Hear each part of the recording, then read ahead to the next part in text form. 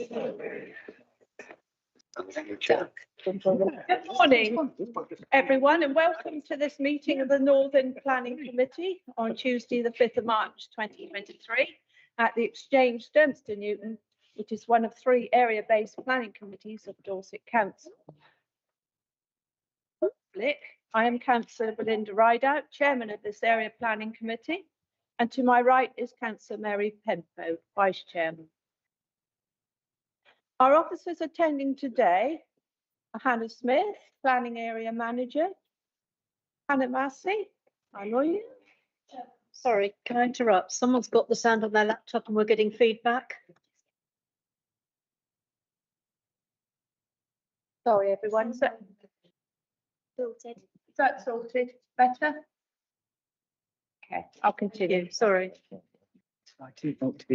Planning officers today in attendance are Stephen Banks, Fiona McDonald, Senior Planning Officer, Kaz Warman, Jenny Roberts, Senior Planning Officer, Ross Cahalan, Lead Project Officer. We have Lucy Bruce, who's Conservation and Design Officer. We have Stephen Savage, who's Dorset Highways Transport Development Liaison Manager, and Enrico De Marino, Highway Development Management. Megan Rochester and Joshua Kennedy, Committee Support Officers, and importantly, Jason and Darren, who have sorted out our IT for us. Thank you. I am pleased to welcome members of the public to our meetings to listen to the debate and the decisions being taken, and that they have the opportunity to address the committee directly in accordance with our procedures, which can be found on the website.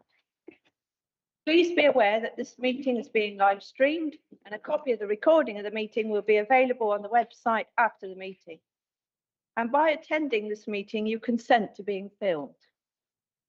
Please ensure that mobile phones are switched off or turned to silent.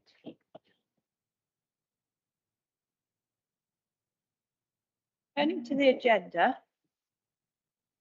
1, apologies for absence.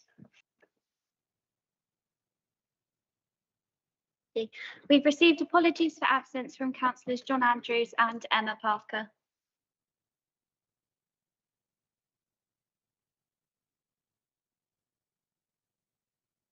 Okay. You did appear, that was apologies from Councillor John Andrews and Councillor Emma Parker. Number 2, declarations of pecuniary or other conflict of interest, bias or predetermination. Councillor Penfold. Thank you, Chairman. I wish to declare an interest in item 9 because my son has a unit workshop at the station, and item 10, land and buildings north of Cutlers Close, Sidling St Nicholas, which is in my declarations of interest to the rear of my property, 8 Waterside Lane, Sidling. I own this, so I shall leave the meeting during the discussion of the decision making of these 2 items. Thank you. Councillor Cook. Thank you, Chairman. I've got an interest in items 7 and 8. I'd like to speak as ward member for item 8. I will leave the room for item 7 and make what I need to say for item 8, and then leave the room before the discussion starts. Thank you. Number 3, minutes. To confirm the minutes of the meeting held on the 19th of December 2023, which have been circulated to members in advance of this meeting and published on the website. Can I have a proposer that their minutes are a correct record? Councillor Apothecary, and a seconder? Councillor Jones. Seem a long way away down there. Thank you. Can I remind members that should something come up during the meeting? Oh, sorry, wrong one. Thank you. I'll sign the minutes at the end of the meeting. Number 4, public participation. Can I remind members of the public that this is a meeting held in public and not a public meeting, and only those who have registered to speak will be allowed to address the committee.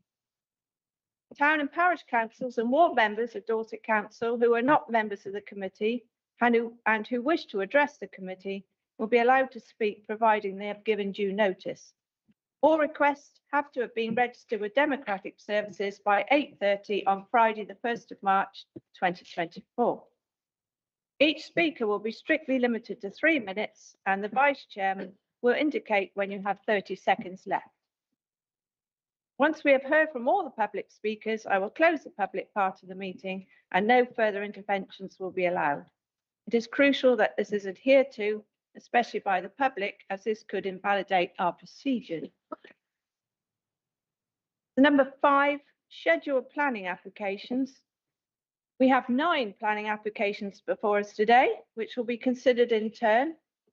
Have there been any requests for deferral or withdrawal? No requests, thank you. And as we have a large number of applications to get through, we will aim to take comfort breaks as and when needed and break for lunch about 1 o'clock. So some background information relating to the applications before us today has been available for inspection by the members prior to the meeting, covering consultations, objections and representations, as well as local plan and council's related policies. And just some ground rules. For visitors who have not attended a planning committee before, and for those watching online, I will briefly explain the procedure. So for each application, I will invite the case officer to present their report and recommendations.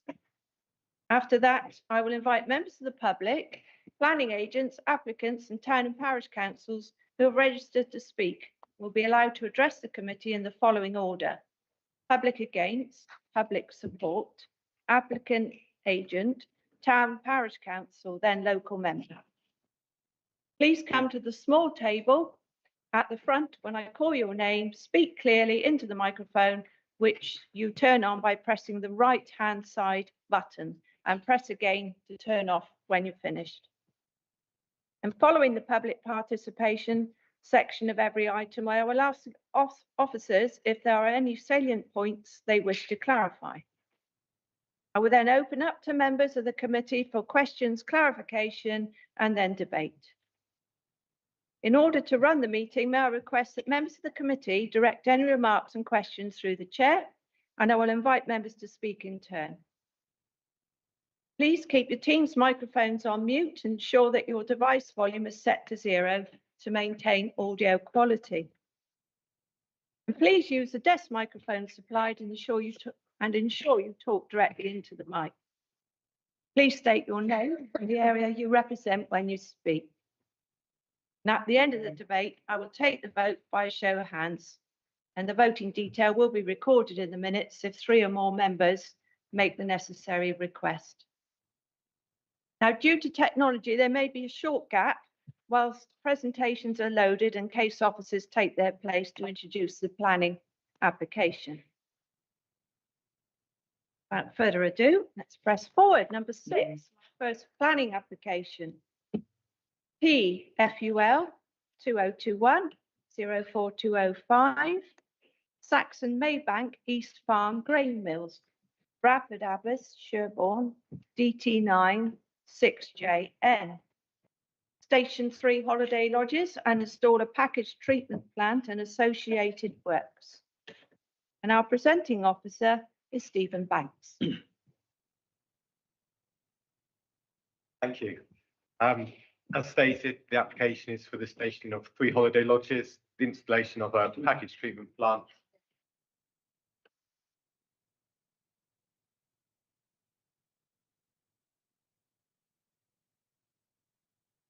It's on now. You'll only repeat what was said anyway. Yeah, as was stated, the applications for the stationing of 3 holiday lodges, the installation of a packaged treatment plant and associated works at Saxon Maybank. And the first slide shows the red line for the application site, where we have fire and on strain, quite narrow country road, and the lodges can be seen on the eastern side of the site. Site plan here in pink further identifies the packaged treatment plant and the works associated with that work. So some existing lodges and the 3 proposed lodges, again, shown on the east side of the site plan. This slide shows the floor plan of the 3 lodges, elevations along the bottom, and it's worth noting that the far left-hand side elevation facing west hasn't got any windows in it, just for the purposes of ability later. And this plan shows a landscaping plan. It's worth noting that some of the measures fall outside of the red line, and this leads on to if it does move in a positive direction, then there would be a requirement of a Section 106 agreement to secure landscaping. And this drawing is for reference. Occupant, owner of one of the properties, referred to a right of way to their property. The green line has been indicated by the applicant, submitted to indicate where they consider that right of way to be. Northern part of the site.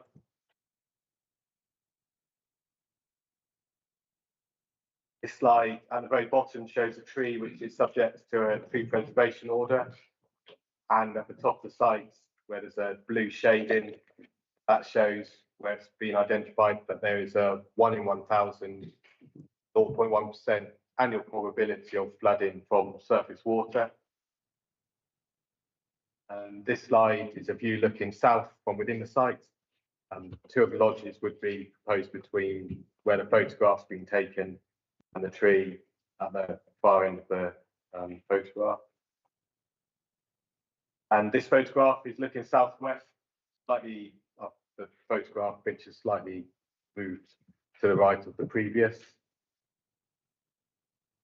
And this is looking west, and the lodge, which is in the most northerly part of the site, would be stationed just in front of the telegraph pole in the photograph.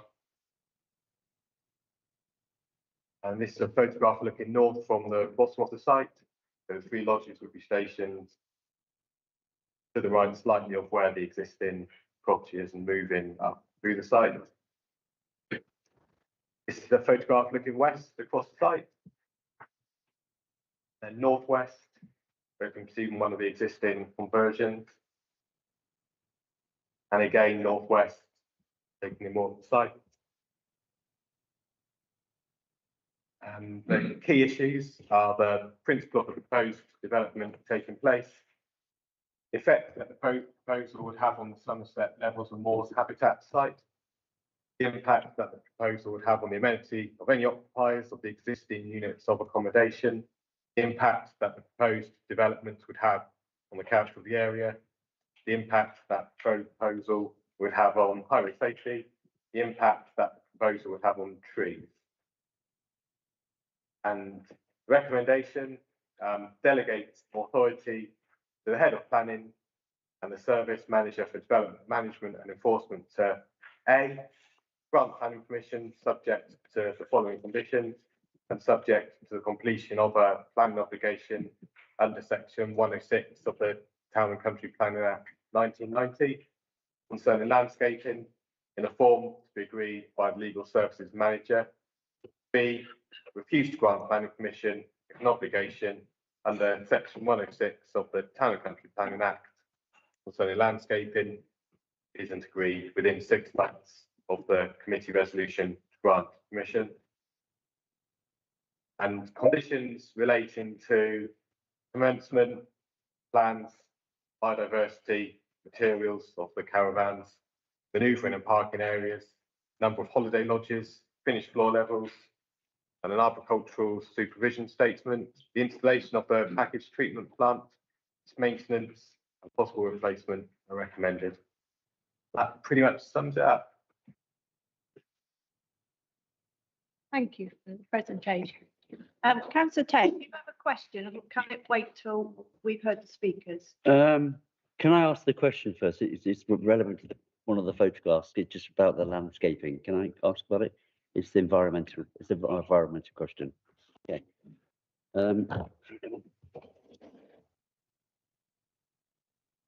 Supposed to be green.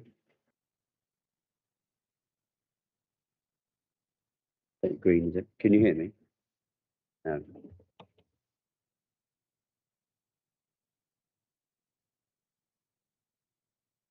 No, it's not working. Ah, got it.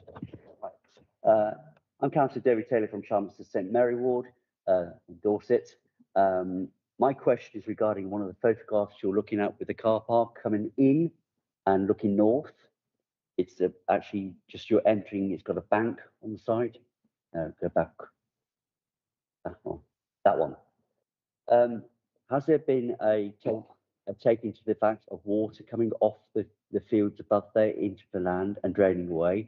And also, if you're cutting into the borough there to put a park home, would it be made safe? Because I can see water problems and I can see all sorts of issues coming in, and also habitat. Is that being taken away because of the gate as well? That's my question. It's habitat, environment, and water.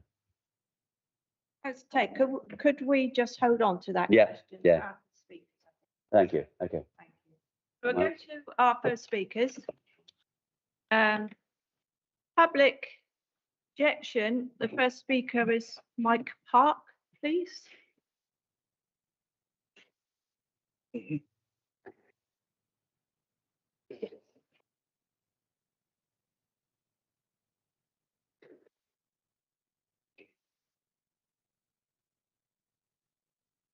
How much everyone else is challenged with the microphones, can I just explain?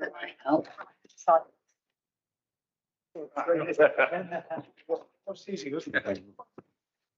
Everyone hear me okay? Yeah. Thank you, Madam Chairman. There have been many objections against this application from local residents, the ward councillor, as well as owners of properties on the site. But in the very short time I have today, I just want to focus on one of the most significant concerns, and that's the issue of phosphate neutrality, the associated foul water drainage scheme. Before that, however, I just want to make sure that members are aware of the realities of this site on the ground. You've seen some photographs which reflect some of the attributes of the site, but this is not a caravan park for short-term holiday makers. It's a small collection of high-quality barn conversions and semi-permanent wooden lodges used by owners for extended periods, created from a series of former disused agricultural buildings. It was a contentious when planning was first granted, and it was only approved then with significant conditions on appeal, and it's already been extended twice since then. As members will be aware, the site is within the catchment area for the Somerset Levels and Moors Ramsar site, for which there are strict legal requirements for protection, particularly in relation to the discharge of harmful phosphates present in foul water. This application was reviewed by Natural England in relation only to the very technical calculation of phosphate neutrality. It's not their remit to look at the drainage field, only the phosphate issue. And to be clear, adding additional properties would inevitably. Chair, well, can I stop? I'm not sure the microphone is picking the noise up. I'm not sure either. Is it, It's not your fault, so it's. No, it's right. I can. I don't think knowing if the machine is working. And Would it be easier if I just spoke louder and? we've also got people online. Yes, I appreciate it. What would you like me to do, Chair? No, Do no. I stand and talk? Yes, Is that go for it. so would you start from the beginning so we can all hear it? Yes, absolutely. Can everybody hear me now? Yeah. Is that being picked up on the microphone?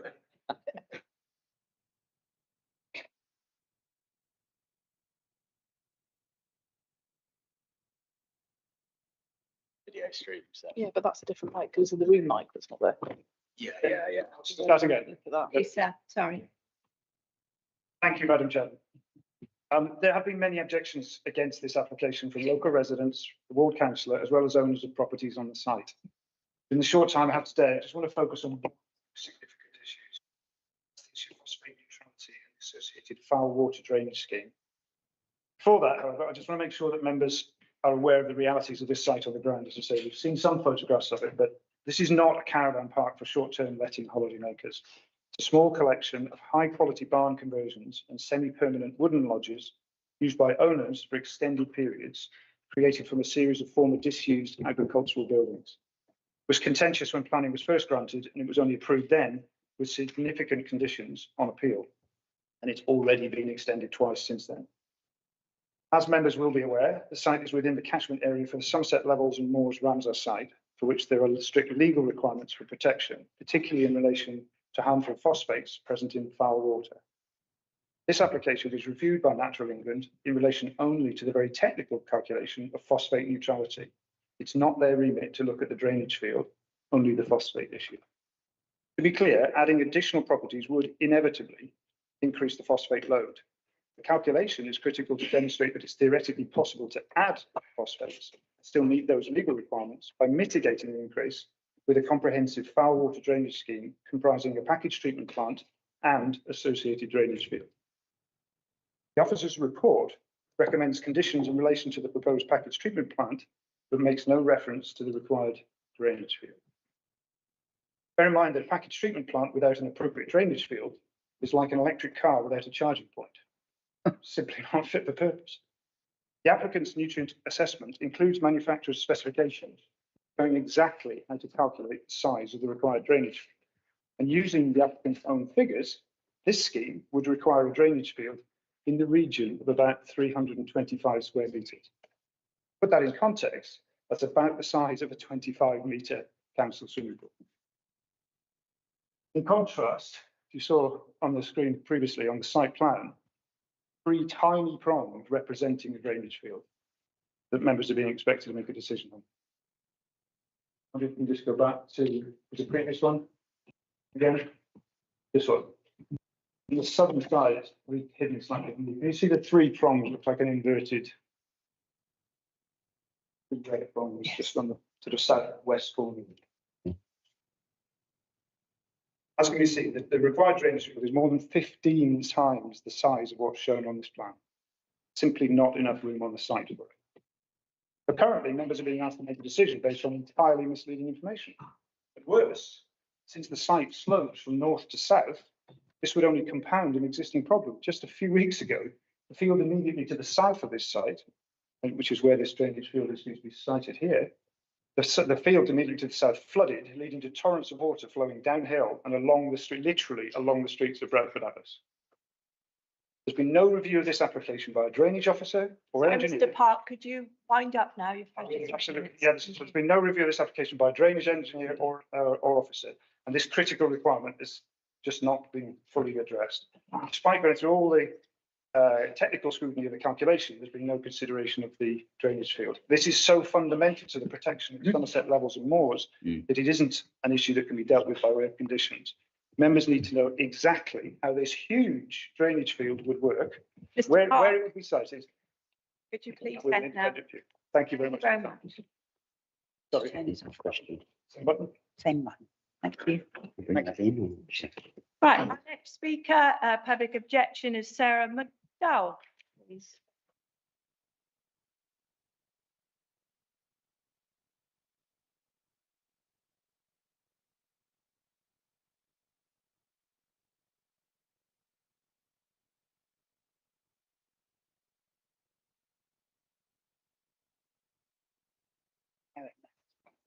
Probably on the right at the bottom.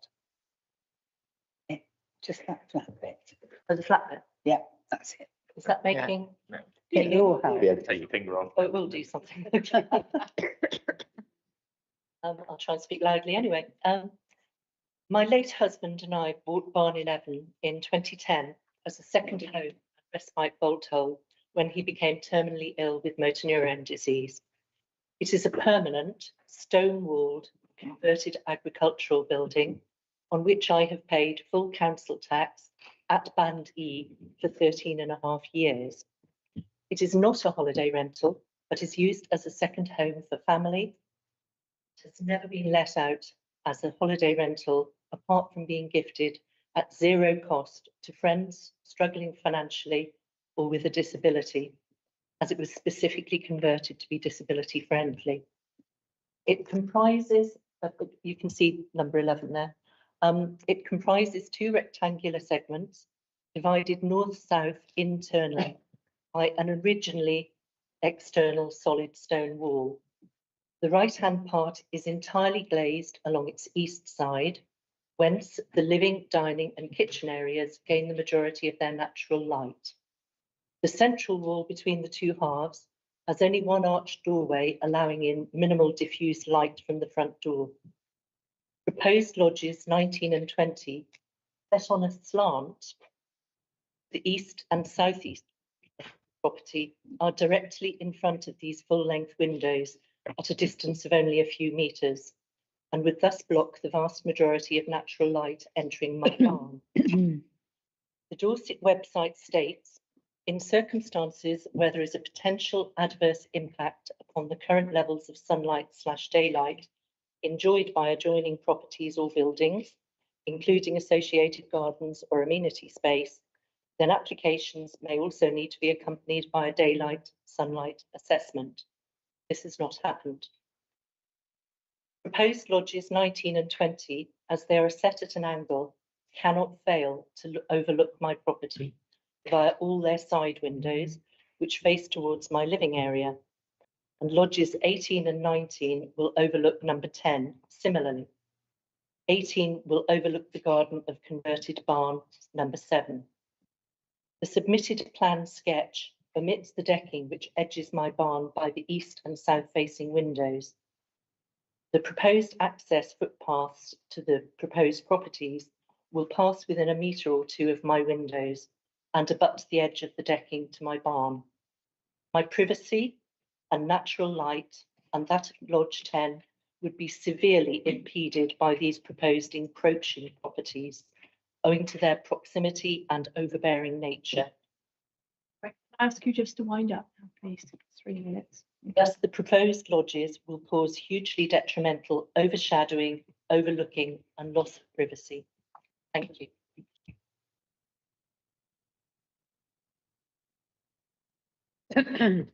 And public objection, Paul Howard, please.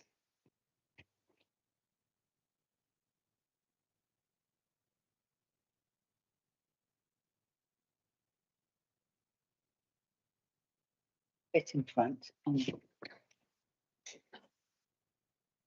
Madam Chairman. Hello, my name is Dr. Paul Howard. My wife and I have owned the renovated barn number 6 in the middle of Saxon Maybank for over 11 years. The number and sustained nature of the objections to this application are a matter of record on the website. So given the time constraints, I will also focus on one area: the lack of veracity of the plans and the representation of both the existing properties and boundaries and the proposed lodges in terms of location, scale and juxtaposition. The location and block plan at a scale of 1 in 500 and the site layout plan at a scale of 1 in 200 underpin most aspects of the application, and as such must be relied upon by you, the committee, when making your decision, and the planning officer when compiling the report and recommendation. The location of the proposed Lodge 18 is tight to the northern boundary of the site. However, the site licence requires lodges to be at least 3 metres from the site boundaries. The plan omits the telegraph pole and stanchions that are in this location. There is a steep, at least 2 metre drop in elevation across this specific location. The application is silent on this and how it will be handled in terms of groundworks and retaining walls. The correct location of proposed Lodge 18, taking into account the site licence 3 metre boundary condition, also violates Dorset County Council's parking requirements. These have a minimum requirement of 2.4 metres width for parking spaces, together with a 6 metre aisle to allow vehicles to turn in and out. There is insufficient space between the proposed Lodge 18 and the existing Lodge 10 to accommodate these requirements. Furthermore, it's evident that insufficient turning space is available for proposed parking for Lodges 10 and 18, necessitating a 75-metre reverse before being able to turn if the other parking bays are occupied. Indeed, when these bays are occupied today, there is insufficient space for a vehicle to turn around in the existing parking. It's also worth noting that the 4 disabled spaces approved in the original development were removed when additional lodges were added and have not been and are not proposed to be reinstated in this application. We have heard that the access path to proposed Lodge 20 is directly adjacent to the decking on the east side of existing barn 11, offering no privacy. This decking is omitted from the plans. We have also heard about the scale and dimensions required to support treatment. Yet this appears on the site layout plan with a tiny footprint entirely within the boundaries of the site. An accurate representation would demonstrate that the drainage field will not fit within the site. To make the correct decision regarding this application, you have to be confident the information provided to you and to the planning office is both accurate and complete. This is material case, as has been flagged in repeated objections over 2 years and would be obvious on any site visit.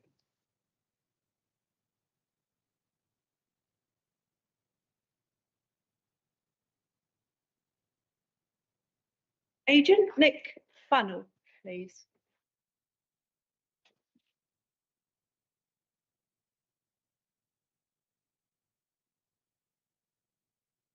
Morning. Everyone hear me? My name is Nick Fennell. I'm the applicant seeking to add the 3 additional high-quality holiday homes to Saxon Maybank. Time today, and I hope that you will reach a positive decision to this application.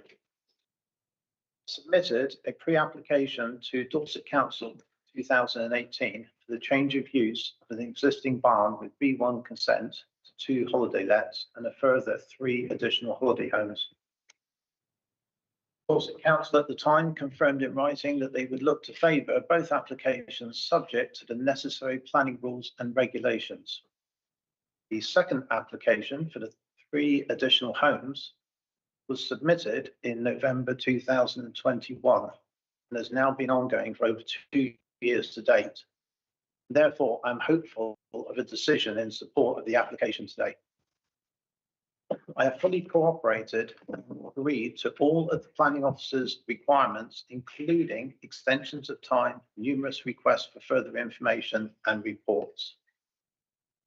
I've also agreed to a comprehensive planning scheme throughout the park to be introduced in line with the ECO 7 policy to encourage wildlife and to enhance the environmental sustainability on site. The 3 new holiday homes would only bring positives to the area, such as additional employment, tourism, and revenue to the local community and surrounding areas. Even with the financial impact to the economy, the area still attracts a lot of visitors and holidaymakers all year round, including those who stay at Saxon Maybank. Holiday side of our business means we provide work for 5 local people throughout the year. In addition, we also provide work for local third-party tradesmen when required. Most importantly, the holiday lets ensure that the park is not left dormant, as sadly, the vast majority of the tenants that own their holiday homes do not use them. Thank you again for your time and consideration. I hope that you agree that this application can only bring a positive outcome to the local community and Saxon Maybank for the foreseeable future. I'd be happy to answer any questions you have regarding this application. Thank you.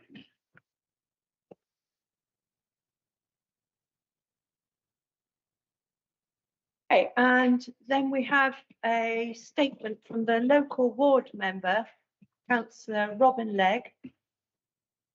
Be read out by. Impact on amenity of residents, policy ENB 16.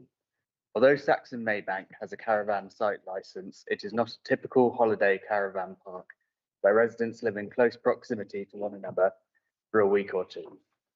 Only 2 of the 16 units on site are available as short-term holiday lets. The remainder are second homes in a countryside setting, and 6 of those are barn conversions. In particular, the proposed development would have a significant and overbearing impact on the amenity of Unit 11, where the living space is set in an oak-framed and glass structure.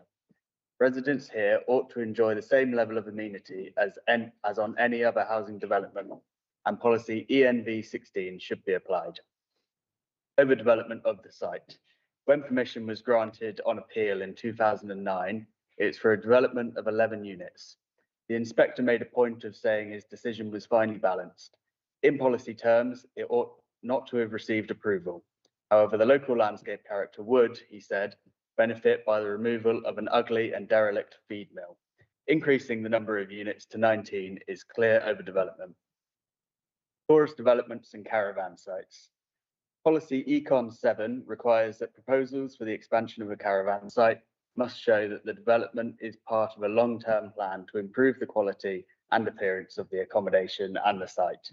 The supporting text to the policy shows that its purpose is to encourage the modernisation of outdated caravan sites so that the density of such sites might be reduced and better quality accommodation provided with less visual impact on the landscape. That cannot be said of this scheme. Treatment of wastewater. Based on the sewage treatment plant, manufacturer's advice, it has been calculated that the drainage field for this proposed development would need to cover an area of 324 square meters. A drainage field of that size cannot be created within the site boundary, otherwise than by impinging on the protected area around the oak tree and the minimum distances to residential units required by the manufacturer's own advice. Archaeology. The site lies between two scheduled ancient monuments, one of which was discovered by aerial photography since the original grant of permission. Yet there is no proposed archaeological condition. Rights of way. The development as proposed would affect the route of a claimed footpath. A definitive map modification order was made to the route by Dorset County Council in 2015. It confirmed that the planning inspectorate it was confirmed by the planning inspectorate that then the route would need to be diverted.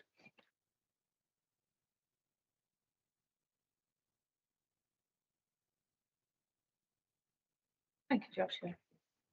I'm now going to turn to the officers to see if there's anything they'd like to address from what we've heard this morning. Let's go first. Wait for questions, unless there's any clarification. There was a question that was raised about the bank, wasn't there, on the photograph? Did you want us to answer that first?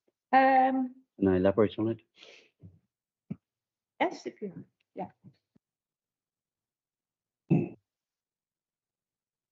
So yeah, I think it was had there been a survey of the bank? Was Yeah, that the question? Shall I reframe the question again for you? Yeah, that would be good. Basically saying the fact of the runoff from the fields, you can see the slope is up and it's already been raised several times about the fact of runoff into the road.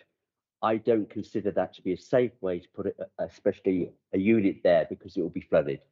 Because there is not enough escapement for flooding, and also as was raised already, phosphates and nitrates, etc., has been identified as a problem with the area. So that gives me a concern.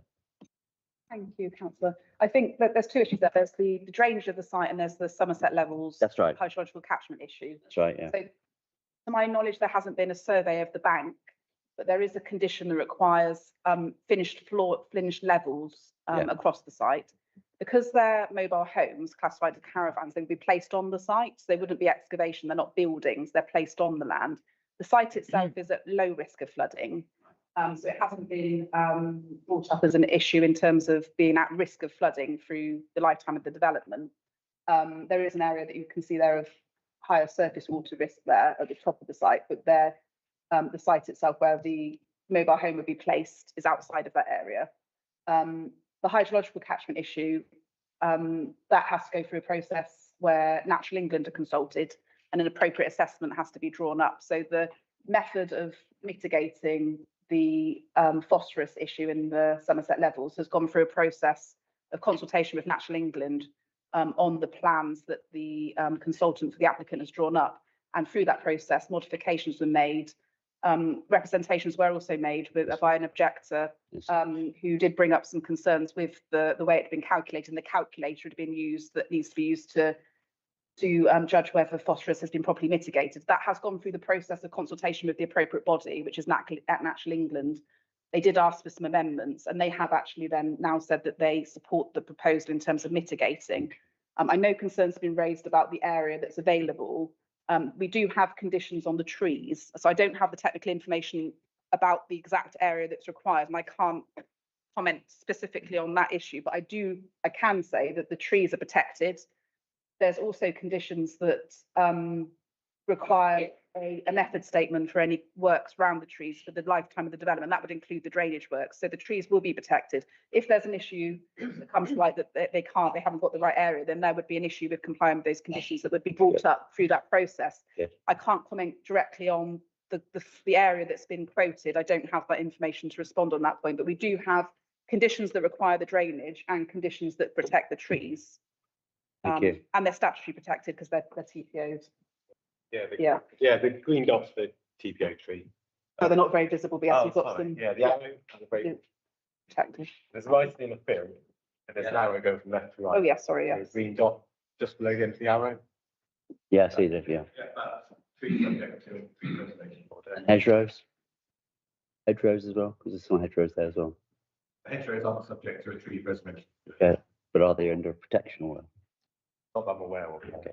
There is a condition that requires significant extra planting to mitigate the visual appearance of the development, and also as part of, as Councillor Leggs pointed out, that to comply with the policy, the development has to show that it's part of a long-term plan for the site. Yeah. And that could mean the removal of poor quality accommodation and its replacement. But the policy is framed in as a small-scale expansion, not just reducing the number of units.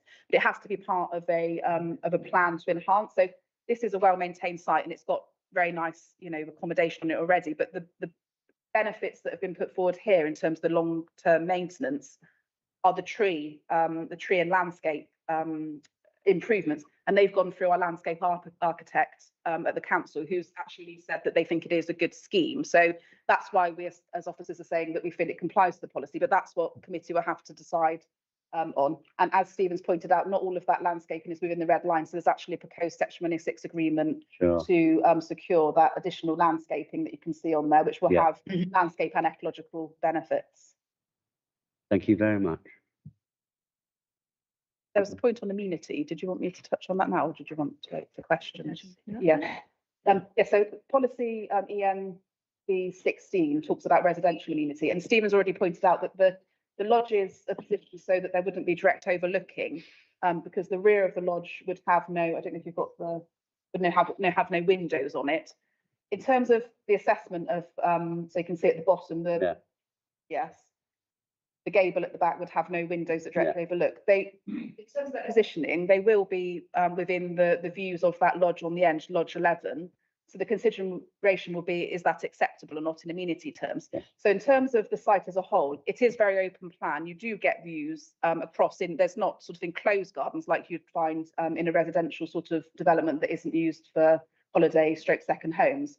So I think the assessment is it out of character to have those units there in relation to the site as a whole? And I think that relationship is shared by other units around the site. So I think that's why we've decided that the amenity impacts would be acceptable in this instance, because the separation between the lodges is similar to what you find on the site, and there's no direct overlooking of those lodges. So it's not that we haven't considered amenity, it's just that it's not quite the same impact as you'd expect on a sort of residential development where you have enclosed gardens and no views through, because I've walked around the site before and I know that you can see, you do get sort of views across, but there's not enclosed areas. There is screens, you do get some privacy in certain areas of the site, but that's the assessment that committee will have to decide, is the placement of those lodges in that location acceptable in amenity terms. It's not that it's not the right that we're not considering amenity, it's just we considered it in the context of the site itself, and those lodges in that location would have limited overlooking, or what overlooking occurs would be similar to what happens already. And then there's the concerns raised about Lodge 11 and those units being placed there, which does share a sort of similar relationship to other lodges. Thank you. Thank you, Hannah. Very good. Very good. Well, I will go around the room with questions. Councillor Heatley. Thank you, Chair. Councillor Brian Heatley from Robin and White in Weymouth. I think I'm a bit confused about how I should think about this. Is this a caravan park? Should we be treating some of the buildings on it as normal residential buildings? Now, I think you've told us it's licensed as a caravan park. That's a fact. Equally, we have some buildings on it which are technically caravans. They've got wheels on, you can take them away. But we've got a number of buildings that are not. It's kind of, is the legal fact that it is a caravan park, is the implication of that is that I shouldn't worry so much about the amenity of the actual buildings as I would in some other context. Thank you. Yeah, it isn't a location. None of the units can be lived in, so they can't be a permanent residence. They're not a traditional dwelling that's just you can live in all year without any ceases in occupation, and that applies to all of the units. Some of them are mobile homes, which means they're a use of land, like these ones are proposed. Some of them are built development because there was existing buildings on the site and they were converted, but they all have various conditions on them about their occupation. So there's no dwelling on there that can be occupied all year round. That doesn't mean that they aren't afforded some amenity and it's not a consideration at all. But I would say that, and that amenity impact might be slightly different from one that you can live in for a longer period of time than one that's used for a very short-term let. So I think there's a point there to look at. But officers have looked at that and think that this would be acceptable in this context, but that's really for the committee to decide. But yes, it does have a license, and it isn't a situation where you could live permanently without cease as an occupation. I don't have the condition for the original appeal scheme, but every application we've had since, because there's been some more lodges that have been granted, have all had the holiday condition on for the conditions proposed, similar conditions that are proposed on this application, which are conditions 5. So this was prior to the occupation of any units, the holiday accommodation, oh no, so that's the parking one. No more than 3 holiday lodges should be cited. And the accommodation should hereby approved should be occupied for holiday purposes only, should not be occupied as a person's sole or main place of residence, and the owner operator must have an up-to-date register of the names of people occupying. So a more traditional holiday type use than you've got on the original appeal decision, which had which had sort of broader occupation requirements, but still not permanent occupation. Okay, absolutely. Councillor Fry, do you have a question? Thank you, Chair. Councillor Fry, Dorchester West. So these units talking about like caravans essentially. So have we considered or seen a fire assessment?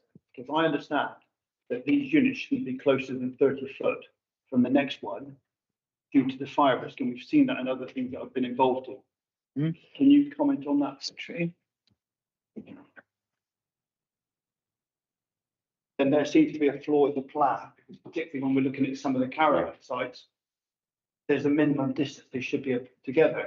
Now, I appreciate we're only looking at one caravan here, but then the risk to the neighbouring buildings, property 11, what is the closest point of unit 19 and 11? I can measure it now if you've got. All day. My understanding is that would come under the licensing requirements rather than the planning requirements. I don't have the figure in terms of how for fire regulations how closely they would have to be, and that I don't think that's a planning consideration that you'd need to worry about, because it'd be dealt with under other legislation. So the caravan license. Okay. See if we can get you the measurement, but it looks like it's more than 30 feet to me. And the other thing is obviously the decking that we haven't seen the picture of yet. How close to that will be to unit 11? I mean, that's unit 11 has got a glass door there, glass windows. That's going to be pretty intrusive, whoever's living there.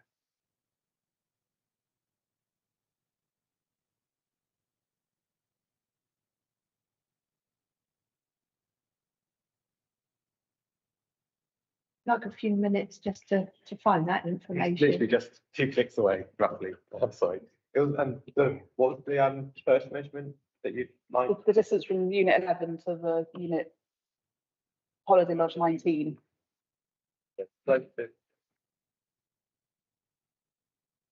Up from decking.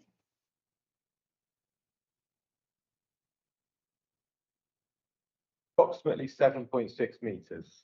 What's that, about 21 foot? By 3 years, yeah, roughly. Yeah. What, from 11 to the back of that? I think that's too close. Then maybe you could look out and see what the fire regulations are for the closeness of caravans it can be. That would be something that we could consider in planning those fire regulations. Need to be careful what we can actually. More of amenity impact. I completely agree, but then we could be considering consenting something that can't actually take place. Different legislations regulate stuff such as building construction. I don't have the facts of that in terms of the licensing.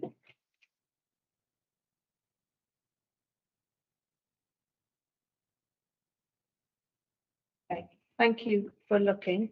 I did have a note on my notes. It's site license controls the space between caravans. I think I pulled out. For the site license. Yeah. So this is not planning No, considerations. So we don't need to worry ourselves. So it's more of amenity impact. So is it too close in terms of our planning policies rather than other legislation? There and people then. Okay, that's how it works. I don't make the rules. Thank you, Anna. Councillor Cook. Yeah, thank you, Councillor Cook, Shaftesbury. Coming back to, I think you touched upon the distances. We've already started to look at those, but a question was raised by one of the public speakers there about the blocking of light. I'm concerned that I'm concerned maybe that the different rules apply because of these are caravans rather than permanent dwellings. Can you just give us an update or a steer as to whether we can take into account the consideration of light block and whether it's been addressed or not? Yes, so you can still consider the amenity of the lodges. As I've explained, you still have to assess it against policy, the policy that requires us to ensure that amenity is maintained, and that can apply to any land use. So yes, as I've said, it's a consideration. Is that lodge acceptably placed in relation to the amenity? Put the photo up so you can see the gable that's being talked about on Lodge 11. So you can see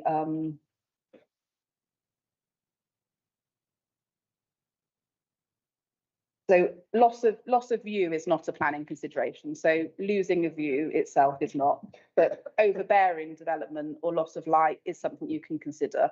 There hasn't been a daylight sunlight assessment because we don't require that in every case. It's when we think we can't make that assessment. So sometimes for tall buildings or where there be a relationship we need more detail on. But that is the sort of assessment you need to make whether that would be acceptable. So the lodge is going, that's a good photo. So it'd be placed in front of that building there at approximately 7 metres.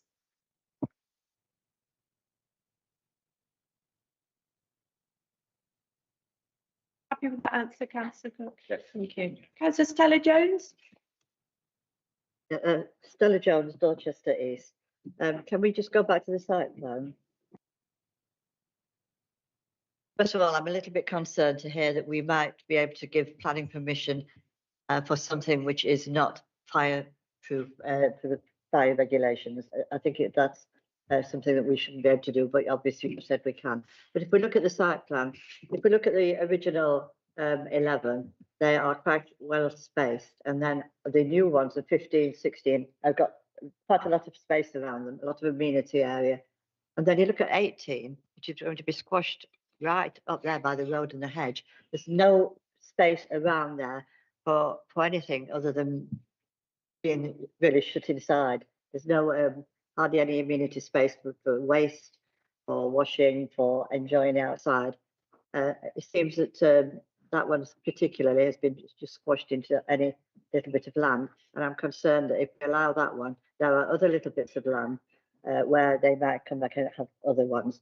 That even next to number 15, there's a space there which at an angle could be as big as the one on 18. So I'm concerned about how much space is there around 18.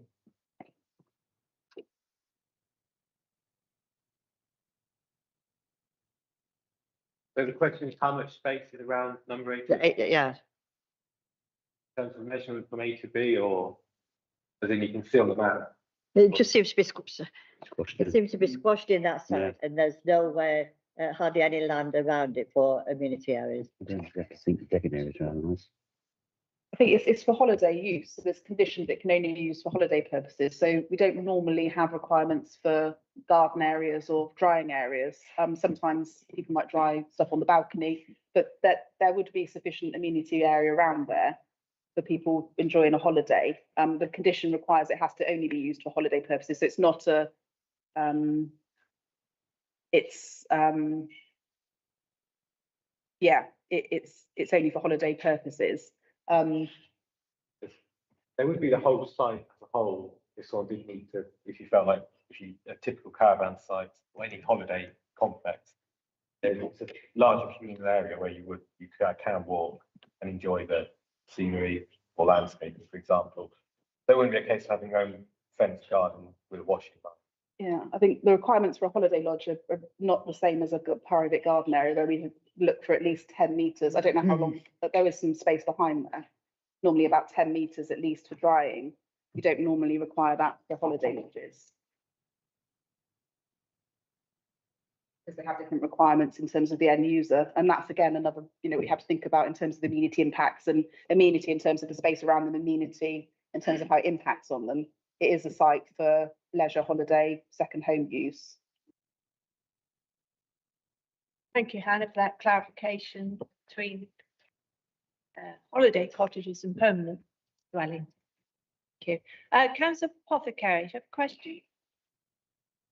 Thank you, Chairman. Apothecary at Gillingham and the Villages. I understand it's not a planning issue, but I'm really concerned about the licensing designation. I seem to think the whole thing is muddying the waters. With one instance, it's referred to as holiday homes, and then mobile homes. Are actually any of them mobile? Yes, some of them are mobile homes. So the lodges, mobile homes can be quite large in size. So some of those units do look large, but they can be what's called twin units. So they can be quite significant in size as long as they're constructed in a certain way. They're called mobile homes, and they're a use of the land because they're placed on the land and not fixed with sort of foundations, basically. Right. So there's a mixture on the site of mobile homes. These are slightly different, lodges. They're still classed as a use of land mobile homes. Whether they ever move or not is another thing. They're not. They can be static and permanently sited there, but they're still a use of the land. There's some buildings on there that have been converted, and that's operational development. So it's the use of the building, and that falls into sort of a different policy of conversion of existing buildings in the countryside. But yes, there is a mix of mobile homes on the site, and they are what classifies as mobile homes, even though they don't move off the site because it's not a static site in terms of people bringing units on and then taking them away when they finish their holiday. Thank you. It's just obviously the different designation has different rules about amenity, I would presume. It's a whole different thing, renting a caravan. Too, the requirements you would need to have an enjoyable time would be quite different than, having a semi-permanent home there that you have purchased and you're paying rates for. And all of that, the amenity required for those people, I consider, is quite different. And to my mind, I think the proximity of the proposed Lodge 19 is, I feel, quite unacceptable to the amenity of the existing lodge, particularly number 11. That's sort of where I'm sat at the moment. Councillor Carol Jones. Thank you, Carol Jones, Dermot Newton. The parish council mention recording a footpath. Is there a footpath? Should we be taking any notice of it? And where is it if it should be there?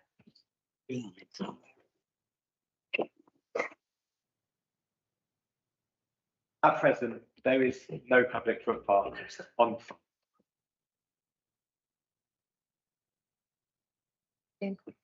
Councillor Coombs. Thank you, Chairman. Councillor Tony Coombs, Burwood Ward. I've got 5 questions. The first one I think has already been answered. It was going to be about a lack of archaeology dig, but I understand because they are static caravans that they won't damage anything below the surface. But I was concerned about the proximity to the Roman camp being only 50 metres away. So that's the first one dealt with. The second one was about the occupancy restrictions. I note the wording of condition 6, but I'm surprised that there is nothing in the condition that says that has to be a break in any occupancy during the term of the year to ensure that it is holiday let. Certainly my experience in the eastern area is that that's quite a normal condition to put in, so that not only are you recording where there are owner occupy seasonal let, holiday homes, second homes, whatever you want to call them, but also that they cannot be occupied for a full 365 days per year, because that is not holiday. So if I can have a response to that, please. Yes. Work holiday is the key part of the condition. So obviously, judged reasonably, in the spirit of the condition, what the conditions guide to her. The holiday would be 6 months, not a year. Period. Or it wouldn't be, it's a typical holiday wouldn't be 3 or 6 months. The condition, the standard conditions that we're currently using don't refer to the break no more than 21 days or no more than 21 days of any 6 month period. That's generally based on a general standard condition where it's considered that reference. It does say, shall be occupied for holiday purposes only, shall not be occupied as the person's sole or main place of residence. And then it goes on to keeping a register of those people. I'd suggest that not being the main place of residence, which would be typically, obviously, 12 months of the year within that area. It pretty much, it doesn't, I'd say the condition is tight enough to not allow for someone to live there for 12 months of the year. And But we can obviously discuss that. are those conditions monitored? Does anyone go and look at the register? Because otherwise if you don't check it after a period of time, you could then apply for a certificate of lawful use. That's right. Conditions aren't actively monitored. You don't have the resource to monitor every condition, but the condition's there. So if we were notified there's a likely breach in the condition, we'd be able to investigate. If there's any indication that it wasn't being adhered to, we'd look into it. And if they couldn't provide the evidence of occupancy through the register, then there could be a potential breach of the planning condition.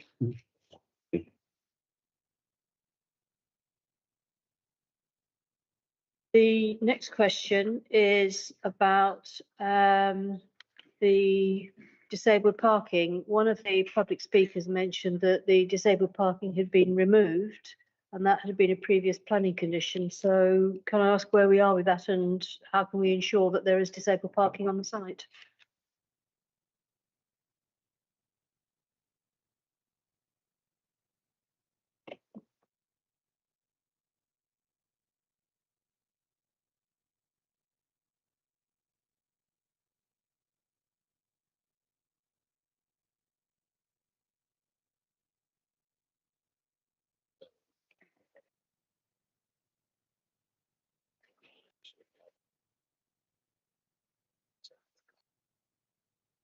Where the disabled parking has been removed from, and this proposal would provide adequate parking, and we don't have any more information on that point. Right, thank you, Hannah. Fortunately, we don't have that information. I understand that. However, that was a previous planning condition. So I will formally make the request. If that is a previous planning condition, can we get enforcement to look at that, please, outside of this meeting? And my last question is, we hear from the applicant that it's taken over 2 years for a relatively small application to come to determination. Can I ask why it's taken so long? In some, as issues became apparent, such as nutrient neutrality, the applicant was given the opportunity to address the issues and submit the information to overcome the issue. And so basically the applicant and the council work together to come to a solution, basically. And that's basically the reason for length of time issues coming up and being addressed. So there is just one more, going back to the size of the static caravans. While you were talking earlier, I did look up the regulations and they do need to be 10 metres apart, static caravan to static caravan, although to a building, it only needs to be 3 metres. However, if the static caravan is larger than 10 metres in length, then you need to increase those separation distances. So can you please remind me of the distances between 18 and 10, 19 and 20, and their relationship to 10 and the lodge? Thank you.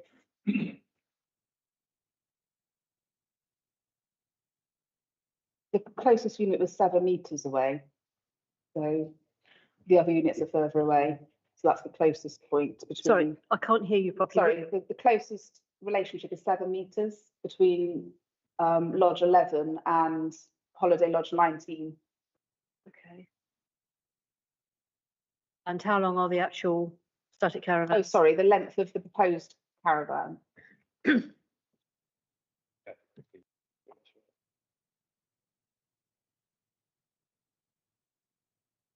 on the plan.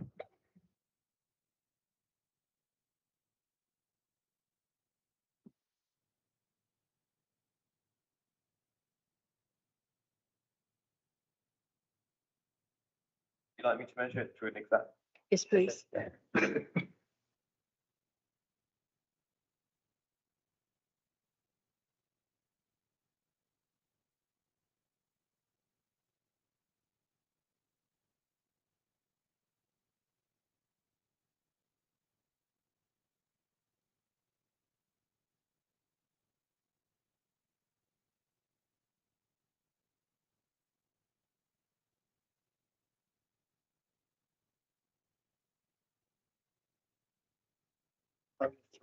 Seems on the bottom of the line there, we get 20 foot.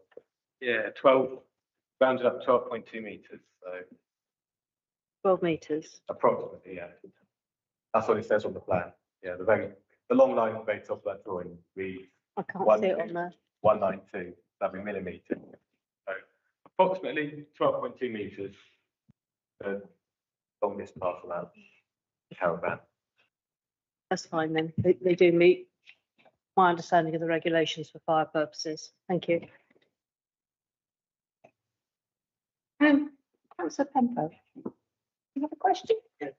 Thank you, Chairman. Thank you, Right, Chair. are there any other comments to make? Councillor Taylor? Thank you, Chair. Can you hear me? Yeah, yeah. It was mentioned, well, actually, disabled parking was one thing I was going to latch straight on to, but it's actually road and parking which I have a major problem with, as was mentioned by one of the participants earlier, is the fact if the Lodge 18 has a traffic problem going past it every day. And I'm wondering whether or not that would affect the quietness and sound and lighting at night because it'll have problems. There isn't a turning circle. There's not enough room for vehicles to get round. So how do we get away with this? How does it work?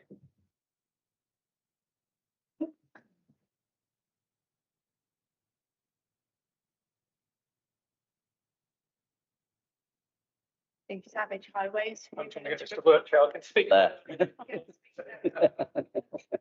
The plan you see there, councillor, Thank you. space 18 is the one to the right at the top of at the entrance. Yeah. The access road in front of it is about 3.5 metres wide, probably at its widest point. Now, as you probably aware, we generally look at 6 metres. When you go to the supermarket, you see 6 metre aisle. People can struggle with those sometimes. The reality of this is that even though you see the space there, I'd suggest that the actual resident is going to park at an angle to the carriageway, parallel parking. So we feel that there's sufficient space in there, perhaps not quite the way that it's been laid out for the vehicle to park. Similarly, the other spaces, I think the gentleman mentioned that there was insufficient width in front of them. The spaces actually scale 5 metres in length. Our standard space is 4.8. Everything we provide is guidance, of course. But with a space, generally, if it's wider, you can start manoeuvring when you're within the space. So the wider it is, the less length you need. If it's longer, you can start to pull out and then start your turn as you're exiting the site. There's about 5.7 metres in front of that. So allowing for that 0.3 of a metre, we feel there's sufficient space for all those vehicles that you can see there to turn within the actual roadway, which isn't public highway, I hasten to add. Okay. So from a safety perspective, if they can't do it in a 3-point turn, they have to do it in a 4-point turn, it can be done. Your comment with regards to access and then turning round in front of the place, it has got a widening on the bend there, as you can see, but operationally, I would imagine that it all functions very well. They're not going to have an access to the site that nobody can use, and I'm sure that they won't be citing that van in a position where it's going to prohibit anybody driving in and out of the site. So I'm not waiving our responsibility to say that it's okay or not. What I'm saying to you is that what you see in there should function okay, and if it doesn't, then operationally it will be gradually varied through use. Hopefully that's answered that, Chair. Okay. Are there any other comments? Councillor Fry. Parking for 19 and 20, please. Where's that? Is that at the top there, where below the ESS? Through you, Chair, the parking space to the west of number 18, the parallel parking bay is one of the parking spaces. That's for number 19. And I think it's the next space, you can't make out the annotation there, but the next one, which has an annotation on it to the west of that space, is for unit 20. Visitors? The visitors, I would imagine, will be, well, if I'm honest with you, I'm unclear as to the spaces immediately to the west of 20, because I haven't got any numbering on them. We could consider those to be visitor spaces, or they'd be parking further into the site, I suggest, on the camera. Where do 8 and 9 park at the moment? Okay. You can see the parking area shown. If you look to the furthest west spaces, we've got spaces 7, 8, 9, 10, 11. So the bank of 5 there are those spaces for the other units. Yeah, to Councillor Lesford, Dorset West, this seems to be a poorly designed scheme for a number of reasons, and I'm happy to propose we refuse. Second that. So we have a proposal for refusal. Second. Councillor Bryan, seconded by Councillor Taylor. Well, we do now need your, because this is again contrary to the police officer's recommendation, we do need your reasons. Particularly concerned about the neutrality prospect. I'm not sure that the argument's been made for that. It says there somewhere it should reduce it, but that's not a guarantee. I think it's overdevelopment of the site and the loss of amenity for all the units on site there. And the drainage hasn't been properly answered either. I think that will add to the nitrogen phosphate problems. You want me to go on? Want to try an overbearing? Yeah. I'll add in overbearings on the side to the 11 overbearing the back, overbearing of the site, shall we say? You already hit neutralities. Phosphates is another one. That permanently put in there because that is a major problem at the moment. Also, does it cut into the AONB land at all? Is it within local plan or anything like that? Or is it self-contained? Sorry, what was that question? Just want to know both, because you're cutting into the 18, you'll be cutting into the land. Is that protected in any way, shape or form? No, not in terms of the flat That's the destination. question, because I want to know if AONB was coming in there somewhere. Is it not? No, We absolutely sure? it's an into the AONB. Yeah, up to the boundary because it's cutting into the site.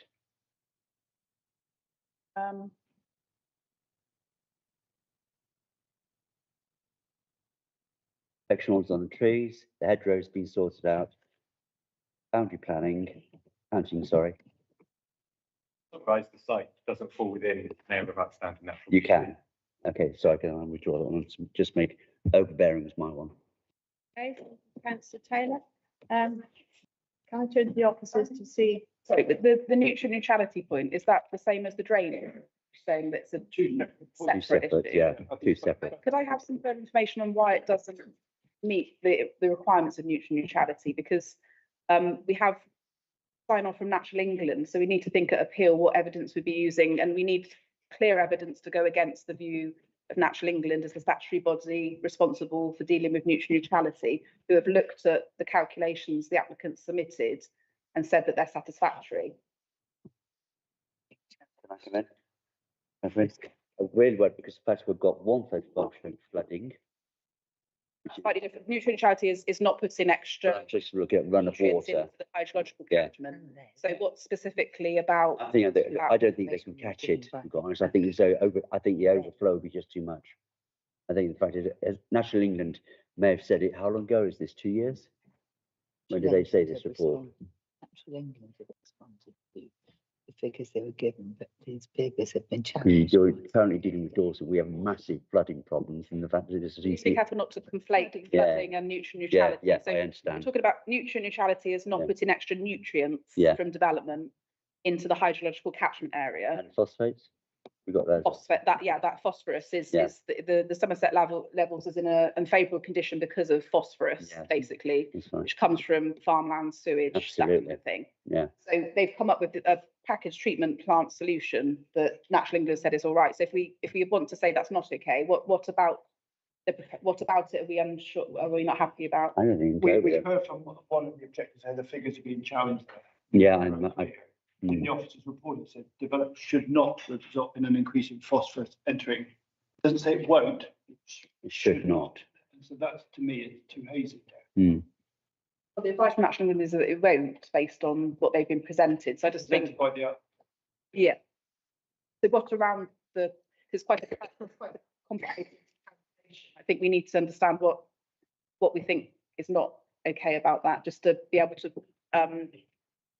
is it about the method that's being used to, I'm just thinking in terms of being able to justify why. I think you can't, I think personally, the measurement's not right because of the fact you can't the catchment area is too big from what it's coming down through. And I just personally think that the figures can't justify the catchment as far as I can see, because that's too big.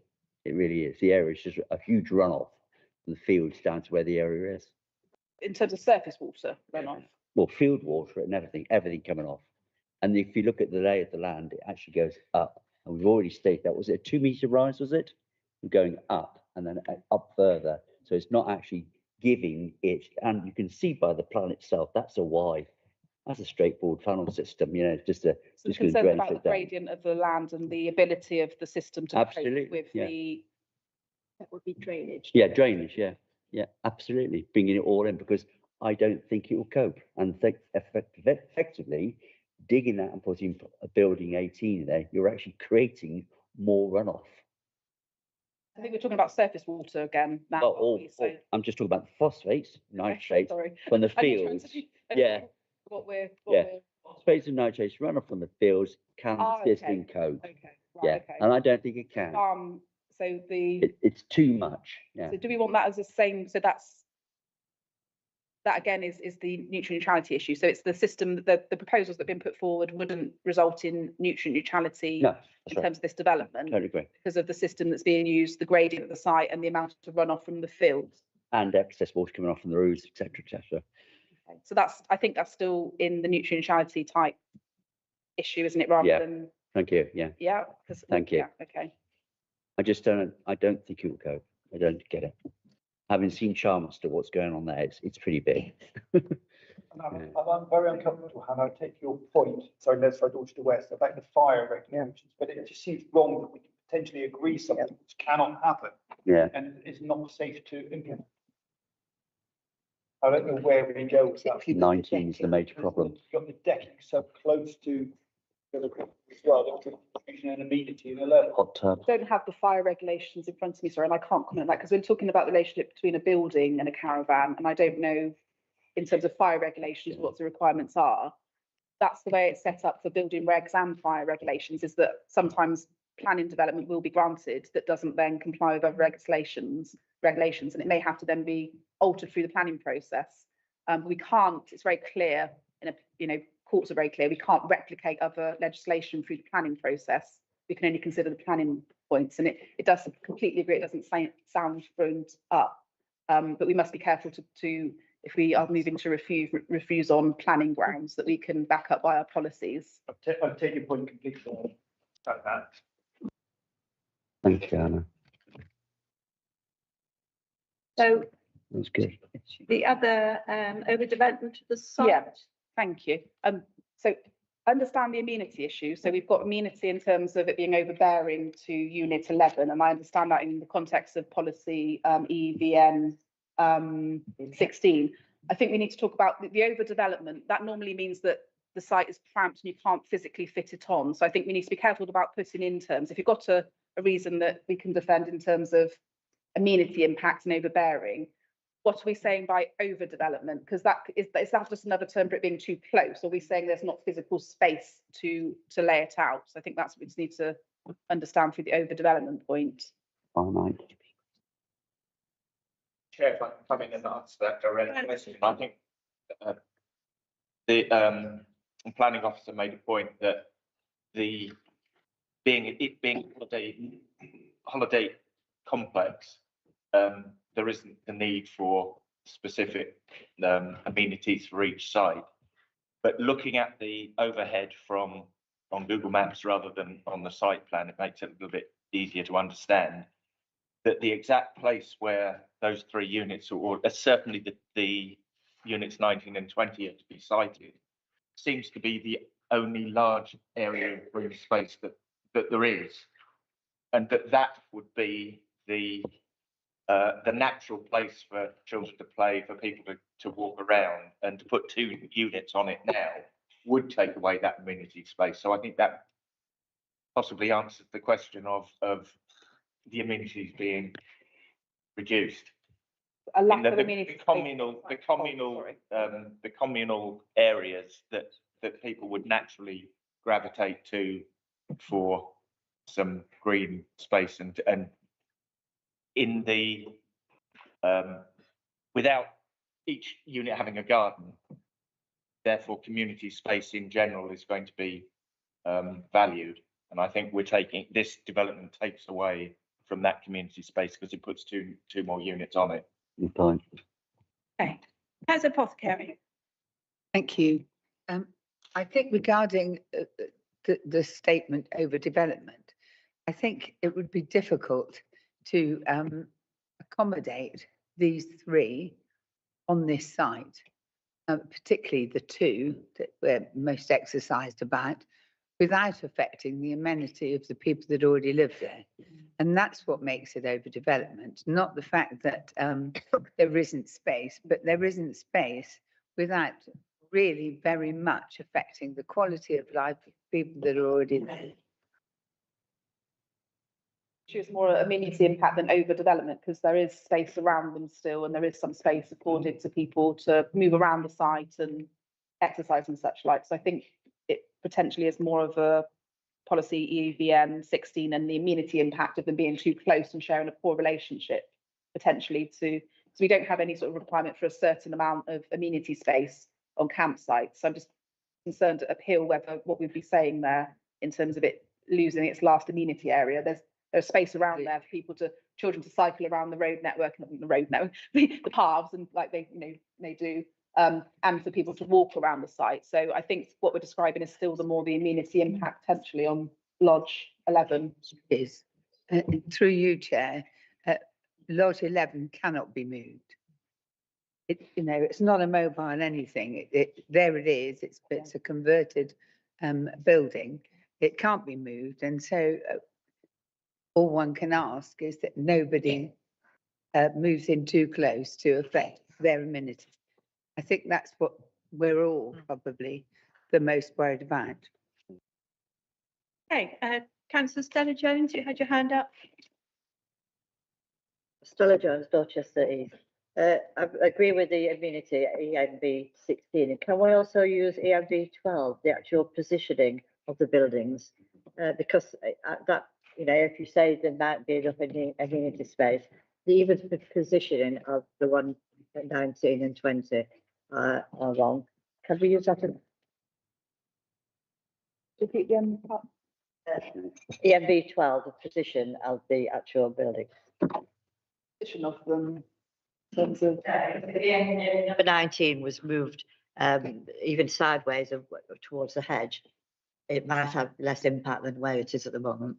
Yeah, there is scope for to move, but we're considering the site layout plan as it is now. So the idea would be that they'd be fixed where they are. So I don't think we're considering if a new application came in with them sited in different locations, that would be subject to separate considerations and whether that relationship is okay or not. But I still want us to use the amenity right. Yes, the amenity point in terms of the impact on specifically Lodge 11, because I think in terms of the other 2, there's probably sufficient separation potentially. So it's really the poor relationships, 7 metres between Unit 11 and the proposed lodge there, which I've captured from the comments that have been made. And I've also got the nutrient neutrality point in terms of it failing to be nutrient neutral on the Somerset levels. They're the 2 that I have at the moment, Chair. Okay, thank you, Hannah. So go back to councillor Fry. You've heard the comments by the officers. Would you like to now amend your proposal? To accept the conditions, the reasons as given. Could you just clarify that, councillor Fry? Could you just clarify, please, your Reasons as described by Hannah of the neutrality, the phosphate neutrality, the drainage, the amenity, the closeness to them on site. I think that was all of them, the reasons. Refuse, reasons for refusal. Are the reasons for refusal. Now, what's the section that? Sorry, Chair, could you include that the application site does fall outside of the defined development boundary? Is that because it certainly says so within the report, and I don't know if that's a reason that can be justified at all. Yes, it does fall outside of any development boundary, but it is a form of development that can be accepted in the countryside, subject to policy EN 6 and 7, which is the two policies that we've been sort of considering the proposal against. So it wouldn't be a spatial strategy refusal reason in terms of the unacceptability, because the principle of holiday uses and second home uses on this site has been established. But it does say with regards to the protection of the countryside and environmental constraints to be restricted to. So I think it is looking at the environment in total, is it? So, and that's what we're looking to protect. The amenity of life. I'll leave it with you. I think I'd like to support Dr. Carol Jones's comments there, because I think this is outside the agreed development boundary so far. I accept it could be extended, but this is part of the countryside around what was originally agreed on appeal. Thinking that, then. Right, where are we? Oh, so I've got the two refusal. Can we look at the reasons for refusal? Yeah, so we've got the nutrient neutrality proposal, which ties in the fact that it would fail to provide suitable nutrient neutrality mitigation and therefore would cause an adverse impact on the Somerset Levels and Moors catchment area. Could I just say there, Hannah, I think the advice from officers is that is not a strong grounds for refusal, because we are going against expert advice there. Yeah, it's definitely not a strong. I made the point at the outset to say that Natural England have said they've signed off our appropriate assessment and they are the statutory body, and it's the legislation. It does. We're actually told that we shouldn't go against the comments of Natural England unless we've got good reason to. And some of this is slightly anecdotal in terms of the comments that we've made, and we do have to consider what evidence we'd use at appeal to defend this. But I've given you that's the context when you're deciding whether to vote for that reason or not. Captured what's been said, which was it failed to achieve nutrient neutrality due to the runoff from the surrounding area and the insufficient drainage that's been proposed. Anything else that you wanted to? Okay. Councillor Fry, Natural England have signed off nutrient neutrality. We can't really go against what I think it would make sense to saying. drop that particular one then and stick to the drainage and amenity. And we can either comment that we were uncomfortable, that we weren't satisfied around phosphate, if that's possible. Can I add in? But I accept the advice of the experts. So just to relate to drainage, so there's an area of higher risk surface water flooding area in the corner of the site, and that's right. Consider that there's been insufficient drainage information submitted to demonstrate that the site would properly drain. Yeah, can I come in, Chair? The surface water. Councillor Taylor. Yeah. Thank you very much, Hannah. Yeah, that's what I mean, because it's a cutout. The developer of the site will be cutting out, and the fact it will actually make it into a drainage system. It will increase. I can guarantee that. That's why National England are stating that certain percentage, but they're stating it as it is. But when it's developed, it will be a completely different animal. And I don't know whether they've taken that in. Can I answer for that? I would just remember here that there is no operational development taking place. This is just a change of use. But they put this to cite that at site 18, they have to cut it out. No, there's no operational, that is right, Hannah, isn't it? There's, We have a levels condition, so we'd understand the amount of regrading that would be required, and that would have to be provided for approval to ensure that the siting is appropriate. So there might be requirement to do some levelling, but if you look at the photograph, we're not talking about excavating a large bank here. It's going to be regrading that area.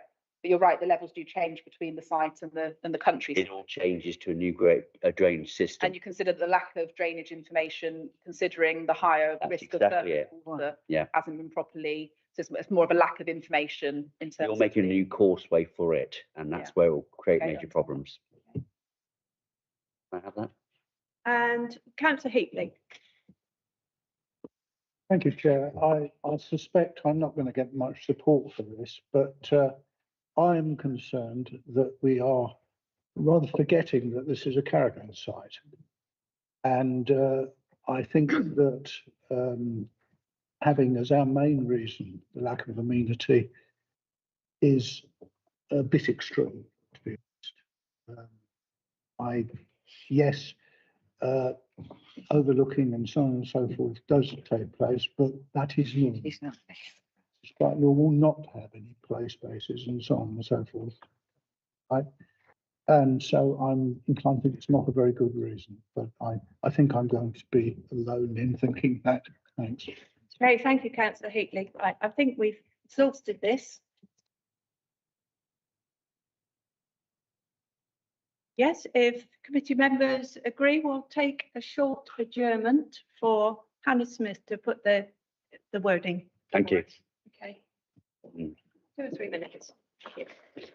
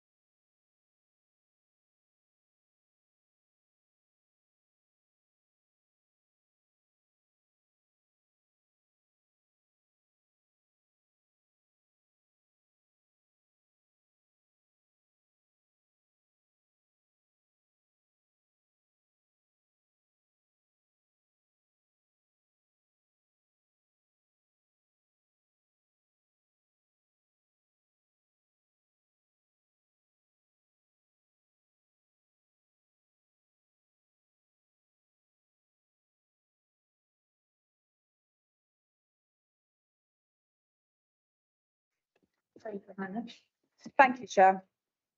So the first reason was in relation to drainage. I have to stress that the site is not at higher risk of flooding, so I can't use the policies that relate to increasing flood risk because it's not in a site that's susceptible to flooding. So what I've drafted is insufficient drainage information has been provided to demonstrate that the site would be appropriately drained, taking into account surface water and with the surrounding agricultural land being sited at a higher gradient.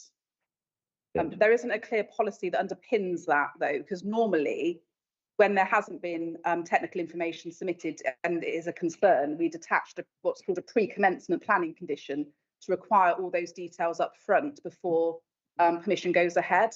So I've drafted that, but just as a a comment and for you to think about, that is something that potentially be overcome through planning conditions.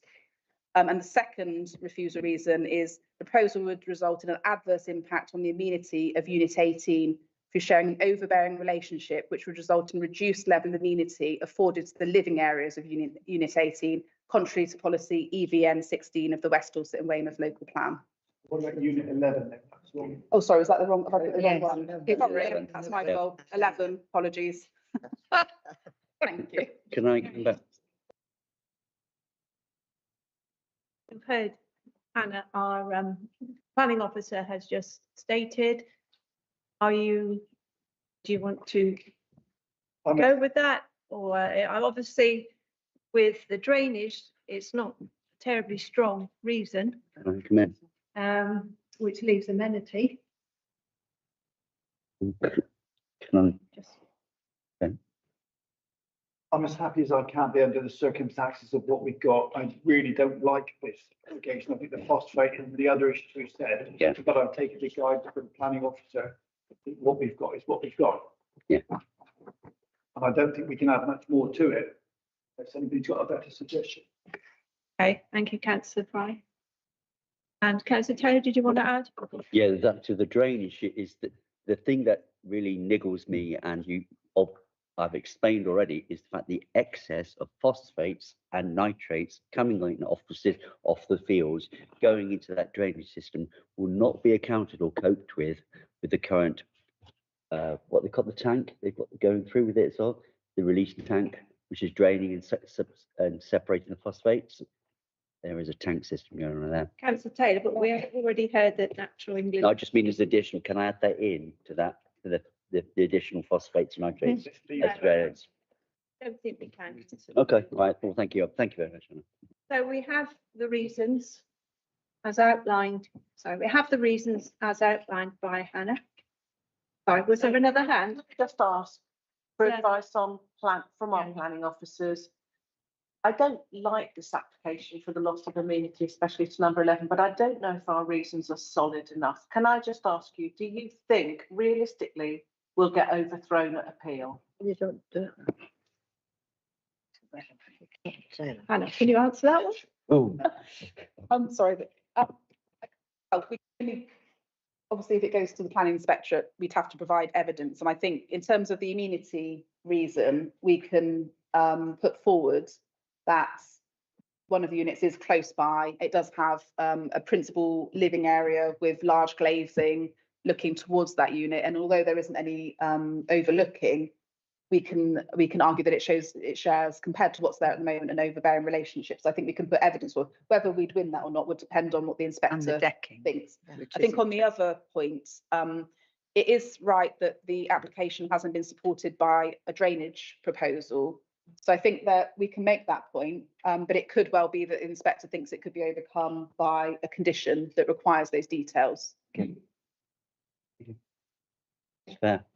Thank you, Hannah. Well, obviously there is concern about this application. We've heard all the reasons and the comments. So councillor Fry, how do you wish to proceed? So we have a proposer. We have a seconder to refuse this application, which is contrary to the case officer's recommendation. And so we'll now go to the vote. So all those in favour of refusing this application, please vote. 1, 2, 3, 4, 5, 6, 7. And those all 6, 7. And 2, 6. Mary always votes with the officers. okay, so that application then is refused. Okay. Oh, 2 hours. that was quite fantastic. Okay.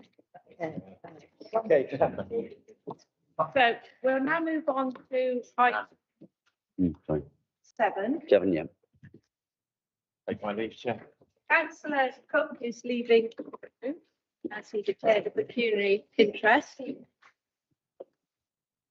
Okay, so just give a few minutes for the case officer to change it over. Mics aren't working. Shout a bit.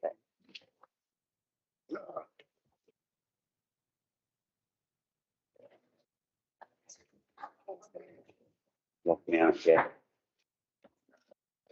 So very well done. It really was quite tight, it really was.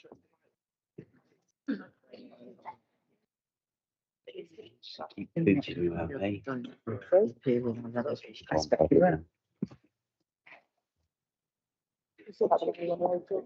Okay, so this is the FUL 023-014 land at Mampits Lane, Shaftesbury, SB7 8GL. Erection of community centre with associated parking and landscaping. And our presenting officer is Fiona McDonnell.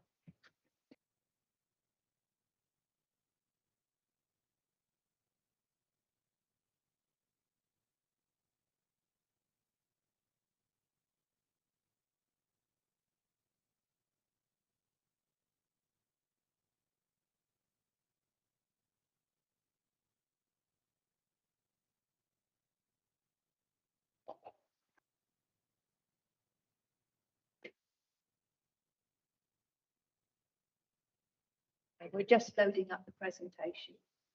And mine's gone as well.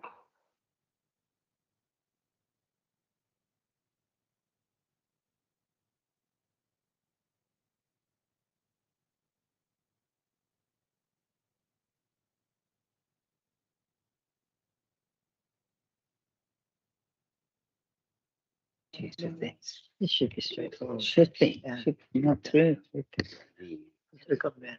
Well, it's a major application.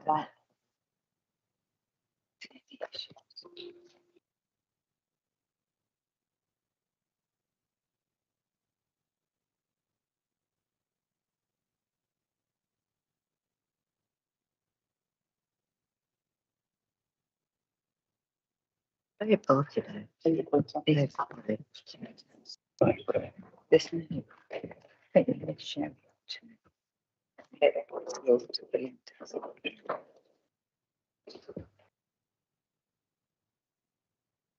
Good morning, Madam Chairperson, Planning Committee and everyone. Firstly, I'm presenting.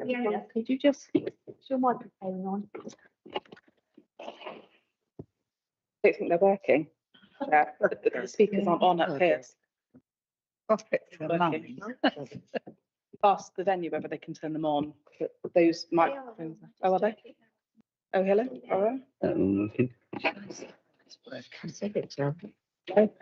Is this working? We seem to be having problems with technology this morning, so if we could all speak up, that would be really good. Thank you. Firstly, I'm presenting also for the erection of community centre with parking and landscaping in Mampits Lane. This proposal has been brought forward by the Community Land Trust. Let me start by correcting some errors. Firstly, the committee report agenda number 7 in section 9 at representations.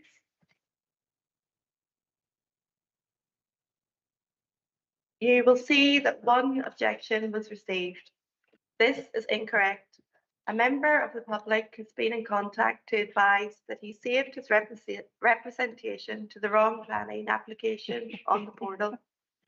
So in fact, no objections have been received relating to this proposal. Secondly, I understand that there is a discrepancy in the number of supporters of this proposal. I'm informed that 760 people signed a petition in support of the application, and I understand in a cabinet report that 732 people signed a petition, and a freedom of information request made to Dorset Council sets out that 465 responses to consultation were received. I appreciate the differences in numbers. However, the actual number is not a material planning consideration. What is the material consideration is the content of the representations made. And in this case, the fact that there is strong community support for this application.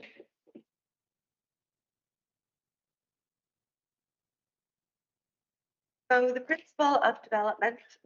The site is located on the eastern edge of the market town of Shaftesbury within the settlement development limit in an area that has been the focus for new development. A legal agreement made in January 2007 between Dorset Council and developers secured planning obligations. This included designating an area of land to be used for community recreational purposes and securing a financial contribution to construct a neighbourhood hall. The Manpits Lane site is designated for community use as set out as Pre-Master Plan 2004. The principle of development is acceptable provided the proposal complies with all other material planning considerations. So this is the broader site context. Here is the site located on the edge of the settlement with Cranbourne, Chase and West Wiltshire Downs area of outstanding natural beauty, 320 metres to the east.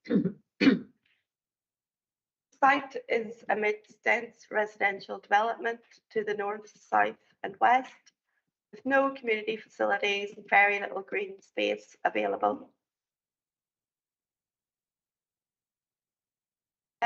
Manpits Lane runs along the south of the site and provides pedestrian access to the Sutts corridor to the east of the site, an area which local people would go for a walk for them, and beyond Langdale Farm.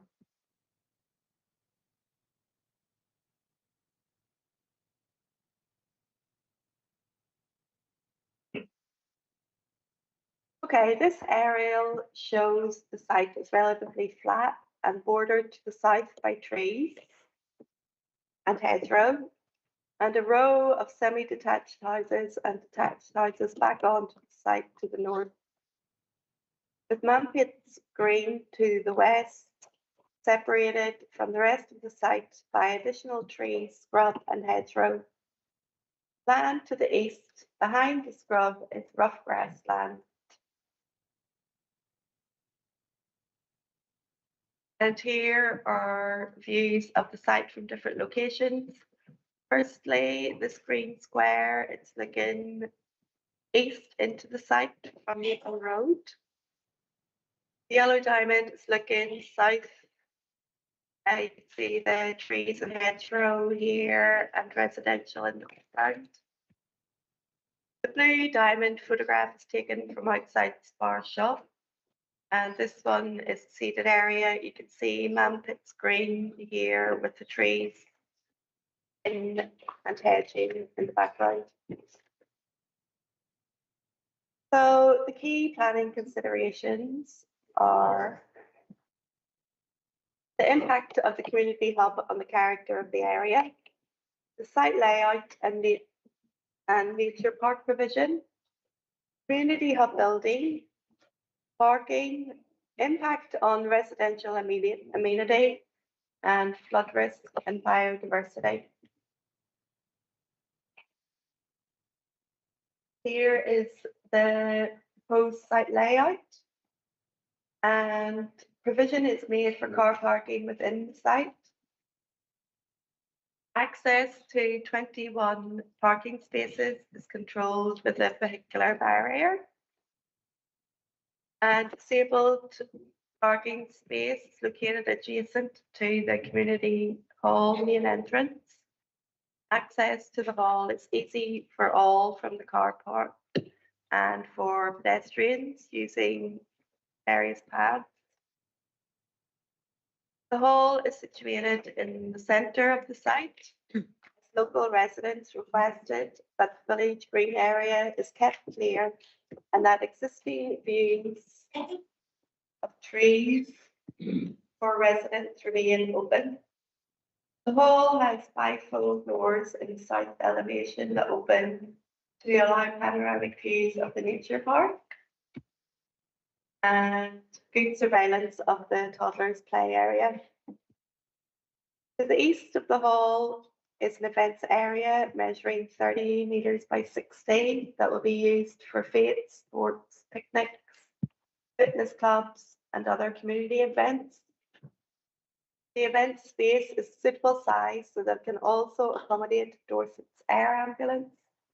The space has been used by the air ambulance in the past and local people are keen that the space is retained for this use. All existing trees, shrubbery and hedgerow along the southern boundary and to the west of the hall are to be protected throughout construction and retained. An additional 29 new trees will be planted and areas of rough grass and meadow is proposed, as well as amenity lawn and benches in the village green area. The village green area will also house an oak gazebo in a central location to discourage antisocial behaviour. A simple network of self-binding gravel paths provide good access to the various elements that contribute to the nature park. And if granted, a condition would be included to secure a detailed landscape plan. So the community hub building, the building is single story and clad with timber, which allows it to blend with natural surroundings. The hall has 5 full doors in the south elevation and east that open onto a veranda overlooking parkland and the toddlers' play area, and east towards the events area. It's proposed that the building will be well insulated, heated by energy efficient air source heat pump system, and that solar panels will be incorporated into the roof to reduce reliance on imported area. We can see Star Peen Village Hall located 10 miles south of Shaftesbury here in this picture, and it's designed by the same architect. So we can imagine what the village hall would look like.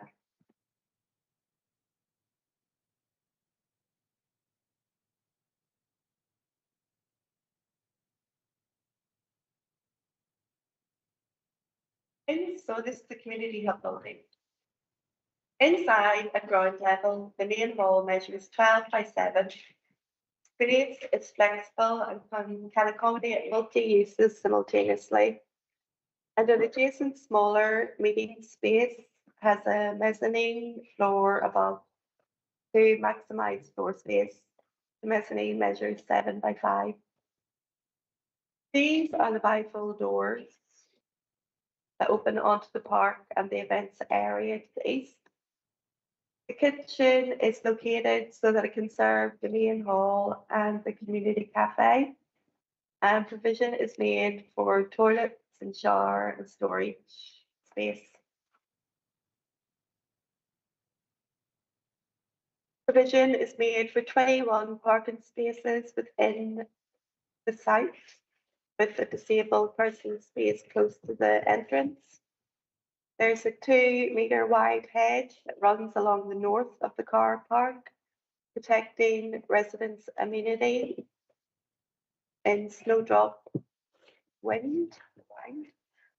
An access barrier will control entrance into the park, and parking provision meets Dorset's parking standards. The Highway Authority has assessed the proposal in terms of access, movement and parking and is content that the off-street parking arrangement is safe and will not compromise highway safety. You could also see the bin store arrangement here, which is easily accessible for collection.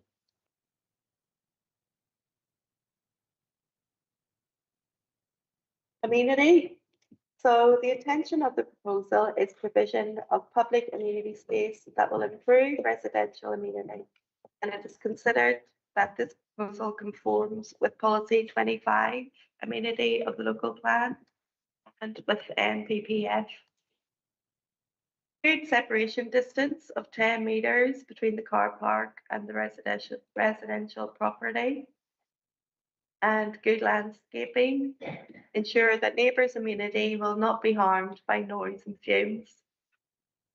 Much improved outdoor space provision for the community is provided, and the hub building and nature park will contribute to the overall enjoyment of the area for local people. Discussions with Dorset Council's flood risk engineer revealed that there is a low risk of flood risk on site and the drainage can be easily managed. The application has undergone the biodiversity protocol and the natural environment team are content that any loss of grassland is mitigated with a landscaping scheme which provides enhancement to remaining grassland, and measures will be put in place to protect reptiles, birds, bats, badgers, hedgehogs throughout the construction phase and beyond.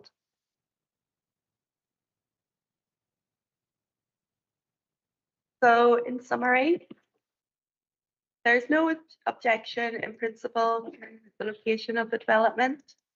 There is strong community support for the proposal. Site layout is good.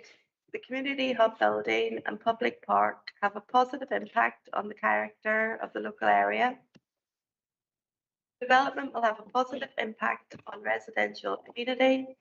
Highway Authority are content with parking arrangements, and there will be no harmful impact on biodiversity or flood risk. So the recommendation is to grant approval subject to conditions as set out in the officer's report. And that's the community application. Thank you, Fiona. We now call upon the speakers for this application. Support.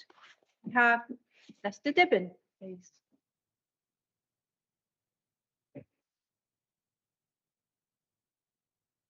Thank you, Chairman and members. I'd like to support this application based on, I don't know how many of you know, I was the lead member on this document that was developed over 20 years ago. This application fully complies with the requirements of this document. And if you could put up 3, please, you will see that the wildlife routes into the thing, which are an integral part. We have 3. Okay. The wildlife corridors are an integral part which all other developers have had to abide by and put in and honour. That's why those, you'll notice that old ancient hedgerow along Manford's Lane and the existing hedging trees that are in the middle there are all part of that requirement. And so it fully fits in with that. I'm a little bit disappointed that you disagree with the Secretary of State, who says that the local public support, resident support, is actually vital to planning development. And I think the 760 signatures should be an integral part of this application. In 2003, the Prince's Foundation ran this event for over 3 years, and it followed up with a 3-day public consultation. And it was supported throughout, although it was initially nobody wanted the thing, it was supported by the public throughout. The closing public consultation also supported this. The Community Interest Company has concluded a similar process and received considerable community support. The project and community plan clearly adheres to the development brief and into the district-wide local plan. About the off-street parking and vital for this development, I'm sure you've all visited the site and understand what it's like. If you tried to drive a fire engine or something up through there at times, it wouldn't get up there. And if the impact of what you're going to see next would only make that worse, this takes traffic off of those roads and enables it to stay as free as it possibly can be. Thank you very much for your time. Thank you. Now I call upon Tony Reeve, please. Thank you. Morning, my name's Tony Reeve. I'm a member, trustee of the Community Land Trust, and I reside within some 300 metres of the site. The building is situated behind the current tree line, preserving the existing green view in accordance with the neighbourhood plan that there should be less built form. And the car parking plan conforms to the neighbourhood plan, which comments that inappropriate boundary treatments restrict the appearance of open space which surround key roads in the area. Planning officer noted that there is a need for community green space and meeting space. The CLT plan acknowledges this need and retains the green space of Manpits Green in its entirety. Inappropriate car parking is a major issue on the estate, particularly by vans, and so controlled parking access to the hall will prevent the use of spaces as overflow parking by residents.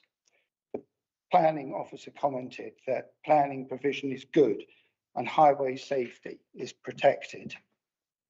Car parking being sited off Maple Road will lessen the risk of accidents by motorists negotiating the blind corner immediately adjacent.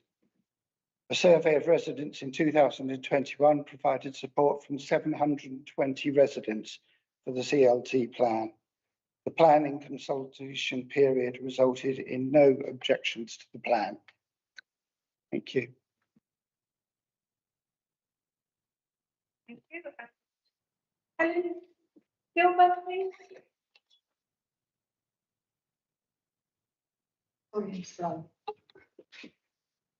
No worries, take your time.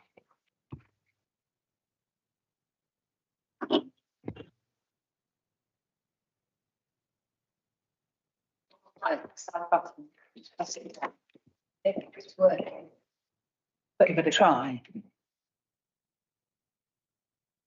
I apologise if this doesn't cut in. I can't speak any louder than this.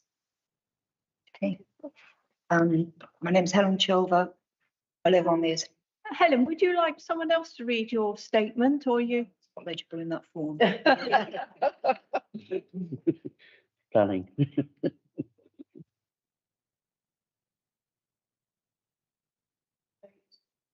I'm a little overawed by all this, so please excuse me. Right, I like this application because it preserves the green, which is crucial. Houses on the estate are densely packed with extremely small gardens. There are 2 toddler play areas. This is the only space where older children can run around after, or grown-ups, can run around after a football or a frisbee, and it is widely used. It's also widely used by dog walkers and well maintained in terms of consequences. Building is attractive. Given that we're going to be using it and looking at it a lot is important. Also extremely ecologically friendly. Very, very well designed.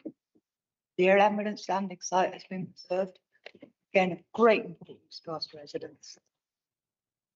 It's separate spaces within the hall, clearly separate, not just separated by a temporary barrier, allow for multiple events or meetings to occur simultaneously. And I particularly like, I'm also speaking for my daughter who lives with me, trees are kept and looked after.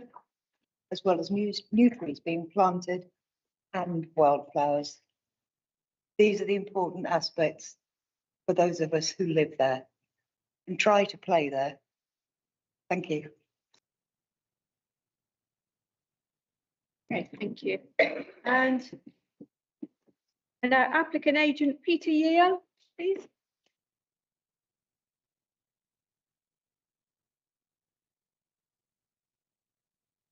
Madam Chairman, councillors, officers, I'm Councillor Peter Yeo, Shaftesbury Town Council East Ward. I live very close to this bit of land.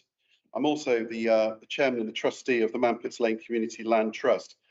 We originally formed in 2020 as a community interest company. Now we are actually a fully fledged charity since December 2022, a charitable incorporated organisation. We're totally unpaid, don't get any money, not for profits, etc.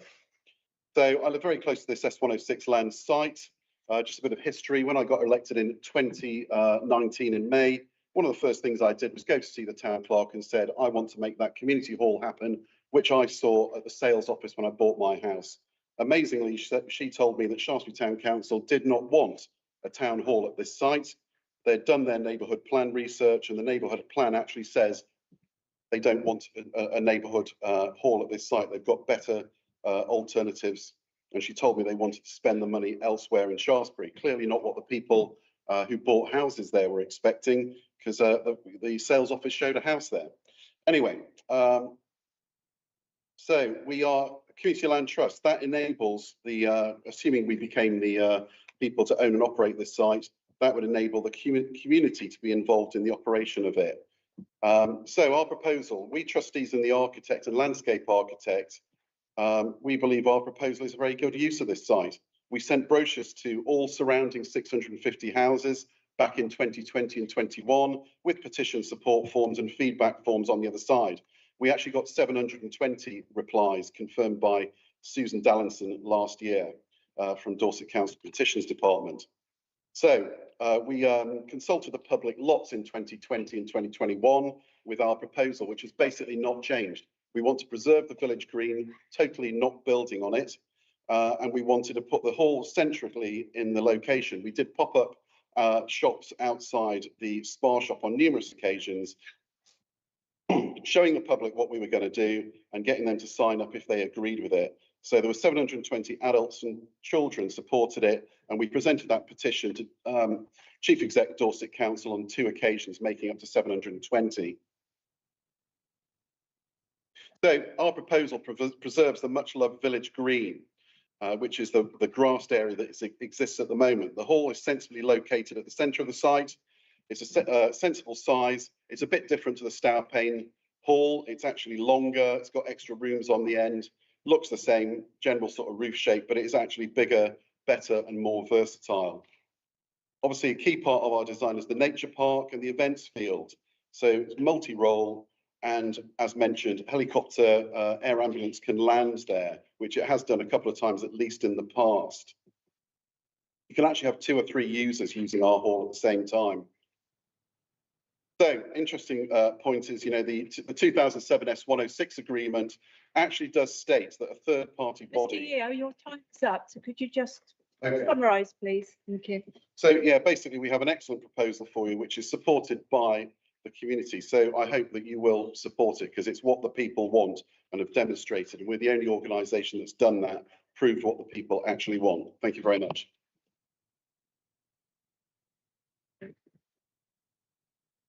Okay, so I'm going to the committee for questions to start with. I think we'll start this side, don't I? Even it out. Councillor Penfold. I'm fine, thank you, Chairman, not at the moment. To Coombs, no? No, I'm just happy to go to debate. Yes, sir. Any other questions? Councillor Bright. Slide 8, please. Looking at the bifold door, the east elevation, it's different from the picture there. You look at the doors there, the window looks slightly different, which is right. The 2 look different to me. My understanding is these are doors. Yeah, I agree. They look like doors and windows there, but if you look at the picture down below. Oh, well, that's a different. That's just an example. Oh, no. Yeah, I wasn't sure whether that was a. no, it's that style. Make sure yeah, you're awake, Kat. Yeah. Okay, councillor Taylor?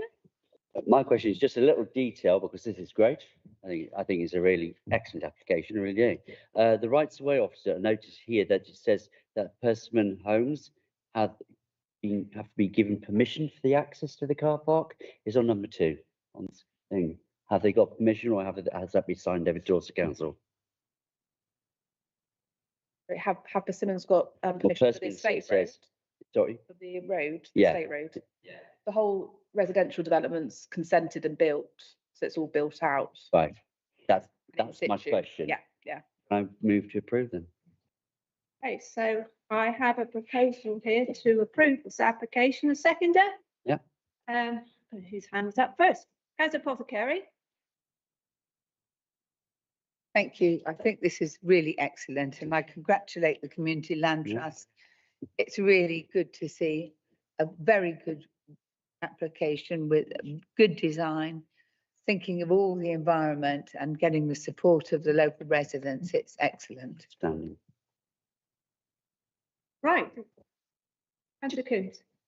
Just one very quick comment. I've used the Star Pane Village Hall several times. Every time I go in there, I think this is really well designed. To see something that is the next phase on, slightly Really. bigger, adapted to the new site, I think will be a real benefit to that community. Should be put in comments. Guys. I totally concur with that comment. Right, so go to the vote then. Those in favour of approving this application? I think we have a full house there. Thank you. Thank you very much. Wendy. Thank you, Chair. Right.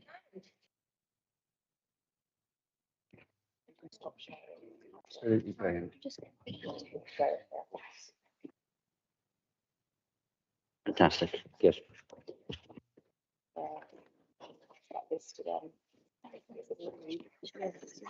Well done, Chair. That was brilliant.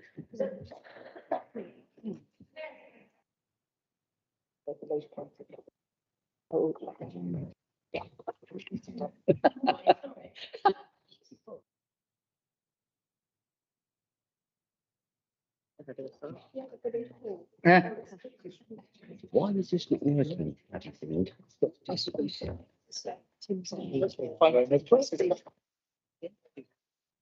Waiting for councillor Hall. Right, just a short, few minutes, we're just waiting for councillor Cook to come back and join the public area.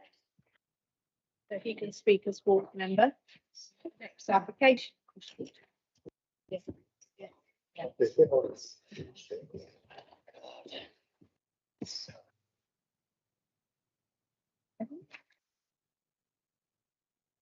Now we move on to item 8 on the agenda. PFUL 2023-06670, land at Mampits Lane, Shaftesbury, Shaftesbury Town Council. We have councillor Cook back in the room. And our presenting officer, okay, is Fiona, please. Okay, so as Linda said, it's been brought forward by the town council. So the principle of development, again, site is located on the eastern edge of Shaftesbury within the settlement development limit. Site is designated for community use in the Shaftesbury East Master Plan, and money set aside by way of section 106 in 2007 is there for building the community hall. 10 objections to this process, this proposal have been received, and analysis of the content of the objection raised no material planning considerations that would merit refusal of the application. The principle of development is acceptable, again, provided the proposal complies with all other material planning considerations. So the broader site context, here is the site on the edge of the settlement, and we can see the Cranbourne Chase AOMB 320 metres to the east. Dense residential development to the north, south and west.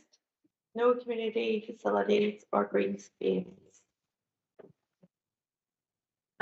Staying along the south. With the SUTS corridor providing an area for local people to use. This aerial shows the site's relatively flat, bordered to the south by trees, row of houses to the north, Mampet Spring to the west, separated from the rest of the site by trees and hedgerow. This side we've just done.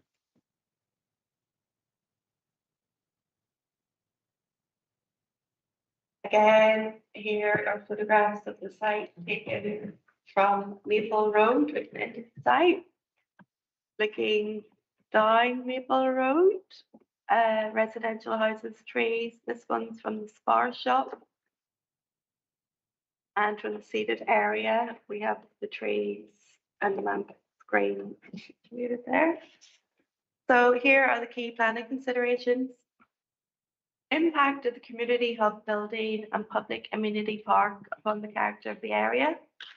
Site layout, provision of open public space, community hub building, parking, impact on community, flood risk and biodiversity. And here is our site layout. It is proposed that the hub building is located to the rear of Mampet Green. It is well placed, so much of the green is retained, and it is orientated so that it incorporates an element of natural surveillance. We have on-street parking located close to the building, which is permeable and allows easy access to the hub building park beyond. A public amenity park is created to the west of the hub building, which would cover an area of approximately 0.6 hectares. If we have a further look at the provision of public community space, existing trees, shrubs and hedging to the south and behind the hub building would be retained and protected using fencing throughout construction. The amenity lawn area to the front of the building is retained, and additional areas of amenity lawn introduced throughout areas of the park. Further areas of rough grassland are introduced, and an additional 21 trees. A significant area of landscaping, including meadows, are introduced also. The park is encompassed by self-winding gravel pathways with good access, and provision is made for people to relax with picnic benches and an area of shelter. The child's play structure is also included. If planning permission is granted, a condition would be included to secure a detailed landscape plan. The community hub building is 1.5 stories and clad with timber, which allows it to blend with the natural surroundings. It's lower in height than the adjacent neighbouring buildings, so it will not dominate the streetscape. It also has bifold doors to the front to allow residents to enjoy the cafe and fresh air and to survey the neighbourhood. It is proposed that the building will be heated by energy efficient air source heat pump system, and that solar panels will be incorporated to the roof to reduce reliance on imported energy. Inside ground floor level, we have the kitchen, toilet, office and storage facilities, cafe space, and additional space for community events. It's proposed that the cafe opens from 8 to 6, 5 days a week, although a flexible approach with longer opening hours in the summer and shorter in the winter will be taken. It is envisaged that the facility will host community events, clubs and events for teenagers. At first floor level, there will be 85 square meters of office space provided that will be available for rent.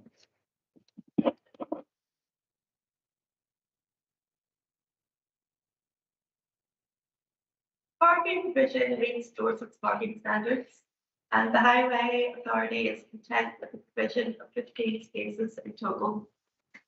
Should keep in mind that the hub is located in the heart of the community and that it's expected most patrons would walk. Disabled parking spaces are provided and access is located close to the entrance of the hub building.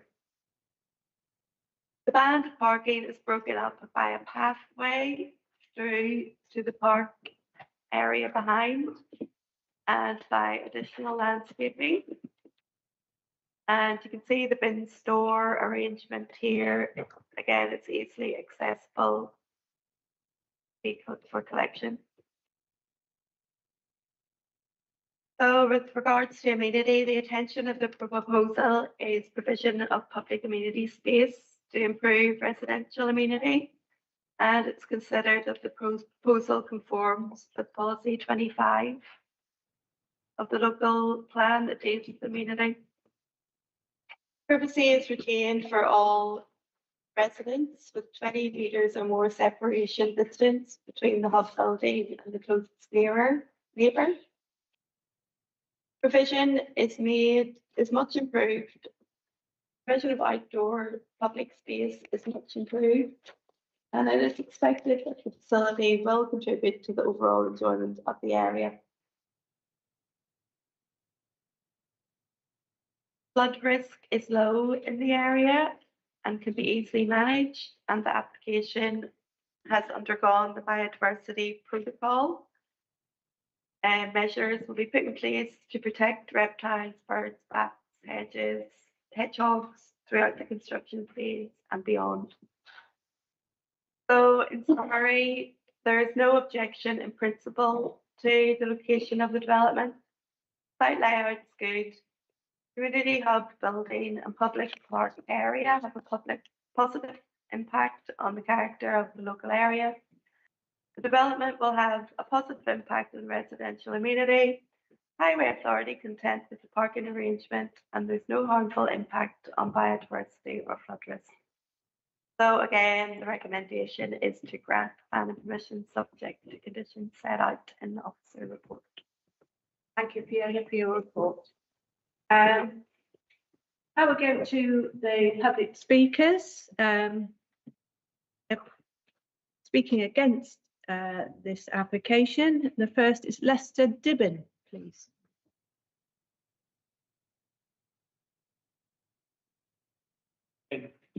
Chairman and members, I'd like to point out there are two quite serious reasons for turning this down.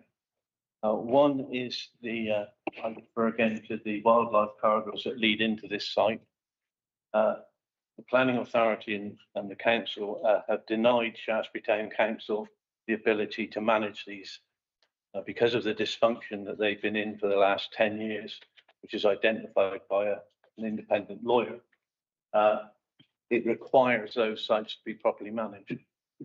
And as Shaftesbury Town Council are not going to be allowed to do that, and the funding towards that management is going to lie with Dorset Council, clearly no point in this application. So I'd like to say, in bleak contrast to Shaftesbury Town Council's plan produced by Councillor Proctor Associates, it is in direct conflict with Dorset Council's planning policy. It downplays the vital wildlife corridor, which abuts Manpits Lane, refers to it as scrub, which it is clearly not. The open spaces around the proposed hall do not fit or link in with the required wildlife corridors. Its identified parking will in fact worsen the already problematic system. You may recall that the parking in the cattle market site was lost. It was sold off. That forced workers in the town to move out and park in all sorts of places all over Shaftesbury. And that parking line on the outside there will be immediately filled every morning with people who are looking to park to go into work in the town. And there is a context plan. You'll recall that Councillor Popper's been trying to develop Langdale Farm for some considerable time and continues to try and do so. You'll recall it stopped the provision of the school, much needed school in that area. And if you lay the context plan over this plan, you will see that that wildlife corridor is part of the widening of the road that he will request on his application. I realise you may well turn his application down, but I think it's vitally important, as every developer has to abide by that design statement. I think every application should be compared with each other to make sure it does and does not affect that. If I may be so bold, I'm very concerned, and it saddens me greatly, because I was a former chairman of that council, to see it in such disarray. I mean, it is in a terrible state. Anya, in your time, if you could summarise. Yeah, so may I make, if I may be so bold, I think you have three options. You have a long lease with a clawback, or you have a land transfer with a clawback, all possible. Or Dorset Council could retain the ownership and work with the community group to deliver what the public clearly desire. Thank you very much. Tony Reeve, please. Trio again. Thank you, Chair. Before I start, can I just point out that Man Pits has 2 T's? Thank you. I'd like to speak against this application. Shaftesbury Town Council do not want a community hall at Man Pits Green. The neighbourhood plan 2019 to 2031, dated only January 2021, stated it thought it important to improve the existing community halls in Shaftesbury, and this approach should be supported over providing a new venue. How can we have faith in SDC's motivation or ability to build and run this facility when only 3 years ago they were publicly opposed to it and only hastily developed a plan when a viable alternative had been formulated? The building is in front of the existing tree line, reducing the existing green space visible from Man Pits Square, contrary to the neighbourhood plan, which admits that there is insufficient green space on the estate. Planning officer's report under description of the site states Man Pits Green provides visual relief from built form. Later, she states that emphasis in the past appears to have been on built form and hard landscapes. There is a need for community green space and meeting place. Both these statements are at odds with the plan to build the hall in front of the tree line. Uncontrolled parking immediately off Maple Road will be utilised by residents' overflow, preventing users of the hall, particularly visitors with young children, from parking. This will result in inappropriate parking on adjacent roads. I was shocked. The planning officer finds that the plan for car parking provides no harm, with adequate parking provision unlikely to result in adverse effect on road safety. I ask you only to look at the plan. That blind corner is bounded by 3-storey buildings. If you put parking on that blind corner, there's going to be chaos. The application, as you know, attracted 10 objections compared to that of the CLT, which had none. I strongly urge you to refuse this application. Thank you.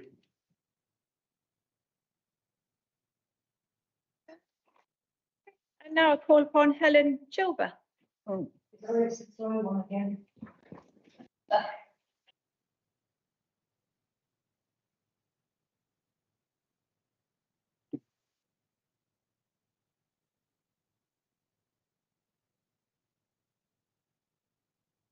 Chilver, resident of the estate.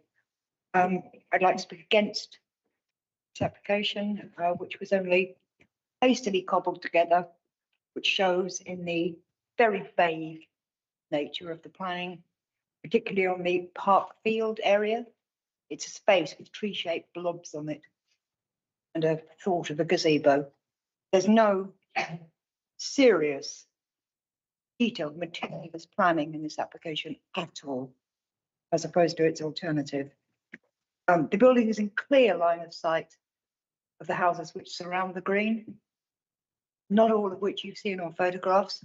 There are lots of properties directly overlook that green, including a small block of flats whose line of sight will be very deleteriously impacted by looking at a building where they now look at trees.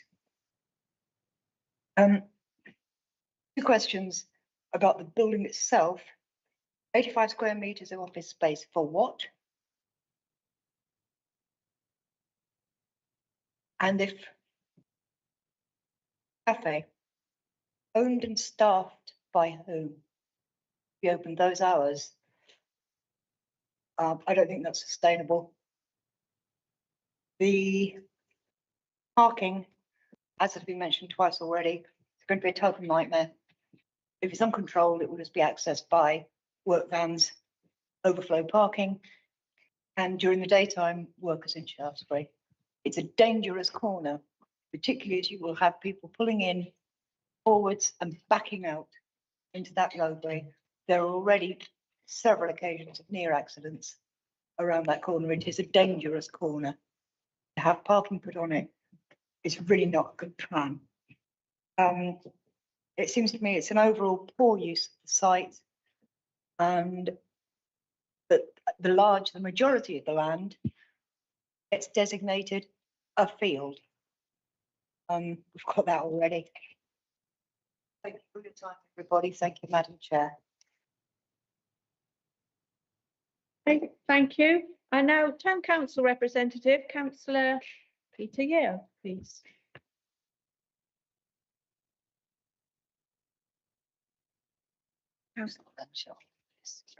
Yeah, I'm one of the town council representatives. Also got Councillor Lewis there from the West Ward. I live in the East Ward. And I've obviously got a very good understanding of what the people in the East want. The reason we've got this planning application is because the West Ward councillors basically outvoted the East Ward councillors and made this application happen. So they're trying to inflict something that they want on the east of Shaftesbury, and they don't even live anywhere near it. So in 2021, we presented our excellent proposal as part of Dorset Council's S106 procedure. We had to present it to Shaftesbury Town Council. We gave an excellent presentation to a packed out town hall. And amazingly, Shaftesbury Town Council wouldn't support it, which caused outrage amongst the public. And then now, here we are 2 and a bit years later, and amazingly, they've made an application which largely replicates ours without being a direct copy. So, and there's a change of use on this application here about, because they want to run a commercial operation, which, the residents don't want. And that was never what was intended in the 2007 S106 planning agreement, which basically says it's a S106 site for community use, and actually says a commercial operation cannot be run there. But yet that's exactly what Shaftesbury Town Council suddenly want to do there. The residents don't want that. They want a community hall that they can get involved in hiring and running and having coffee mornings that they get involved with, not a commercial run business. And amazingly, Shaftesbury Town Council want to inflict this upon us, but they don't even want to run it themselves. They want to get contractors in to run it. It's going to devastate our village green, put on a commercial operation there. It's against what Shaftesbury Town Council's own neighbourhood plan states. And they couldn't support our excellent proposal and decided to rival it instead. It's a very poor layout, as other people have said, destroys the village green, has uncontrolled car parking, and as Mrs. Chilver said, has no meaningful use of the main field. It also destroys the vista of the countryside. You see there between the hedgerow and the existing trees that there's a vista. Once the wooden fence is gone, people in Manfit's Green, Square rather, can see Manfit's Green and the countryside beyond. They won't be able to do that in future. They'll have a building obscuring the view of the countryside. And the bespoke shelter located behind the trees will become a meeting point for antisocial gatherings, I believe, because it's unobserved. So all in all, I would urge you not to support this application. I think it's very bad. It's been cobbled together for all the wrong reasons. Rather than supporting what the people want, the town council have launched a rival application which the people do not support. You've already heard 10 strong objections, not one supporter. They've not demonstrated any support whatsoever. They've got no petition of support like the Land Trust do. So please do not support this. Thank you.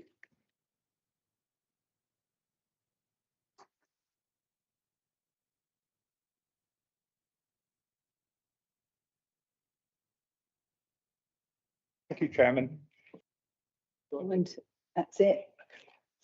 Thank you. It's fairly clear what the dynamic here is this morning. So I can see that there are a number of oppositions to our plan that all come from people who have their own plan to tout. I'm not going to comment on that, just observe for your benefit that it's going on in case you haven't noticed. The Town Council has submitted this plan on behalf of the people of Shaftesbury. There is a clear need for it following the massive expansion of the town over the last decade, and a significant sum of S106 money is available to fund it. This council will ensure that the money is spent carefully and the project is completed successfully. I'm pleased to see that the officer recommendation is to grant permission for our plan. The complete plan and consultation process is described in detail in our application, so I will simply highlight the points which I consider to be the most pertinent. Firstly, the public consultation. We did not start from what we, the Town Council, thought best. We asked the public for their ideas from the beginning. As a Town Council, we consulted the whole town on the basis that this could do nothing but good to improve cohesion between old and new parts of the town. I should just comment on the fact that something they said this morning are doing the opposite of that. We were prepared to get different priorities from the two halves, but were pleasantly surprised to find significant similarity. So we are confident that this is what the majority of Shaftesbury people want. During the consultation, various suggestions were made which improved visual amenity, efficient land use, biodiversity and security against antisocial behaviour. Consequently, today's plan differs somewhat from the indicative one, but we think it is better. The project itself will create a pleasant, welcoming environment, which we hope will attract not only the immediate neighbours, but also people from further afield. Hopefully, new friendships will be made. The possible use of the hub by NHS and other agencies will further help to make local residents feel part of the community. The whole project is designed to be as flexible as possible to future-proof it, and biodiversity and sustainability are built in. I therefore commend the plan to the committee. Thank you, Chair. Thank you. I now hear from local ward member, Councillor Tim Cook.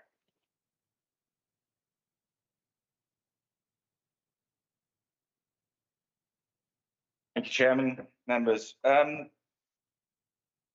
think it needs to be said that this started from the 2007 plan, but the Town Council didn't take that as read and decided to set up a working group to actually get responses from local people. And there were over 450 consultation responses. And the plan was then looked at by the working group, mostly drawn from people who live in the Maltings area. It was designed by the community volunteers for the needs of today's Shaftesbury and not based on any older plans. We believe, or the Town Council believes it is local plan policy compliant, the emergent Dorset local plan, and also the neighbourhood plan policy. The building has been sited to retain the green open space at the front of the site, which you can see on the plan, while ensuring it's part of the square for security and awareness. The biodiversity of the whole site has been looked at, and the wildlife corridors and the wildlife and the open spaces have been retained and looked at by that community working group to make sure that there is enough good usage and green usage of the site.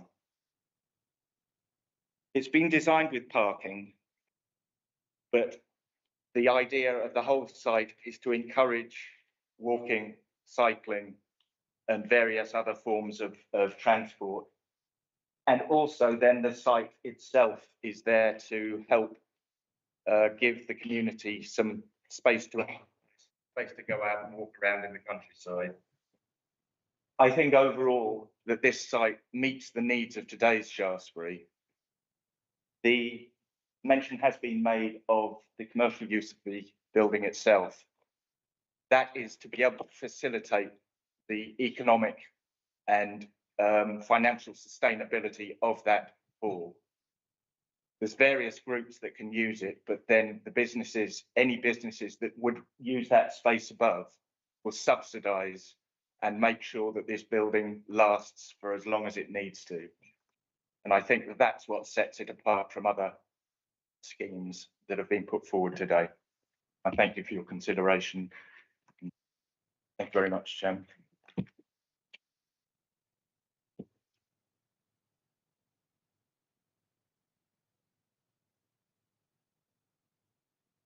Cook, are you now leaving the room? Thank you very much. Just looking at office at the moment, is there anything you need to address on what we've heard this morning? Any comment? I don't think they probably go to questions. Okay. Oh, sorry, no, sorry, Chair, there's just one thing I wanted to raise. Apologies. There's obviously two applications we've been considering today on the same site.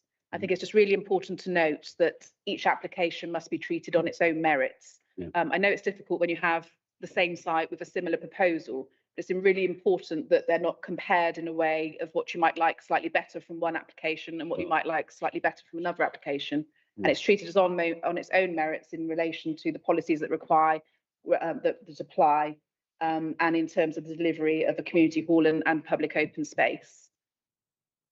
Thank you, Chair. Thank you, Hannah. I had that written down.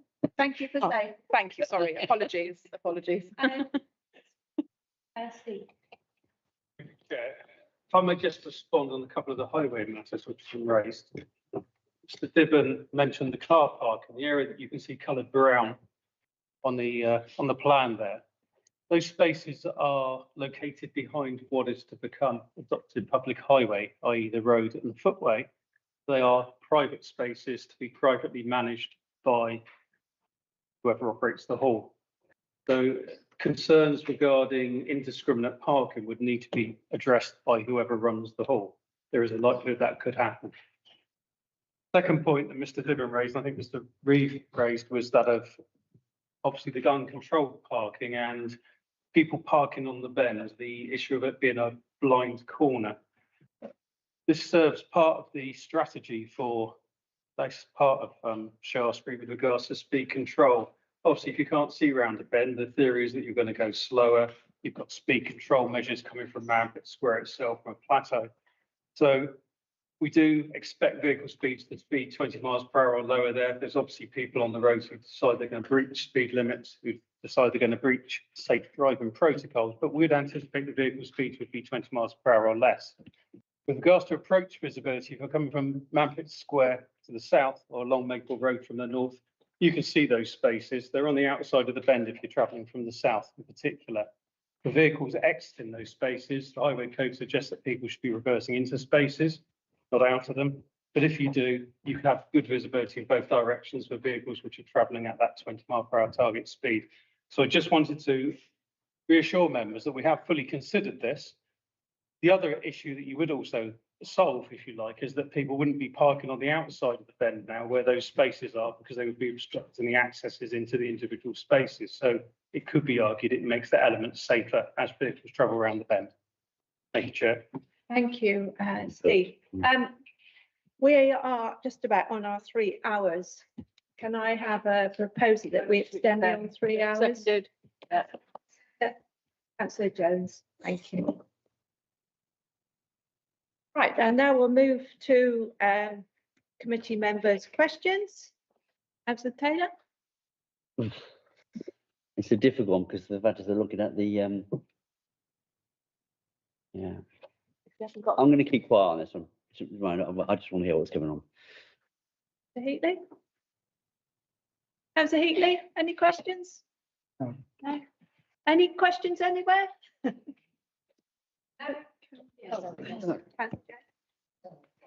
I just ask, James, on the event, let's suppose in the event that both are passed, who actually, I can actually see this going to stalemate, that nothing will ever get done, but who would actually decide which scheme went ahead? Who owns that land? Who would actually make that decision? Do you know? Thank you for the question. So this is a part of a Section 106 agreement for the outline consent for the whole of the Persimmon scheme. There's over time, Section 106 money's been collected for a hall. So that has been sort of collected, and there's a mechanism for who will be awarded that money. So what body would be awarded the money for the Section 106 funds. So without that funds, the hall is unlikely to be able to go ahead because it obviously quite a lot has been collected for its provision. That's not a consideration for us today. Don't have to worry about that. But there is a mechanism through 106 and through everything that's been collected that a scheme could go ahead. But that's not what we're considering today. That forms a different consideration for a different committee to consider. So it's not our role to worry about that today. All we have to look at is the planning application before us and whether it would meet the aims of the 106. But thank you for raising it for clarity. Difficult one. Yeah, thanks for that clarification, Hannah. So Councillor Jones? Yes, I'm a little bit concerned. Is there any space in here for informal football, for knocking around? There's a little bit in the centre, but you've talked about footpaths and people cycling and walking. What you need when you've got a housing estate is for youngsters to be able to get together and kick balls around and just enjoy themselves. And there doesn't seem to be a lot of space on here. And my second question is about the car parking spaces. I'm very concerned that people will supposedly reverse into those car parking spaces and then drive out. Are the spaces wide enough? Because a lot of car parking spaces now are too narrow for these enormous cars that people drive. And if people are trying to reverse into these narrow spaces with a big car, there's going to be all sorts of problems holding up traffic on the road. I'll answer. Thank you. So the first question was about whether you could have informal kickabout on the site. So this layout does retain an area of open space. The whole site will provide open space, but a small area at the front of the site, which is reduced from what's there at the moment. But obviously the purpose of this site is to provide the hall and amenity space association with the hall and not necessarily informal kickabout space. There are other open spaces in the vicinity. So there's Wincoln Lane Recreation Park, which has a large area, which is in walking distance for older children, which provides that informal kick around area. And there are other pockets of open space across this development. So it is fairly limited for that kind of use. I think this site would be quite, but that isn't actually a policy requirement to provide that kind of use on this site. Steve, Chair, the parking spaces you can see there meet with our requirements with regards to dimensions. So they're the standard 2.4 by 4.8. And the highway code provides guidance that it's safer to reverse. But obviously, as we're all drivers, it's up to us whether we exercise the guides provided by the highway code. So I would hope that people would probably reverse into those spaces, but we can't ensure that they will. But what I can say is they should be able to reverse safely out onto that highway there. These big They meet with our minimum requirements. Doesn't I help. can't say any more. We have no policy as an authority to have larger spaces at the moment, but I can only assure you that we are considering larger vehicles, and that may become policy in the future, but not now. Thank you, Steve, for the clarification. Do I see Councillor Hopkerry's hand up? Did you? No, you didn't, Chairman. Actually, this is difficult. I'm looking, I understand our planning officer has said we must look at each one on our merit. But, you know, Shaftesbury's a smashing town, and I'm looking at what's there already. I was actually wondering whether the Wincoln Centre is still there with offices and a really big room upstairs. As you'll remember, years ago, I had an office there myself. which is sort of almost what this is all about. And I just wondered if it's still there and how well used it is. But that's not a planning consideration either. So I think I'll shut up. Thank you. Thank you. Two questions at the moment. The first one relates to the parking. They are all an extensive linear design along the edge of the highway. How is that going to be monitored against potential abuse? We've already heard in that general area there is an issue with residents parking. How is that going to be protected to be solely for the use of the uses of that building? That's the first question. And then the second question is on a different subject. Okay, would you like to answer that, Steve?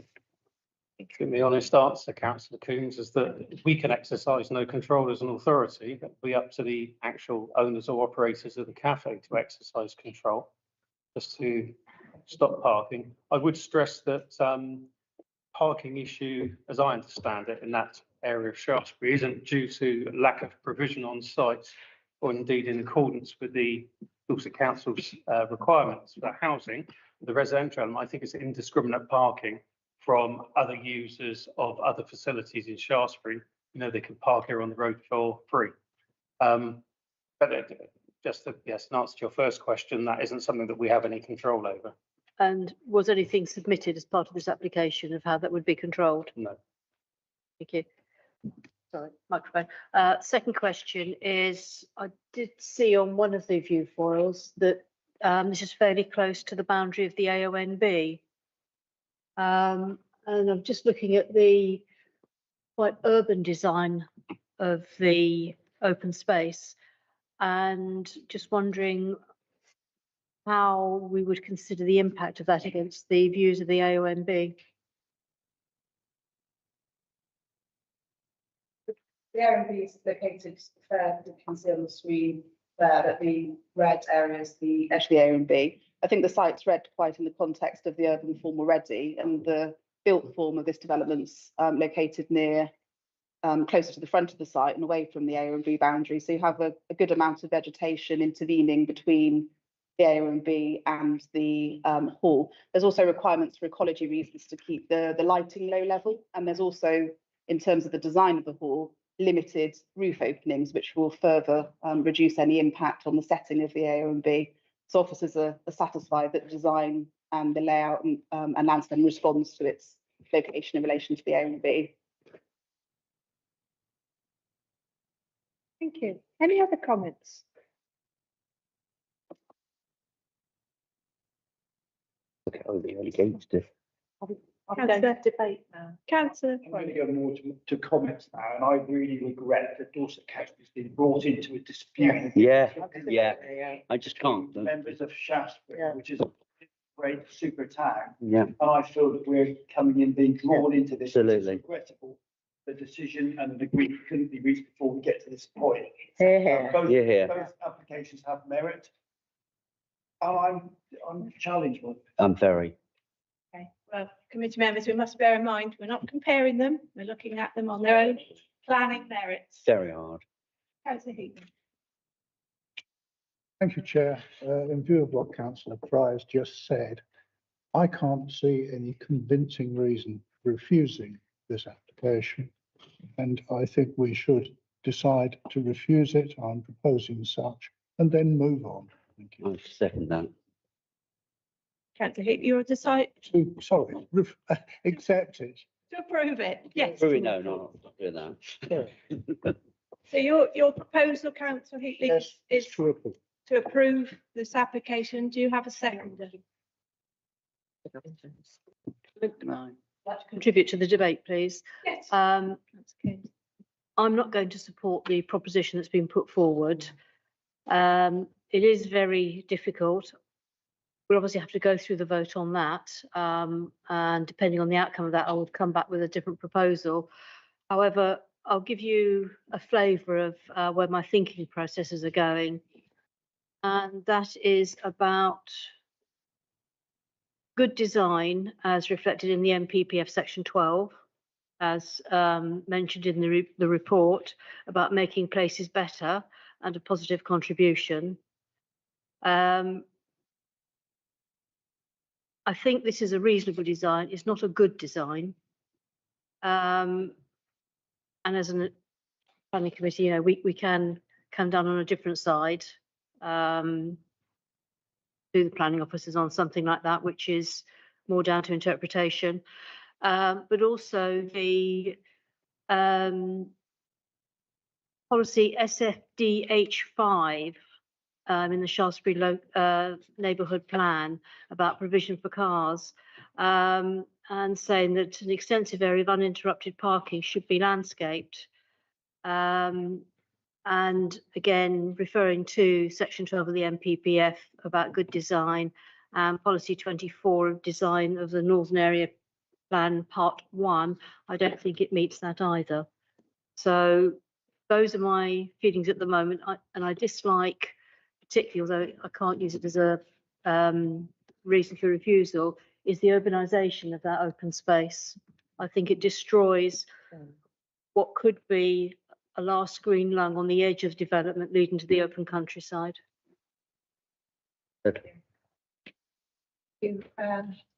Your observations there. So that's not a proposal to review. I can't do a counter proposal. That's got to go first. You need a recommendation for that.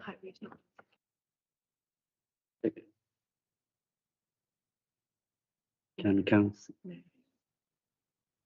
Do we have any seconder for Councillor Heatley's proposal? To go against it, is it? Or A seconder for Councillor Heatley's proposal? That's to support the application. That's to approve. no? I'm not doing it. Sorry, Brian. Sorry, Chair. Is anyone making a proposal then to refuse? Thank you. Councillor Coombs. So we'll make a proposal to refuse along the lines of what I just outlined, in reference to the MPPF section 12, paragraphs 131 to 141 about good design and a positive contribution to making places better, that this proposal does not meet that. And the Shaftesbury neighbourhood plan policy SFDH5 about provision for cars. Again, there's a comment in there about extensive area of uninterrupted parking should be landscaped. I'll leave it there. And also reference to policy 24 on design in the Northern Area Plan Part 1. Again, has not been met. And I would also query the need for offices, because I've looked at during the meeting both the application forms for both proposals, and both of them say no commercial activity in the application form, and yet this is the offices is, to my mind, a commercial activity. But that's just an extra rider. That's not a reason for refusal. Okay, thank you, Councillor. I would like to second Tony. Seconded by Councillor Carol Jones. I don't know whether it's possible to bring in, I don't see a natural, what's the word, biodiversity, for all the little animals and our hedgehogs and things like that. I think that the other, I know we're not supposed to be comparing, but that was better.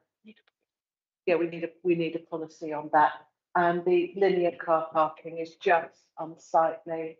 How sad that we have the community of Shaftesbury fighting the town council. I think that's a disgrace in itself. Just wish we could get some common sense thinking on this. And personally, I represent the community, and I think all of us should be representing our community. Thank you. Oh, and she's just, hold on, I have to put my glasses on. Found another one. Hold on, policy SFG11, protect important and locally valued green spaces, possibly. Thank you. Right, I'm going over to Hannah Smith, please. Thank you. So on the ecology points, the application is supported by a biodiversity plan. It's been assessed by our natural environment team, and they're happy that it doesn't reduce the ecological benefits of the scheme. So if we're going to refuse on ecology, need further information about how it's harmful. It retains the trees. It has it's in the whole detailed plan on mitigating biodiversity has measures that were put in place, such as low level lighting, because it's been identified that this is a foraging corridor, which is which remaining intact completely by having the hall in that location. So our specialists in our natural environment team have looked at this in detail in terms of ecology and signed it off as being acceptable. So if we're going to talk about wildlife and impacts, we need more on that. The second point about green spaces, that in the Shaftesbury neighbourhood plan, this site isn't identified as a local green area in the map that identifies these areas. There are other areas that are in this site, but this site is to provide a hall and open space in association with that hall. So that's the policy that we're looking at here. And there isn't a policy that says a certain amount of the site has to be retained there. So the principle of what I'm trying to say is the principle of the hall going on that site is acceptable. So the loss of green space, I'm talking about the layout of the scheme rather than its loss overall, because so what are we saying on that? The green space we have here limits the type of activities that could be provided to the local community and the way that it's laid out. Could we do anything with that? Signage. In terms of kickabouts, in terms of outdoor events, There's area provided to provide that, but the whole of the back of the site is open space available for use with the hall. So if it's a problem with the layout facilitating that, what are we saying that? Suppose in all lessons, I'm comparing it to the other one, Which I think, which I know. No, we don't. I mean, you have to look at this application on its merits, because all in this location provides better legibility for people using the hall and surveillance over that front area there. Not in comparison to any other scheme, just looking at this site. And is this an appropriate way to lay out this scheme for the intended use as open space, which it will be, and a hall? The concerns that have been raised about parking, it is a long area of parking, and they have the applicant has broken up that to an extent with some trees, and there isn't a condition that which will have to require full extra landscaping details of that. So if that is going to be brought forward, you need to consider, is that harmful enough in terms of that parking to be a reason to refuse the whole application in terms of the way that the parking's been laid out there. There has been some attempt to break up. There's some planting in the front area, in the front of the hall. There's some planting proposed along the spaces there where there's a gap in the planting, and there could potentially be more planting through condition along that area there.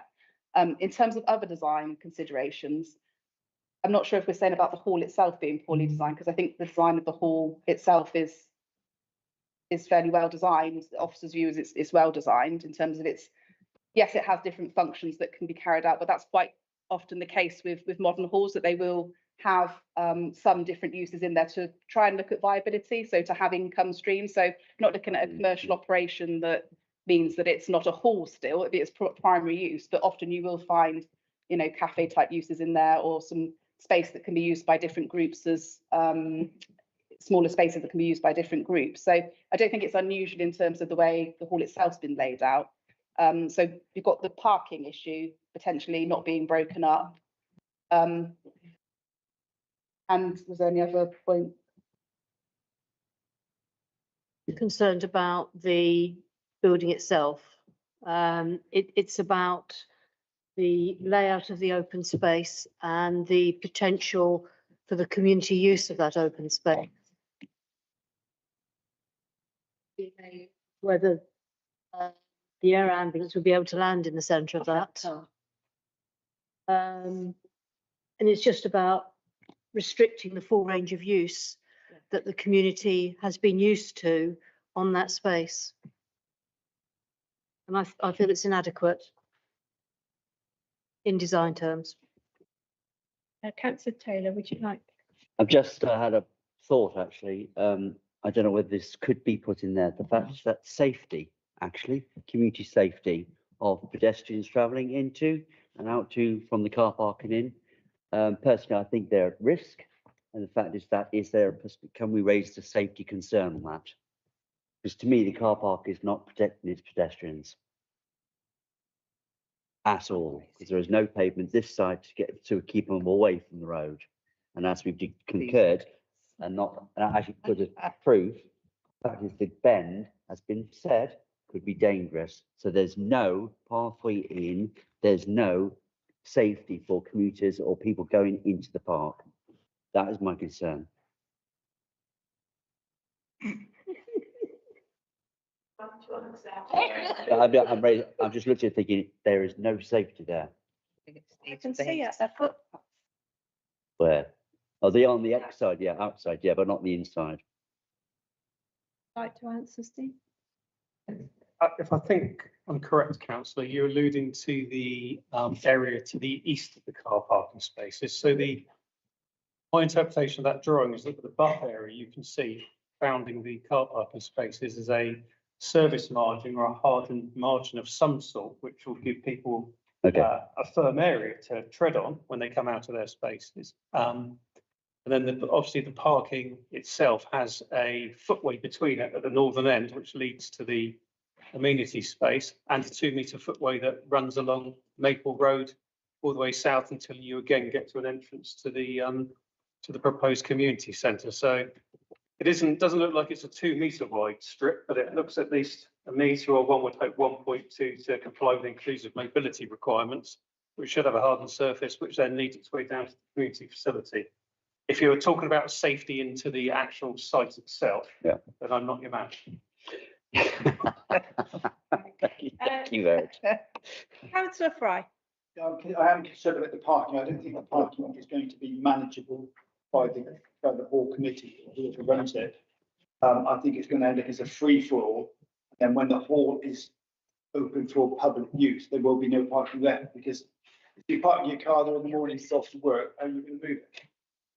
I don't think that's been adequately covered. Is there any way, is that a reason to refuse it, that the parking is not adequately dealt with? I think that with halls, it can be quite often the case that parking is not provided through any kind of strict control that prohibits cars access in it. It's often dealt with, as the highway representative said earlier, through the venue itself managing that space. So I think it would be difficult that it is possible that cars may park there that aren't using the hall, but I think it'd be difficult to refuse on that point, because sufficient parking is being provided. How that is then managed is down to the venue. Space to base, isn't it? Yeah. Thank you, Hannah. So returning back to reasons for refusal on this application. Where are we?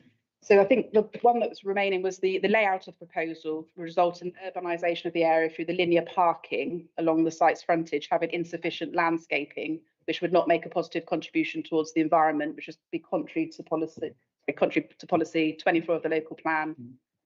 Policy, I haven't got the actual number, but I'll find it in a minute, of the Shaftesbury neighbourhood plan.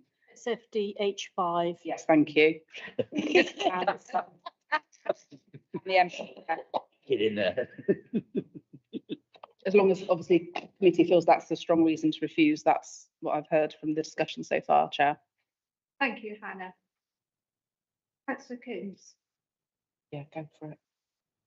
So proposed, Madam Chairman. I hope I have a seconder. I am seconding. So I've got a proposer to refuse and a seconder to refuse based on the comments Hannah's just outlined to us. Hannah.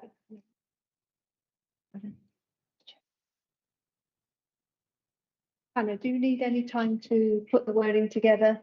I think that's basically, as long as it's clear, it's to do with the layouts and the parking at the front and the urbanisation and the lack of landscaping, then I think I have enough.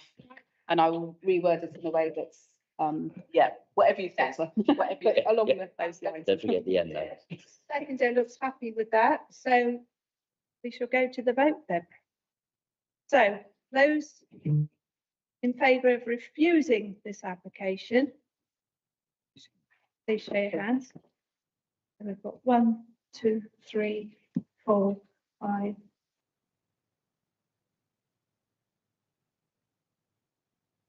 Okay. And those against? Refusing, 1, 2. Abstentions?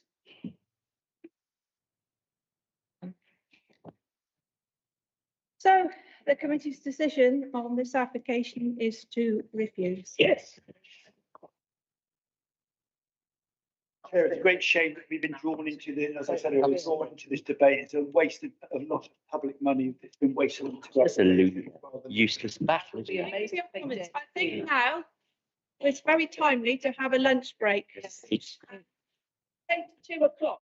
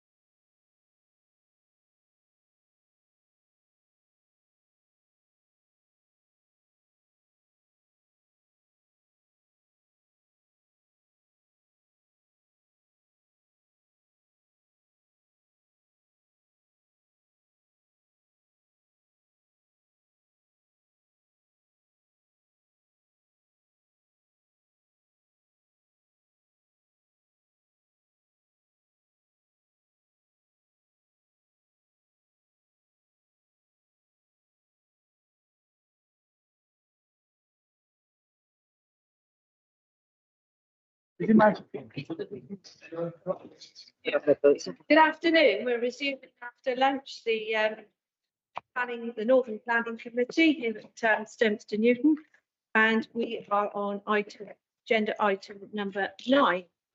It's PFUL 2023-04880 Shillingstone Station, Station Road, Shillingstone, Blanford, Forum DT 11 OSA.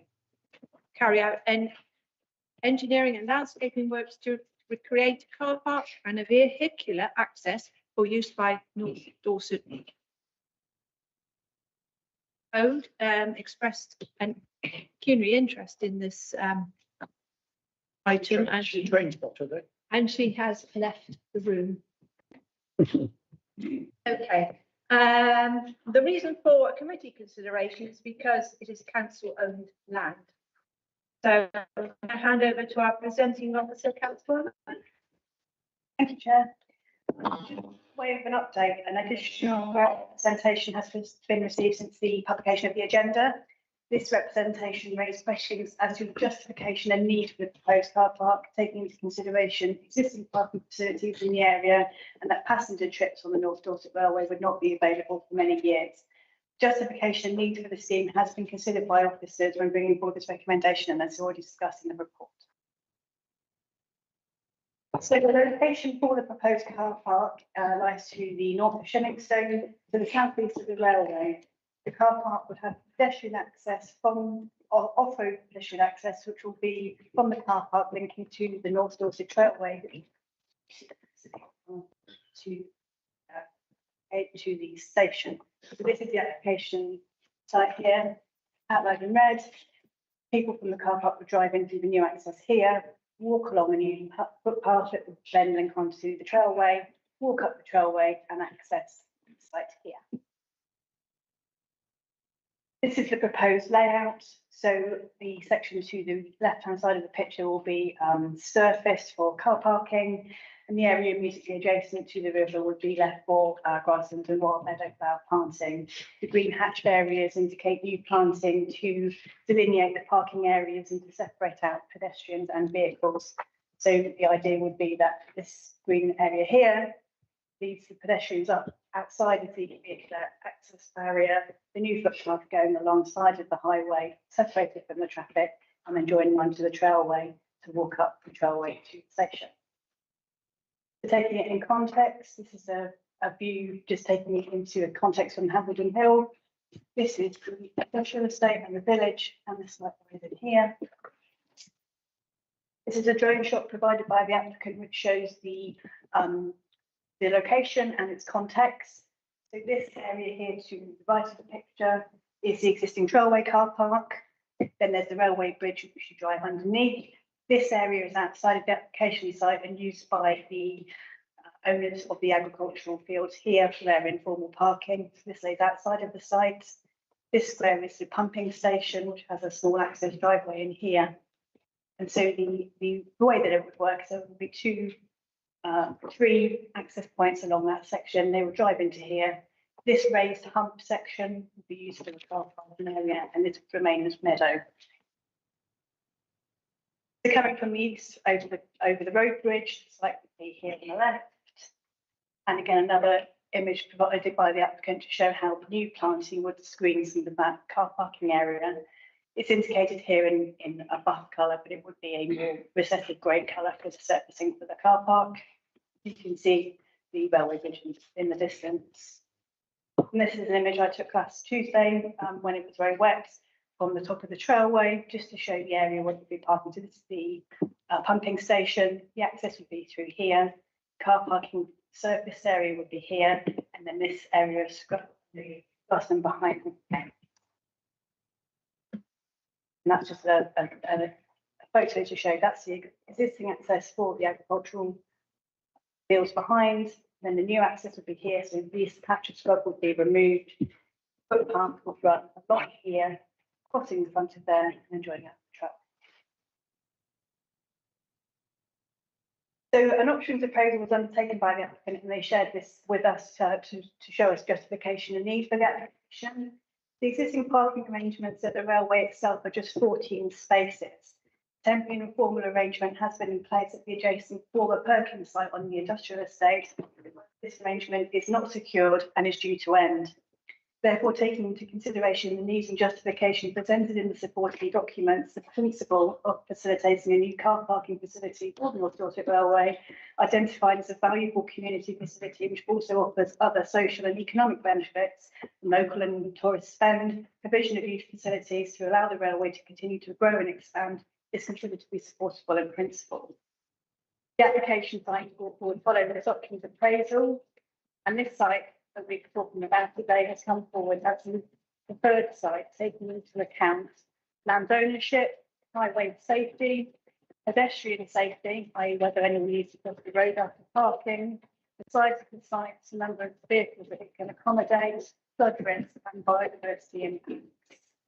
Because of the location of the railway adjacent to the River Stour, all site options involve land which were within flood zone 2. Some options were in both flood zone 2 and 3.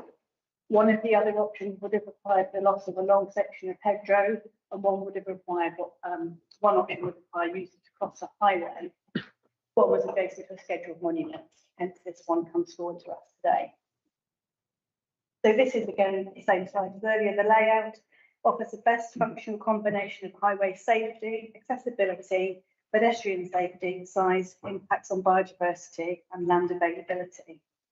So the matters of highway safety, access, rights of way, trees and visual impacts are considered to be acceptable. The two main debated matters being biodiversity and flooding. So I'm just going to talk about those two issues today.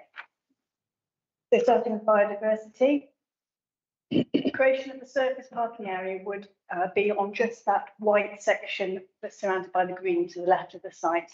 The area to the right would remain as managed meadow. Creation of that surface parking area would cause the loss of an area of species-rich, unimproved grassland.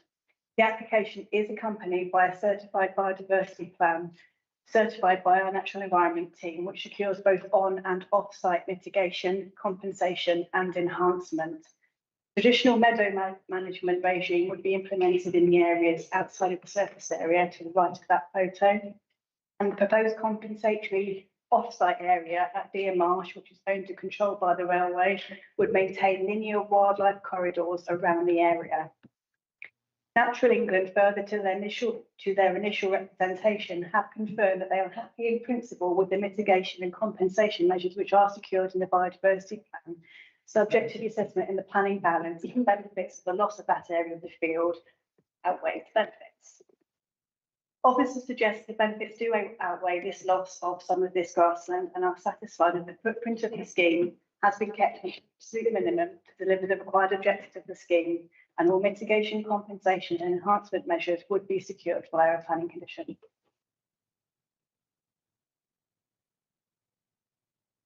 In regards to flooding, much of the site is within flood zone 3B, the functional floodplain, and therefore the Environment Agency maintain an objection to the scheme in that less vulnerable developments are in principle just not acceptable in zone 3B.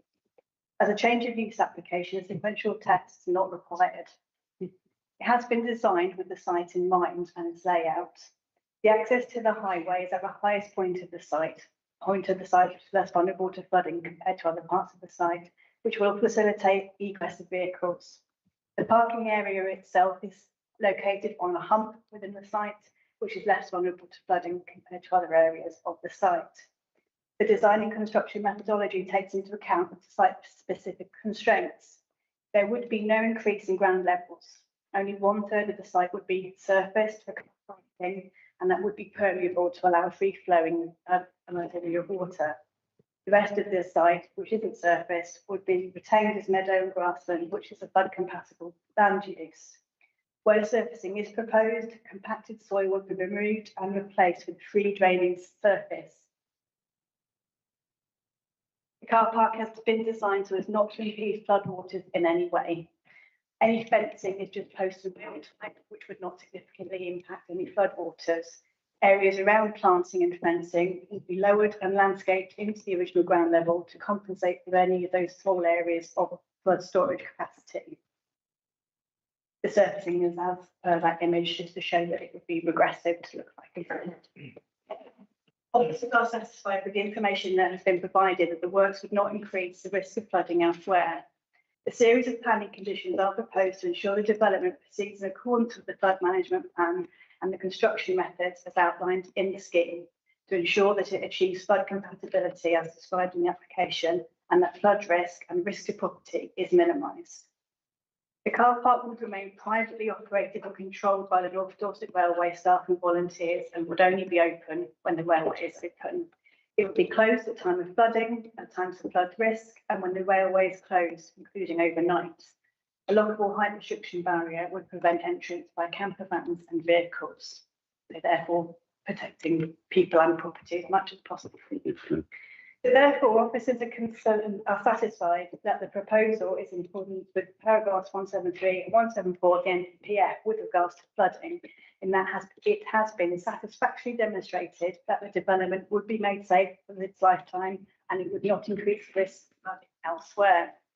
Officers are satisfied that the development would provide wider sustainability benefits to the community that outweigh its flood risk and outweighs the loss of a small area of species-rich unimproved grassland. Therefore, the application is recommended for approval, subject to the conditions as outlined in the report. Okay, thank you, Cass. And now we'll turn to speakers, and speaking in support of the application, Jonathan Jenkins.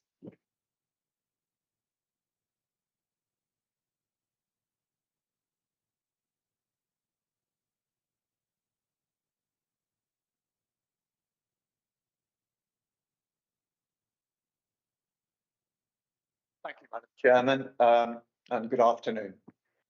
My name is John Jenkins and I'm currently the chairman of North Dorset Railway. I thought it might be helpful to give the committee some background information about the railway. We are a registered charity run entirely by 100 volunteers, and we have focused for the last 20 years on restoring a section of Dorset Railway heritage as a community facility and visitor attraction. We enjoy a close relationship with the North Dorset Trailway, which runs through our site, and to whose users we offer a valuable rest stop with a cafe and toilets. We've created at the station a living museum with locomotives under restoration, heritage rolling stock, restored buildings, including a rebuilt signal box, and a museum exhibiting heritage memorabilia. We host visits from local organisations, and we offer work experience for local schools. We do not charge admission. Our aim is to build on the success of the last 20 years and transition towards becoming an operational heritage railway. We are currently extending our track northwards towards what we hope will become our final destination here at Stonminster Newton. But Shillingstone Station is a physically constrained site, and the vacant land, which has served as our car park for the last several years, has recently been sold and will cease to be available for visitor parking very shortly. Our proposed car park is not only to replace that facility, but to support our future development plans. Without this facility, our development as a visitor attraction will be severely curtailed. We started our search for an alternative car park several years ago and investigated a number of options to find a site which was both suitable and realistically available. Consulted with all the local stakeholders and employed a consultant ecologist to advise us and to liaise with Dorset Council's natural environment team. And wherever possible, we've incorporated their recommendations into our proposed scheme. We hope that the committee will support the officer's recommendation and enable us to continue to develop the railway and contribute to the social, cultural and economic life of North Dorset. Thank you. Speaker in support, Gavin Collins, unfortunately has had to leave. So now I'll give it to applicant agent Richard Giles.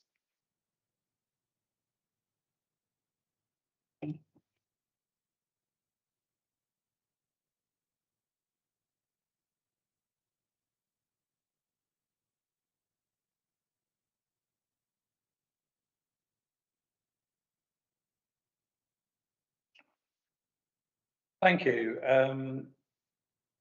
My name's Richard Giles. I'm one of the trustees at North Dorset Railway. To be honest with you, I think their chairman has said a very eloquent speech, and I really don't feel that I should add anything to it. So, thank you.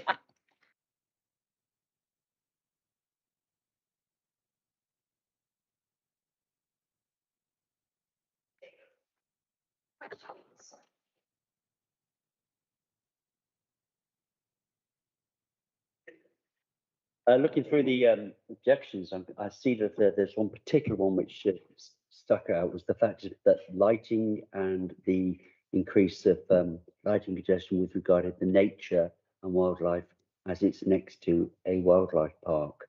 I just wondered how that can be mitigated or sorted out. There is no designated wildlife site or wildlife park next to the site. Lighting is dealt with in the biodiversity mitigation plan, which is certified, and lighting is kept at an absolute minimum if need any. Thank you. That was just a stick out for me.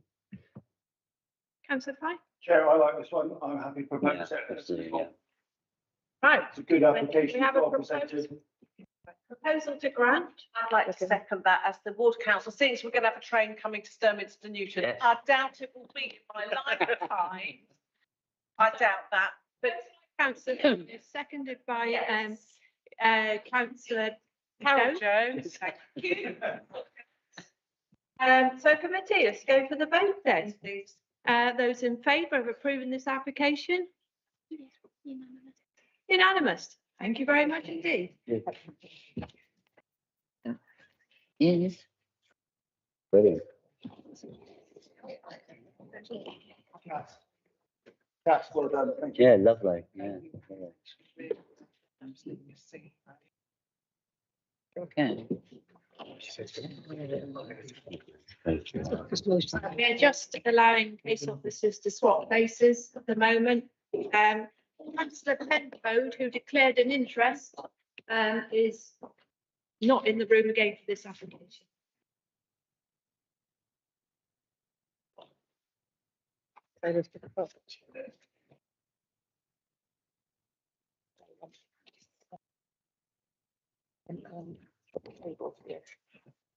So this application is number 10 on the agenda, PFUL 2023-01342.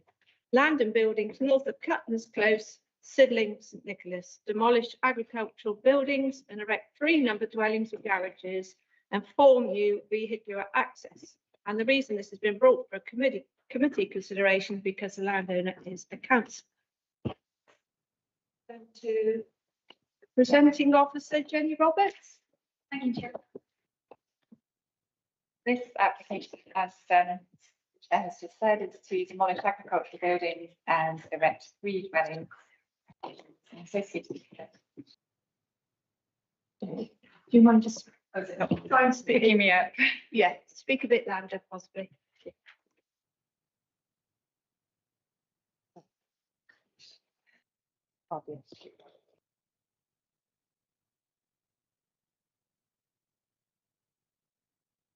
So the site is on the edge of the village of Sidling to St Nicholas.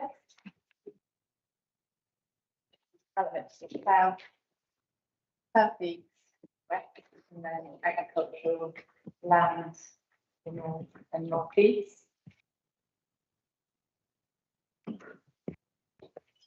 A previous application was refused by committee in 2022 and has proposed the erection of 5 dwellings and included parts of north. seen here, which is occupied by barn. This has been excluded as part of this application, and barn is proposed to remain. Village is within the Dorset National Landscape or Area of Outstanding Natural Beauty. The site or the village itself doesn't have a defined development boundary, so it is in a countryside location. The site is wholly within the conservation area. You can see the conservation area boundary here. There is a public footpath running to the east of the site, up the hill towards Cowdown Hill. And the site can be readily seen from this footpath. There are numerous listed buildings in the vicinity, but the two closest are here and here. The barns on the site currently are very low-level modern agricultural barns that have no real significance in terms of heritage value. First, second. This is the proposed site plan. So the two barns to be demolished are just outlined here with dotted lines and here. And it's proposed to erect three detached dwellings with single-storey garages in a courtyard formation.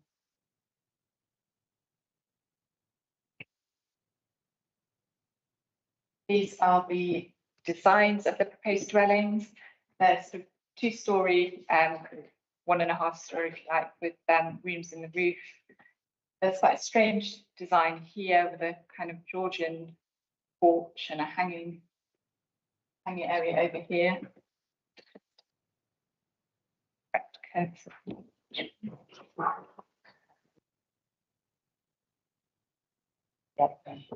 you can't see it very well. Yeah, so this strange projection over the top of a Georgian style porch, which is quite an unusual design. These are just more elevations inside the courtyards. So elevation being from the back. This is proposed street scene. So you've got the existing residential properties here, cut this close, the low slung garages, and then you've got the proposed development here. You can see how low slung the existing buildings are. So this one here, which is very low, so in keeping with the height of the garages here, and there's another small, very low slung barn to be demolished here. And these are more in keeping with the height of the barn, which is to remain, but currently this is all laid out to open field. Two barns. Each dwelling would have a lounge, kitchen, diner, study, and toilet on the ground floor. And the first floors would comprise 3 bedrooms and a bathroom. This is a view of the site from the right of way, which, as you can see, is very much an open field. There's a smooth transition from the village settlement into the open fields, and it is considered that the site should primarily remain as an open field, because this is the sort of key characteristic of the conservation area, where we have residential gradually transitioning into this green countryside. Here we have a slightly closer up, slightly closer up picture here. This is the barn to be retained here. These are the 2 barns here and here, which are to be demolished. And the development will take place over here, where currently there is sheep grazing. It's considered that the site U shape of the proposal, which creates a courtyard, appears too urban and creates a dense development which contrasts strongly between this rural landscape and the village elements.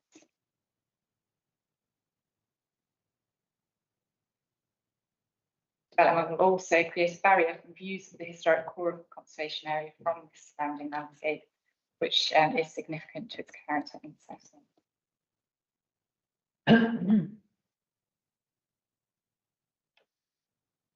Here we have photographs of the site. So this is the approach from the south. These are the garages to cut this close, and our development site is just beyond these garages, and the right of way starts on this side. Yeah, these are barns in question to be demolished. You can see they're of no architectural merit or historic merit, but they are fairly neutral and expected within the landscape in a countryside location such as this. Looking back on the site, you can see the development, the existing residential development, and then it transitions into this more agricultural, rural setting. This is views into the site. Here are the barns, and as you can see, it's laid to field grazing for sheep at the moment. Here we have quite a marked differentiation between the residential gardens of Cutlass Close dwellings here, little access, rear access to the dwellings going down here. Then we have this boundary hedge moving on to the grazing fields here, which is the post-development site. The main climate considerations here are the principle of the development. As the application is located outside of any development boundary and its distance from facilities and services, it's considered to be an unsustainable location, and people would have to rely on the use of private motor vehicles to access facilities and services. And therefore it represents an unsustainable development, which there is no justification in terms of essential rural workers dwelling, for instance. As such, the application is contrary to the policy +2 of the plan. Moving on to the scale, design and impact on character, appearance and setting of a heritage asset.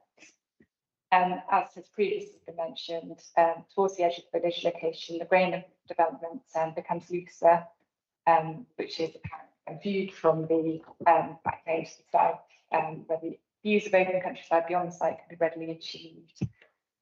Given the site's existing agricultural use and low level scale of agricultural rather than residential development, there's a gentle transition into the open countryside, and it's considered that this plays an important part in defining the edge of this section of the village and conservation area.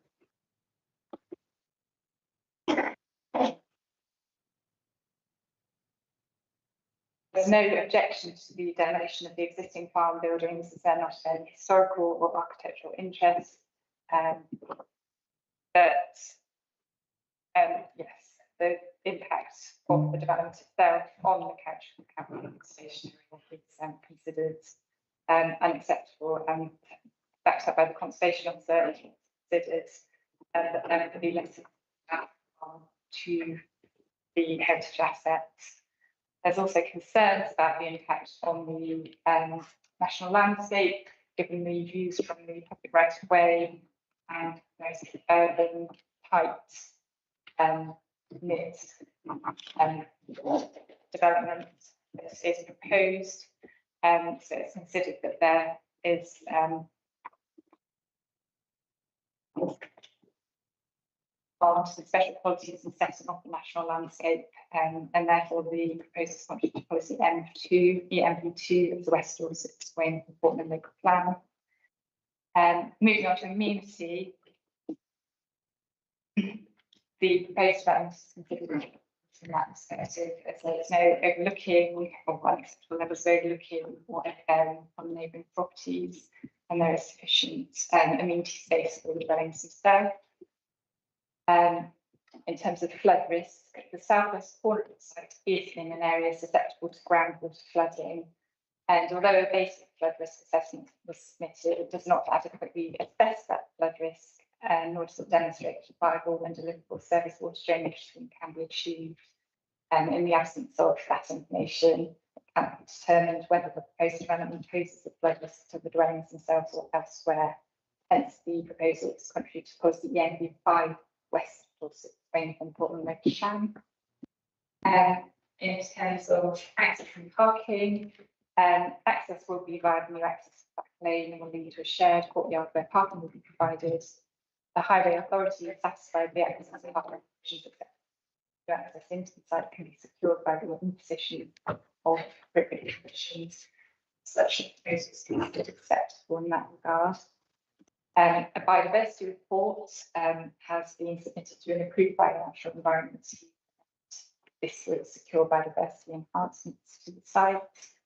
And finally, in terms of nutrient neutrality, the site is located within the Poole Harbour catchment area.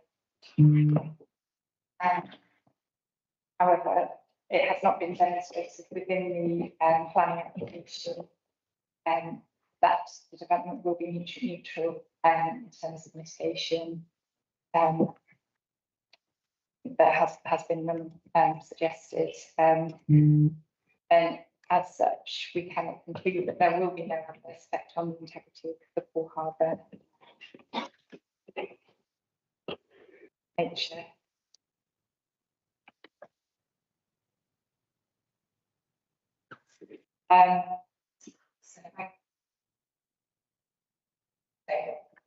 In conclusion, the application is considered to be detrimental to the character and appearance of the to the special policies and settings for natural landscape.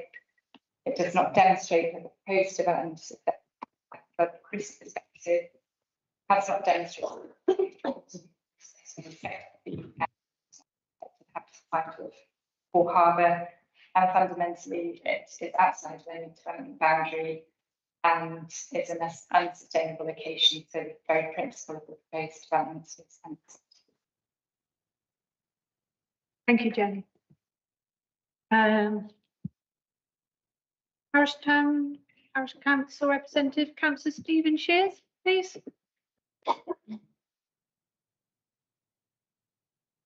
Thank you for giving me the opportunity to speak. I'm Councillor Steve Shears, and I'm representing Sidling St Nicholas Parish Council. I also own the listed property to the southwest corner of this site. I've addressed this committee before, and I realise that not everyone is familiar with my village. So I'll start with a short description, then explain why the Parish Council objects, again, to large-scale development on this site. Very fortunate to live in Sidling. It's a vibrant place with lots going on. A beautiful village with 50 listed buildings lying at the bottom of a steep-sided chalk valley with its own conservation zone in an area of outstanding natural beauty. Sidling Water is a beautiful chalk stream that flows into the Frome and then hence into Poole Harbour. There are downsides. There's no bus, no shop, and hence there's a reliance on private cars. It's an unsustainable location for development. It's highly susceptible to flooding. Flash floods occur in periods of heavy rain, with water rushing off the surrounding hills. Rainwater flooding is a big issue, especially in winter. The sewer was built many years ago and is now too small for the village, but has grown considerably since its construction. Flood events overwhelm it. When groundwater levels are high, in order to prevent backup into people's homes, Wessex Water discharges sewage into the Sidling Water. These discharges happen for weeks, and it's happening now. So how does this affect this application? Parish Council, after holding an EGM, voted overwhelmingly to reject this application for the following reasons. Reason one, will increase flood risk and consequential pollution in two ways. Replacing grass paddock with property increases the hard standing area. Flash floodwater would be quicker to enter the watercourse and hence raise the peak of flooding. Secondly, more housing will add more demand on an antiquated sewage system, exacerbating an already dire situation. When the sewer capacity is breached, our precious chalk stream is polluted, and that sewage runs straight into Poole Harbour. Parking and access. The application states there's provision for 8 vehicles. The Parish Council believes the provision is unrealistic and unobtainable. People don't park in garages and block themselves in. Villagers were concerned about the inevitable overflow parking, where it would go, and the impact on pedestrian safety. They're also baffled as to how a delivery vehicle could turn in the courtyard and safely reverse back out. Objection 3, the design does not preserve or enhance the village character. The houses are much larger and taller than single-storey buildings they replace, The design is not typical of houses there. There's an absence of affordable housing. Sidling, like many Dorset villages, lacks low-cost housing. There's no proposed covenant to prevent these houses becoming second homes, Airbnb, or holiday lets. And finally, and probably most significantly, it's an unsustainable location. It lies outside of any defined development boundary and is hence contrary to the local plan. So in conclusion, the Parish Council requests that you follow the precedent set for the two prior applications for this site and to follow the planning officer's recommendation and reject. Thank you for your time. Thank you. So now to the committee, any questions? Right, straight into debate. Councillor Foster. Thank you, Chairman. I'd like to recommend refuse and follow the officer's recommendation. Thank you. Okay, second. Councillor Stella Jones. Okay, any other proposals? Much of the debate was it? So those minded to refuse this application, please show your hands. That's unanimous. Thank you very much. Yes, Chair.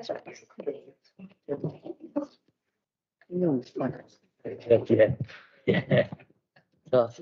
She always says Yeah. that's something, isn't it? Here's the thing, I'm sure he's going to get back.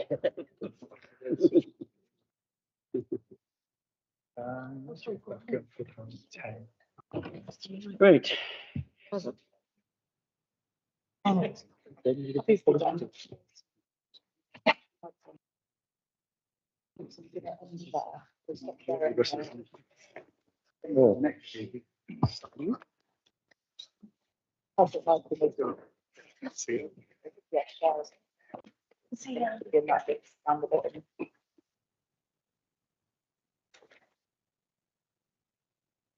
Right, we'll move on to the next item on the agenda.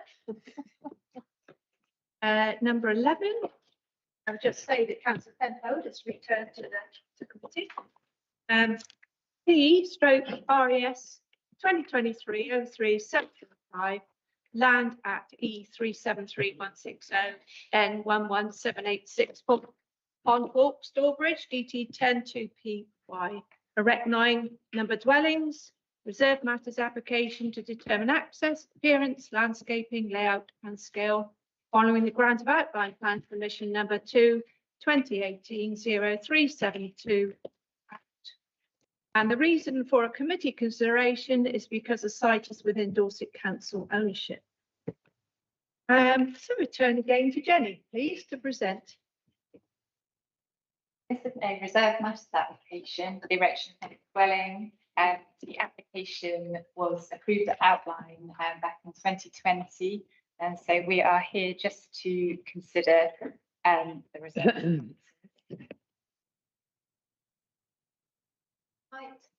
Bridge, it's within the defined development boundary. The area here, so you can see the residential development around road to the west and the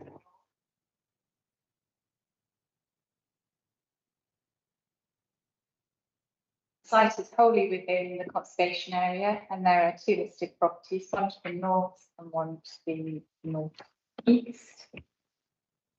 There are public rights of way in the vicinity, one of which runs directly along the boundary lines.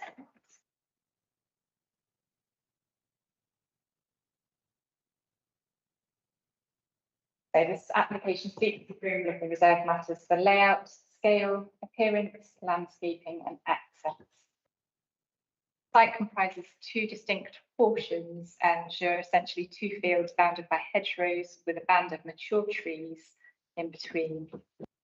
Units 1 to 3 are in the southern portion and are 2-storey, 4-bedroom houses.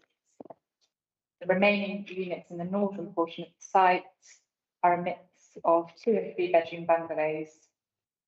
Each dwelling has 2 parking spaces, a garage and a garden.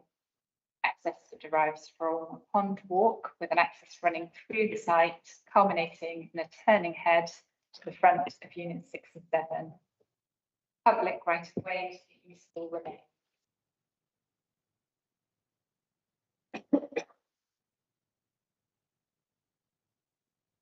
The 3 two-storey dwellings are very similar, so I'll show one and then rush through the others.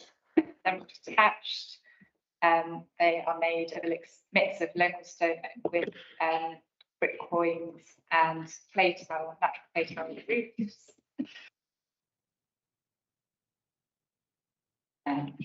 So the other 2 are very similar, just a few minor tweaks. And then there are essentially 3 bungalow types in the northern section. All single-storey homes. These are to be constructed of brick and natural clay.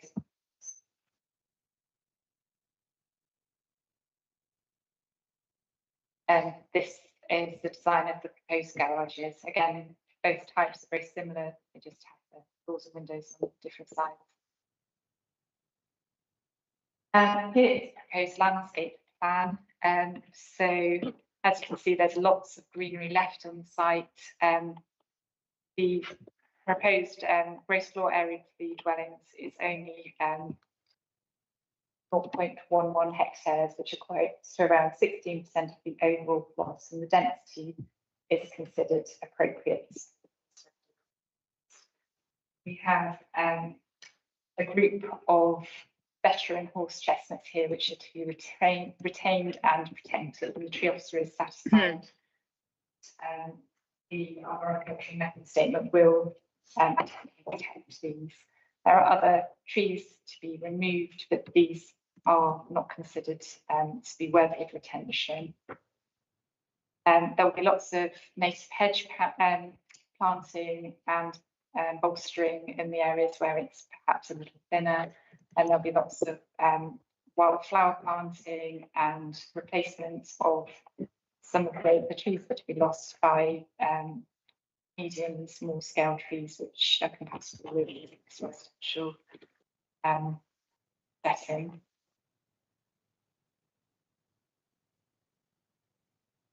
This is the entrance to the site from Pond Walk. So you can see existing development outside, and you can see the mature, the veteran photograph, and the entrance here, and the public right of way runs along here and up through the site, the outskirts of the site. The public right of way will remain outside the site, and this is going to be approximately 2.5 metres as set out in the outline planning application. This is all the southern portion of the site here. And this is views back from the southern portion towards the entrance in Pond Walk. There are those veteran horse chestnut trees again that are to be protected. And these are the allotments that we last here, which is the southwest of the site. And this is a view into the northern portion of the site from the south. And here on the eastern boundary in the northern portion, boundary shared with Glebe Court, a Grade 2 listed building, which you can just about see in the background here. And this is an outbuilding which is sits on the boundary between the application site and Glebe Court.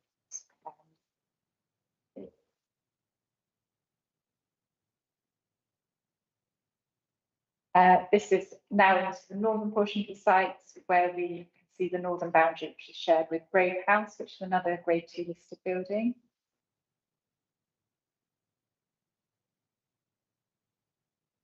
This is western boundary of the northern portion, so you can see the drawings on here. And there you can obtain a very slight glimpse through from the road beyond these dwellings into the site, but this will be very hard to see with the hedging and with the low sun nature of the bungalow. And then we have the southern boundary down here, and there are glimpses into the allotments and the houses in Parkway Pine. from the northern portion into the southern portion with the dwellings in Pond Walk just visible.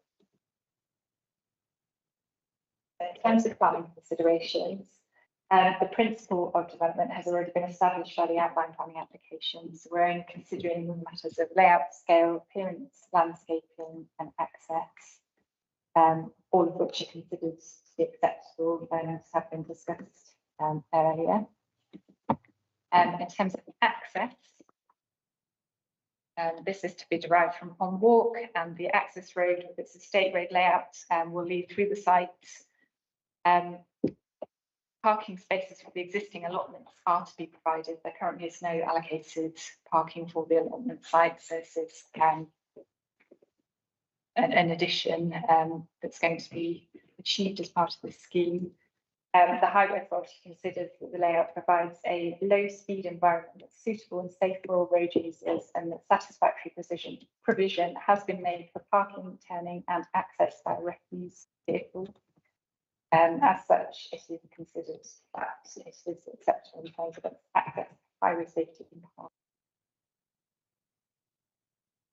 In terms of residential amenity, it's considered that the layout, scale and fenestration of the proposed dwellings will not be overhung upon or nor will they overlook neighbouring properties, and that there is sufficient amenity space for each of the new properties themselves.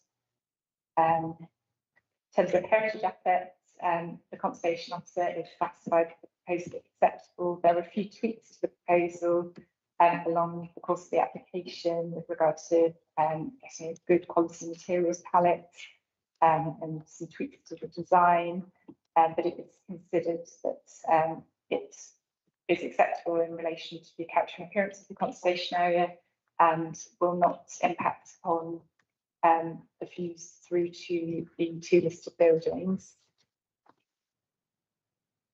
In terms of biodiversity, an updated biodiversity plan has been provided, and this has been certified by the Natural Environment Team. And in terms of flood risk and drainage, the site's in an area identified as being susceptible to groundwater flooding, and the pre-commencement condition on the outline permission requires a submission to an approval by the council of a scheme for disposal of foul and surface water drainage on the site, and that will need to be complied with prior to commencement of development. It's considered the principle of development, which has been established by the Outline Planning Commission. The principle of the development has been established by the Outline Planning Commission, and the matters relating to access layout, scale, appearance and landscape are considered to be acceptable. The proposal accords with the approved outline parameters and its development plan compliance. The recommendation is to approve the application subject to the conditions set out in the committee report with amendments to two of the conditions.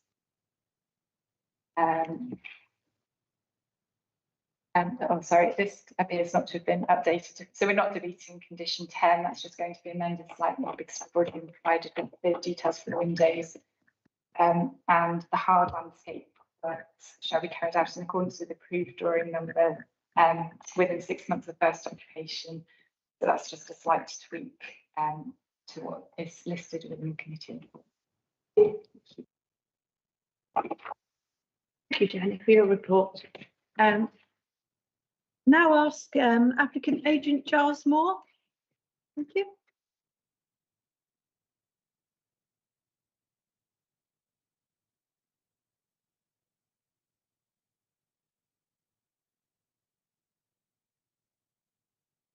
Thank you for the opportunity to speak in support of the application on behalf of the applicant, Meadow Estates. We're pleased to see that the officer's recommendation is to approve the application. The applicant is grateful for the opportunity to have been able to engage with council officers during the determination of the application, and the recommendation for approval reflects the work undertaken by the applicant, who's worked closely with the planning officer, as you've heard, in terms of making changes to the application, the council's natural environment team and the highways officer questions and queries that have arisen during the course of the application. The applicants also engaged proactively with Stallbridge Town Council and has had regular meetings with the Allotment Society. And I understand the Allotment Society have written separately to themselves in support of the application. Prior to the submission of the application, the applicant sought the comments from the ward councillor. This was in May, met with the Allotment Society on numerous occasions, and as relayed, engaged the Town Council, and we presented at their committee in August. It's pleasing to see that the result of this engagement has enabled the Town Council to support the application. As you've heard, this application is a reserved matters application, and the outline application, as referenced in the committee report, requires that access is taken from Pond Walk. Whilst there may be some views that access should be taken from elsewhere, the outline application is clear that access is to be taken from Pond Walk, and this reserved matters application does not provide an opportunity to revisit the access arrangements. The council's highway officer, as you've heard, is in support of the application. As demonstrated within the site plan, the inverted L shape of the site allows for an even distribution of dwellings, along with open space provision and suitable distance from the root protection areas of protected trees. The public right of way to the east of the site is outside the application boundary and is not affected by the development. By working with the Allotment Society, their continued access and enjoyment of the allotments will be enhanced by the development. And as you've heard, dedicated car parking, which they currently do not benefit from, is being provided, together with safer and easier access for their disabled users by the creation of hard surfaces for access and egress to the allotment entrance. The layout ensures that neighbouring amenity is not harmed. Given the intervening distances, orientation and boundary treatments, there will be no overlooking, and the amenity of existing and future occupants are safeguarded. And this is in accordance with policy 25 of your local plan.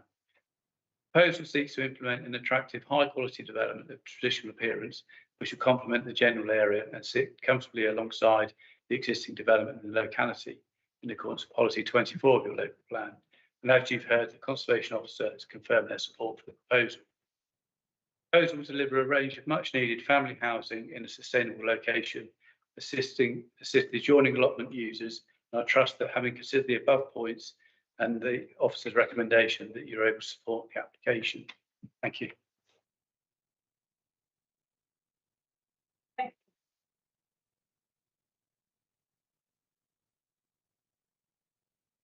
Right.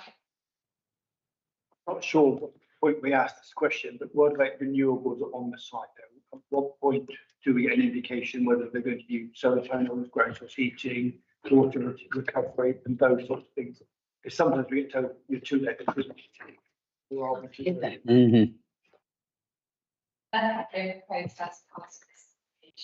application, so it will be structured with modern building regulation, or to modern building regulation standards that no details have been provided of renewables.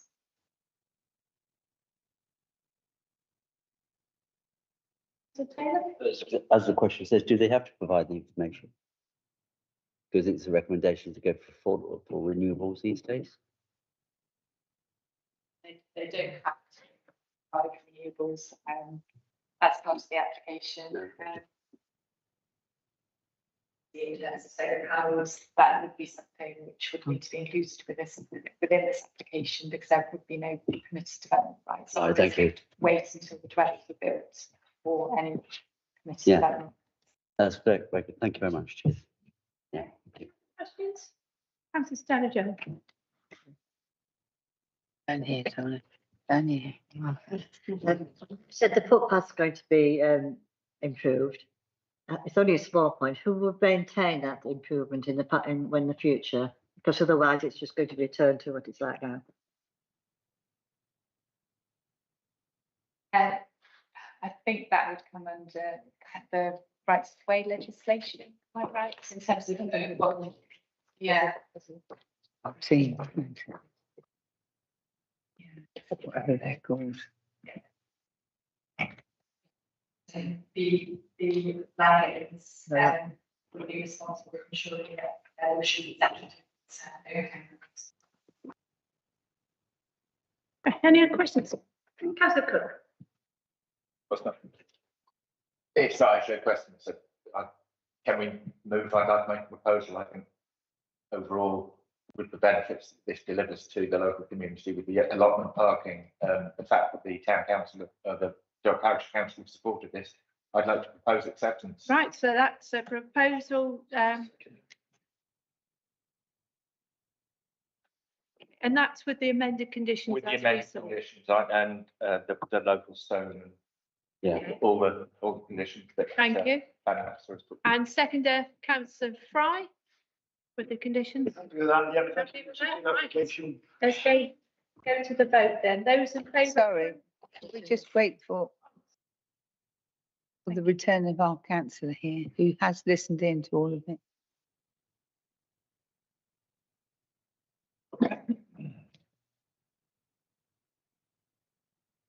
Going to the vote, Tony. We are going to the vote. Unfortunately, you can't vote. We just. I was not intending to vote. Sorry about that. That's quite all right. Right, to the vote. Those in favour of approving this application, please show your hands. Okay, unanimous. So, thank you very much. You know.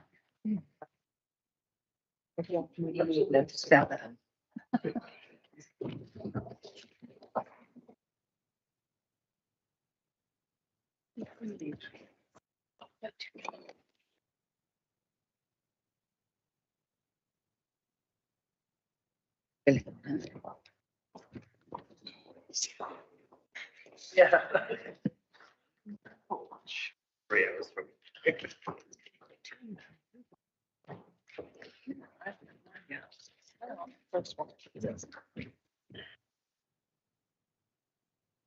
Waiting the patients to have it self-organised and on item 12, the agenda, which is PRES 2022-04960, west of Shaftesbury Road, land on Ham Farm, land south of Gillingham, Shaftesbury Road, Gillingham. Erection of 108 dwellings and associated infrastructure, including informal, formal public open space pursuant and reserved matters application to determine access, appearance, landscaping, layout and scale. Following a grant of outline planning permission to 2018-0036 OT, something a bit closer to home for me. Referred to committee in view of the strategic nature of the site, and I'm sure you are all quite familiar with this site now. And I'm just handing over then to presenting officer Ross Callaghan.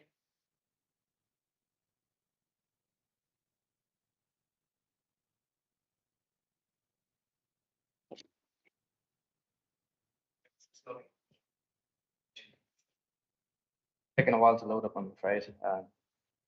I feel. Given the nature of the proposal, yeah, unfortunately, there's a Good photos. slides. Okay, it's a big presentation. Just sort of wait a few minutes for it to load up. I guess in the meantime, I can draw members' attention just to a slight typo correction in the report. So it's paragraph 15.3. It's regarding the sustainability statement. That's on page 20. So it outlines the current building regulation requirements and about each dwelling would be provided with, say, air source heat pumps. So I think on the third line, there's a word there that should read water consumption. It's a slight typo. It will be up on the presentation shortly. There we are.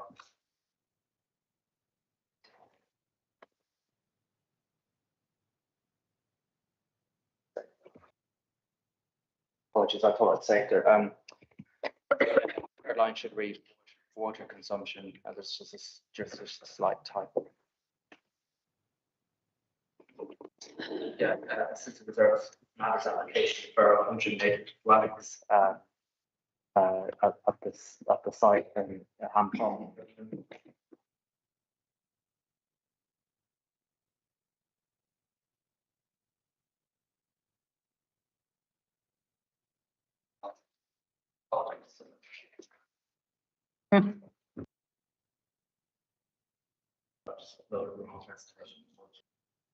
We have a short break, Chairman. It's very massive, It is. Excuse me, Chairman, may we have a very short break? Okay. Yeah. Right, well, that loads up. Yeah, that's lovely. Very much.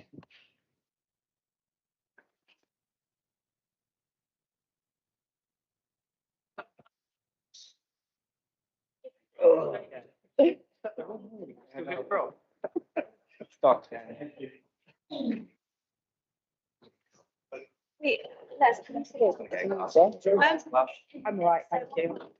Can we just pick some moments? We are actually still online. Oh. Just a moment.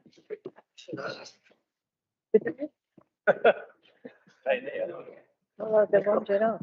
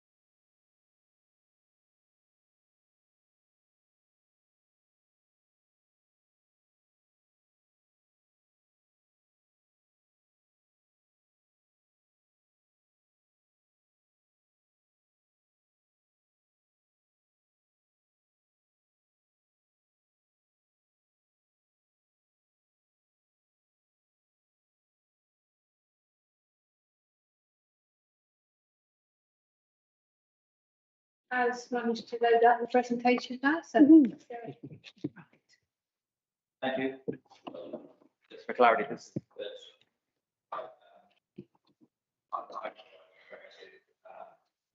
it's there. Apologies for that, just very minor, but that's to raise the confusion on my post. Yes, it's a reserve master proposal for 108 dwellings. States. Likes to outline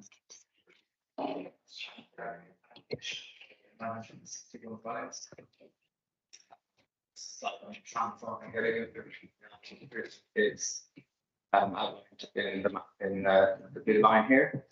It also provides allows for a local centre providing retail, community, health and leisure uses. So this is the North Dorset Local Plan Policy 21 map for the wider strategic allocation for the Gillingham Southern Extension. So the Ham Farm site is here to the south, and the river corridors will be kept free from development. The yellow star is where the local centre would be. And there's been recent retail and business expansion on the opposite side of Shaftesbury Road. Further east is the Ham Farm site, which is outlined commission for 634 dwellings and a primary school, and a reserved matters application just being submitted for a first phase of 316 dwellings. The Logging Lakes site is here. So phase 1 is being built out, and phase 2 has got full consent. That would provide 205 dwellings in total. And there's an employment allocation here south of the Brickfields Industrial Estate. So this is the which land use plan. So marked the current proposal site here with the red circle. The proposal also includes public open space provision here to the west and also along the south of the site. And this is the outline approved illustrative master plan. This shows the anticipated highways routes here. So it includes the principal street running east to west from B3082 Shaftesbury Road to B3081 Shaftesbury Road to B3092 New Road to the west. A secondary loop road is also indicated here. And this is the approved master plan for Principal Street, submitted under a separate planning application, and this is now being constructed. As again, I've marked the current proposal in the larger red circle. Members may recall you attended the November 2023 committee that a small proposal for 34 dwellings was granted north of the Principal Street in this location. This had a locally equipped area of play and kickabout facility here, which will be accessed by all future residents. So this is an aerial photo provided by our highways team of the Principal Street's western junction here with the road as it's facing east, and the site allocation crosses both sides of the road. The current proposal is in the background. Just seeing a bit, it can be seen a bit clearer here. A bit slightly further east, the proposal site's marked in red. This is the approved site plan of the Shaftesbury Road junction with the Principal Street. It includes a widened highway, turning filter lanes, and a signal controlled junction layout. Here's the proposed spacing plan for the outline approved development. So phase 1 in orange is what we're dealing with at the present. Again, to the north, we've already approved 34 dwellings here. So 145 dwellings in the phasing. Phase 2 is to the north, allows up to 280 dwellings. Phase 3 to the west allows for up to 175 dwellings. Phase 4 allows for up to 245 dwellings. Phase 5 allows for a local centre of up to 116 dwellings. So this is the approved Site plan for the 34 dwelling permission I referred to. You can see through the photos, the existing access point north Principal Street and Principal Street as constructed.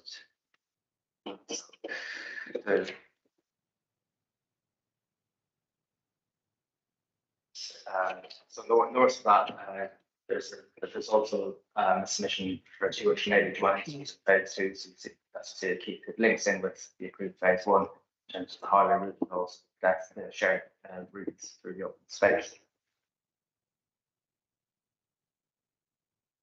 This is the phase 3 current submission for 151 dwellings. So it's west of phase 2 and the open space as well, and we run along the northern side of the Principal Street.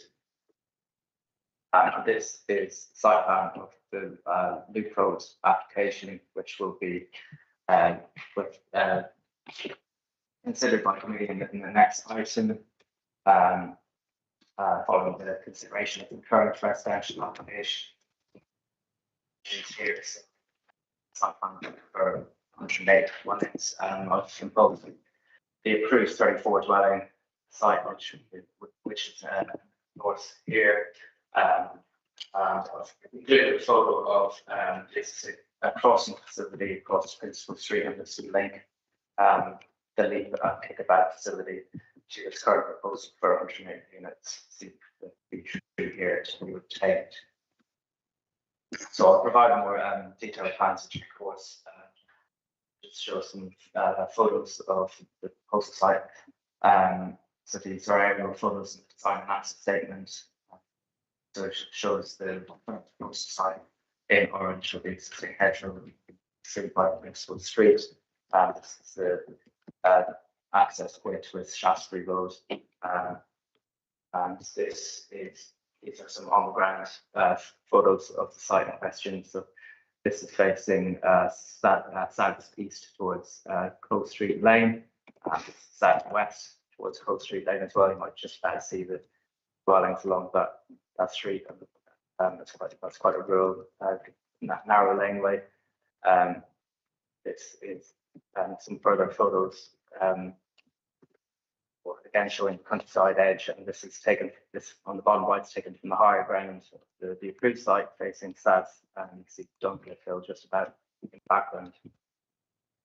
And here's just some more final site photos. So this is westwards along Principal Street towards B3092.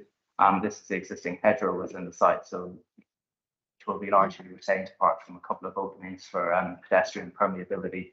You've got these trees to be retained as well in the scheme. This is the proposed layout. So this will comprise 2 one-bed maisonettes, 4 two-bed dwellings, 25 three-bed dwellings, 64 4-beds, and 15 5-bed dwellings. Traffic calming measures are proposed as well, and these include raised tables and surface changes along with curved highway layouts. This plan shows proposed parking provision and includes allocated parking spaces and garages, along with 21 visitor spaces, which will be provided along the highway routes. So the one-bedroom dwellings will be provided with 1 space each, and all of the 2 to 5 bedroom dwellings will be provided with at least 2 external surface parking spaces, with many of the larger dwellings also provided with either an integral or a detached garage. And this shows the extent of highway anticipated to be adopted, as outlined in grey, with some of the cul-de-sacs remaining private. The Highway Authority have raised no objections to this layout. The geometry complies with the guidance provided by Manual for Streets and is considered suitable for public adoption. And refuse collection has been fully considered also through these submission swept plans and bin collection points, which is considered acceptable. Here are some of the proposed street scenes. The most of the dwellings will be 2-story and detached. There will be some higher 2.5-story semi-detached dwellings here, and this will be along the southern side here of the Principal Street. This will provide some formality to this main route. Westwards, along the principal street lines, will have a more informal layout with a lower density. Some more 2.5-storey dwellings to propose along the south, but they will be set in the way here, away from the countryside edge, to avoid any adverse impacts. And this is the other street scene provided. Again, this shows the dwelling space in the countryside edge, closer here towards Cole Street Lane. And again, they are of lower density and a more informal layout to respect the rural character of this lane and the countryside edge in general. And this is just some more photos of along Cole Street Lane, just to show the separation distances between the dwellings and the existing hedgerow. This is considered acceptable to avoid any adverse impacts. And this is the proposed affordable housing layout. So although there are only 8 dwellings in this proposal, and this is to provide 10% overall provision in the first phase, which includes the approval to the north. That is allowed by the 106 agreement, which also requires an overall 25% provision of affordable units across the whole Ham Farm site. So I've included some elevations of the affordable units. As you can see, the maisonette at the end has a dual frontage to also face the open space. They are the same traditional design as the open market units, so therefore considered to be sufficiently tenant-like in layout and appearance. These are some further elevations along with the material site plan. Some of these dwellings also have double frontages, such as here, with some key corner plot locations, including a bay window as well facing open space. And there are some chimney features also included in some key landmark positions to add some extra character and interest. The materials palette includes a mixture of brown and red brick colours for the elevations, some white render, weatherboarding and tile hanging. There is also some decorative yellow brick features as well in some of the dwellings. And the roof tiles have got a big brown and red. All precise specifications are subject to further review under condition 4.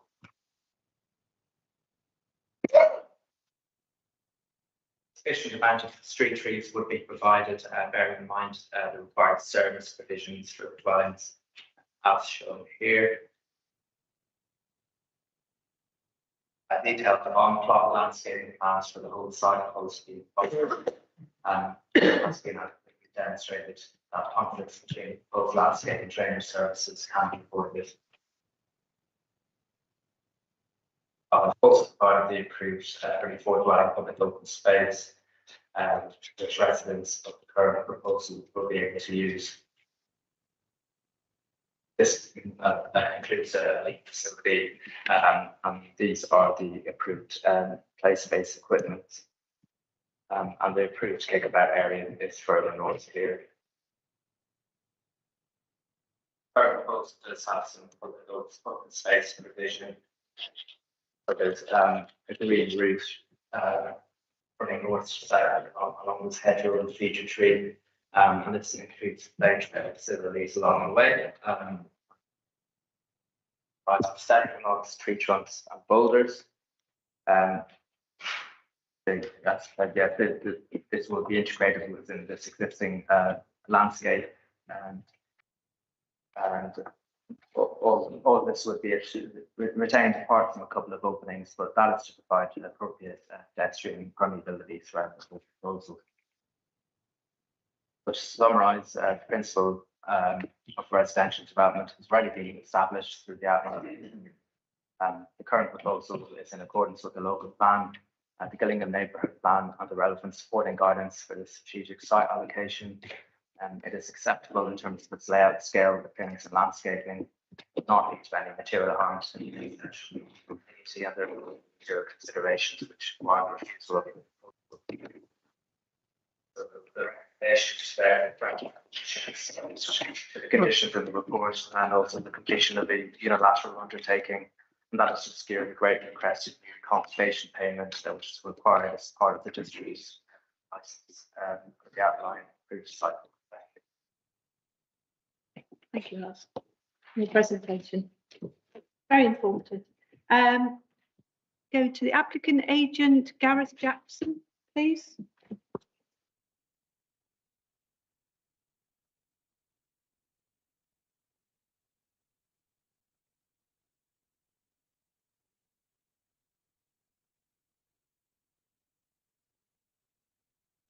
So I'm going to speak in support of the two applications on behalf of my client Red Row Homes, the next one coming after this. I spoke in front of you just last November in respect of the first Reserved Matters application, so it's great to be back so quickly for these two important applications before you for consideration, with officers' recommendation to approve. We need to work hard to implement the outline consent, recognising the importance delivery of this allocated site has for the local area and housing delivery.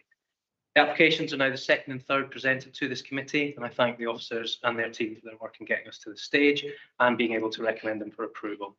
This is down to our positive discussions, which continue across multiple applications, and this ongoing and constructive engagement ensures we are bringing forward proposals that reflect the original ambitions of the site. As Ross has established, the principle of development has already been established through the outline consent, setting the general parameters for development. The design presented to you today builds not only on these parameters, but also the illustrative master plan, consideration of the comments made at the outline stage, points made at our last appearance at committee, and during determination of these applications.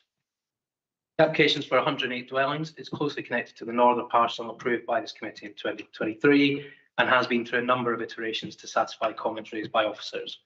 As you may recall, we amended our original strategy for this overall first phase, splitting it into two, to bring forward the revised northern parcel early, which then allowed us more time to get this application just right. I think what work has gone into ensuring the comments are addressed and responded to where possible, including, among other things, ensuring the design approach to the principal street meets the aspirations of officers, as well as layout changes to better respond to areas of open space throughout. The Loop Road, which the case officer will come on to, is proposed as a key piece of infrastructure, which will also facilitate development of the wider site, and importantly is still in accordance with the overall master plan. The proposals will deliver 108 new family homes, including affordable housing, making an important contribution to meeting the housing needs of Gillingham, as well as securing the delivery of important tree planting, open space and connections to the wider locality. The scheme will continue to create a livable, walkable and high quality residential environment in accordance with the Council's urban design guidance in the Gillingham Town Design Statement. Loop Road, which the case officer will come on to, will ensure other phases can then also come forward, and so is critical to overall deliverability. Proposals are compliant with adopted local plan policies and the Gillingham Neighbourhood Plan. They represent sustainable development when assessed against the economic, social and environmental elements set out in the NPPF. As a team, we have engaged positively with officers and other key stakeholders, which I think is reflected in the positive feedback to date on the submissions. To deliver this important allocated site. Thank you for your time, and I trust you see the benefits of improving these important next phases of development.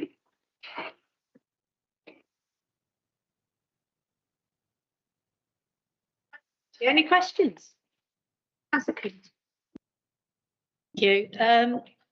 Wanted to touch on the affordable housing provision. I noticed that it's quite low in this sector, but overall for the whole development, we're going to get 25%. As I'm fairly new to the committee, I'm not aware of the history on this site, but my experience on the Eastern Committee, I think at the moment is the reason for my questions, that we've got a small block of 8.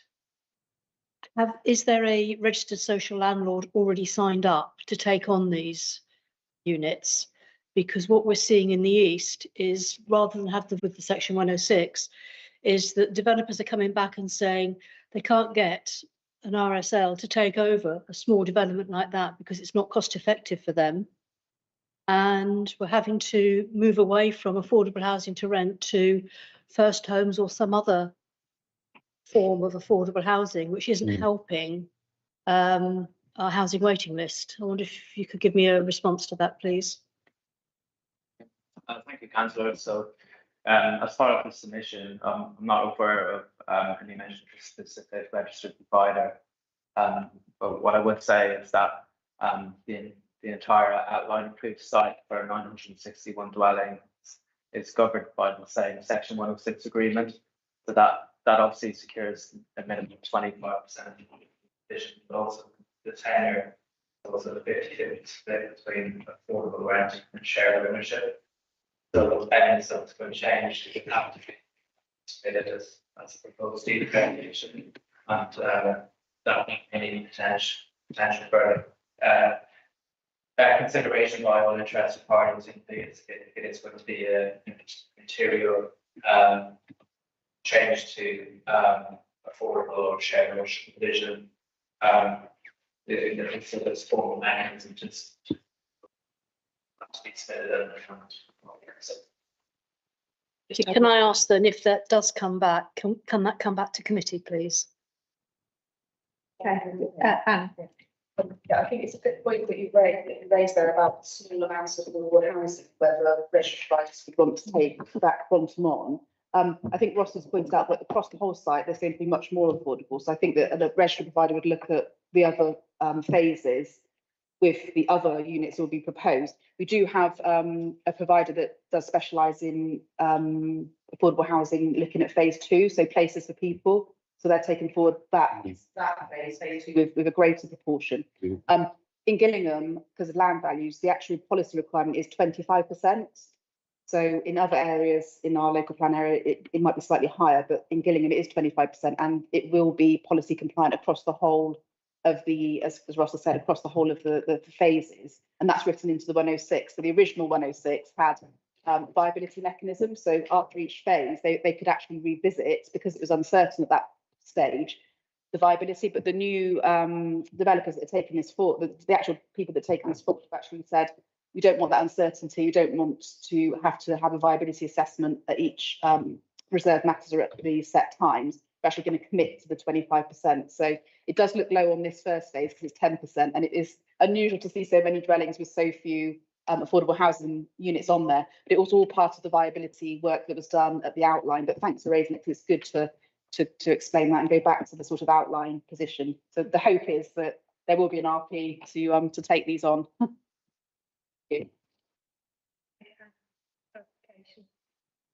I'm not sure who was next here. Let's go, Councillor Apothecary. Actually, Councillor Jones' hand up before mine. Councillor Jones. Similar question about the affordable housing. I'm very disappointed that there's so few on this particular site, and also that they're all together at one end of the estate. They ought to be mixed in, so it's not obvious that you've got all the social and the affordable houses together.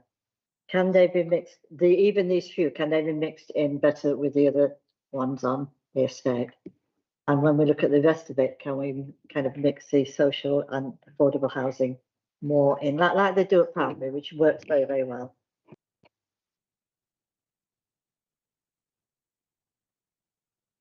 Two areas to respond in. So first of all, in terms of the amount relevant to the size of the proposal.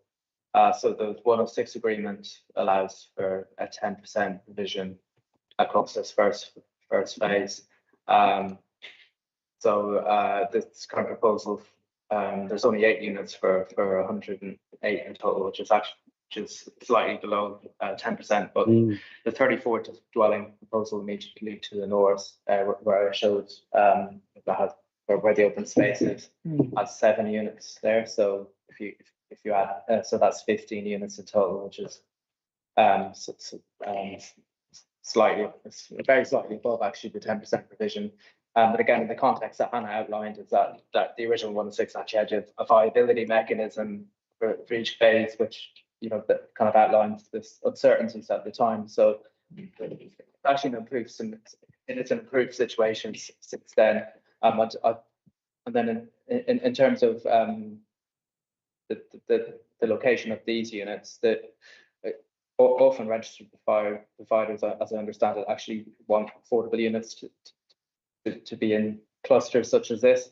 And obviously, if the if the requirement was higher than it is, we would have several clusters throughout the development. And certainly that will be the intention of future phases. Hannah also mentioned that phase 2 to the north of this, it's proposing, I think 45% affordable housing in that phase, so that will have a much better provision, and not just provision, but also much better potting of affordable units throughout the whole development. Ideally, we'd like complete pepper potting, but I think if we want to make it attractive, I'm sure the provider wants to take it. There's difficulties with splitting the affordable housing when it's so few up any more than this. And I think, like Ross has said, if we had another group, that would be integrated. I think the important thing is that also they're not distinctly different from the other units in terms of their design. So it's not just about location, it's about how they're sort of laid out and their fenestration and appearance, which is similar to the other units, so that they don't look, when you drive down the street, that you would notice that there's a different intent, and you can see the layout is similar to the units next door to them, so there's not that distinction there. So overall, we felt it was ideally we'd like them more spread out, but I think there's difficulties with so few units to do that. But it's a good point you've raised. Thank you. Thank you. Any more questions? Councillor Poppleberry? Thank you. And just to add to that, Gillingham Town Council, who of course are consultees, are very mindful about the social housing and the pepper potting, which we all support it on this committee. I'm just saying they're keeping an eye on it, but as has been explained, this particular development, this side of the road, has just got very few, and the northern one, your northern one, will have more to make up for it. My question anyway was the very first slide you put out, and I wanted to know why we're limited to water consumption, please.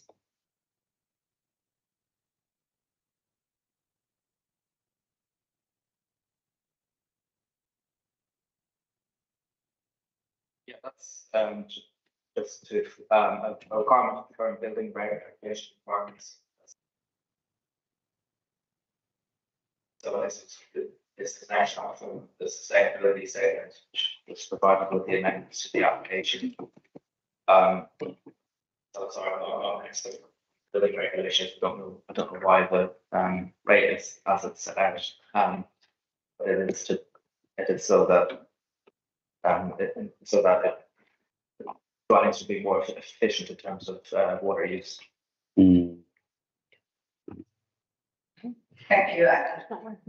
Through you, Chairman. I've just never come across this sort of statement before. And obviously,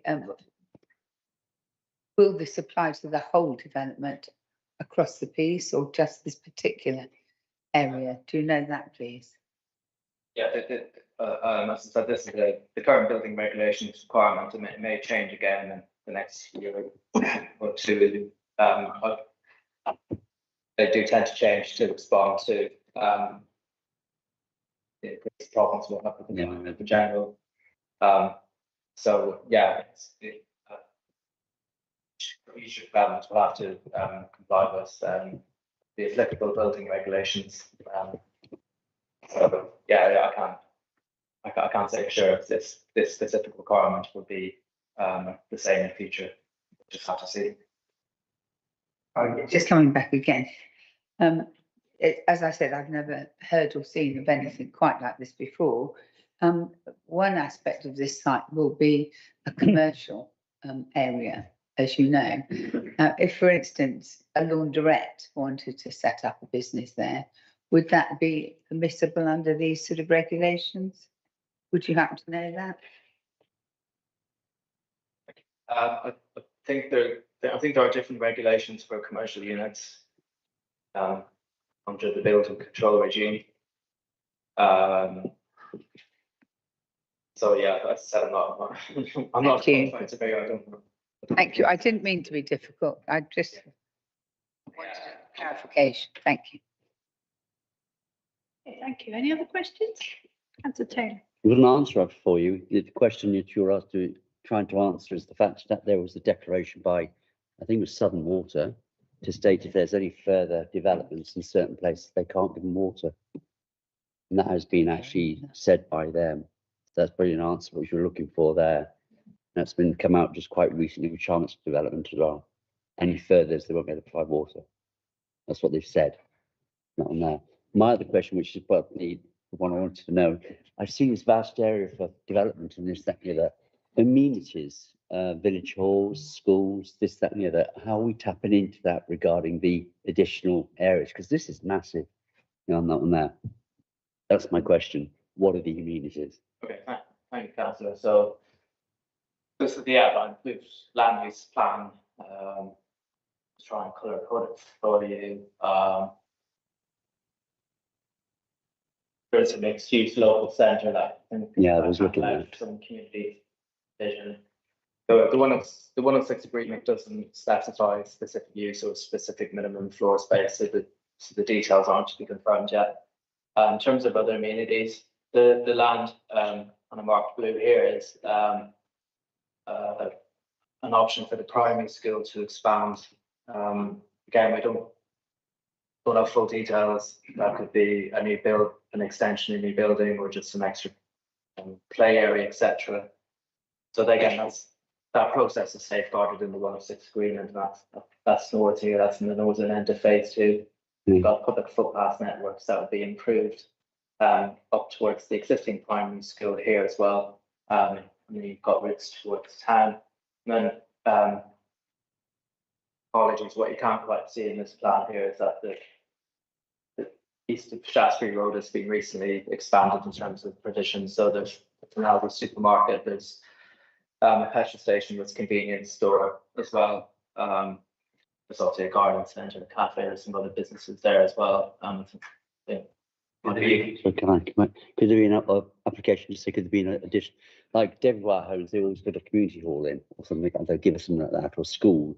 And have we got a possibility of a community centre going anywhere? Yeah, there's some.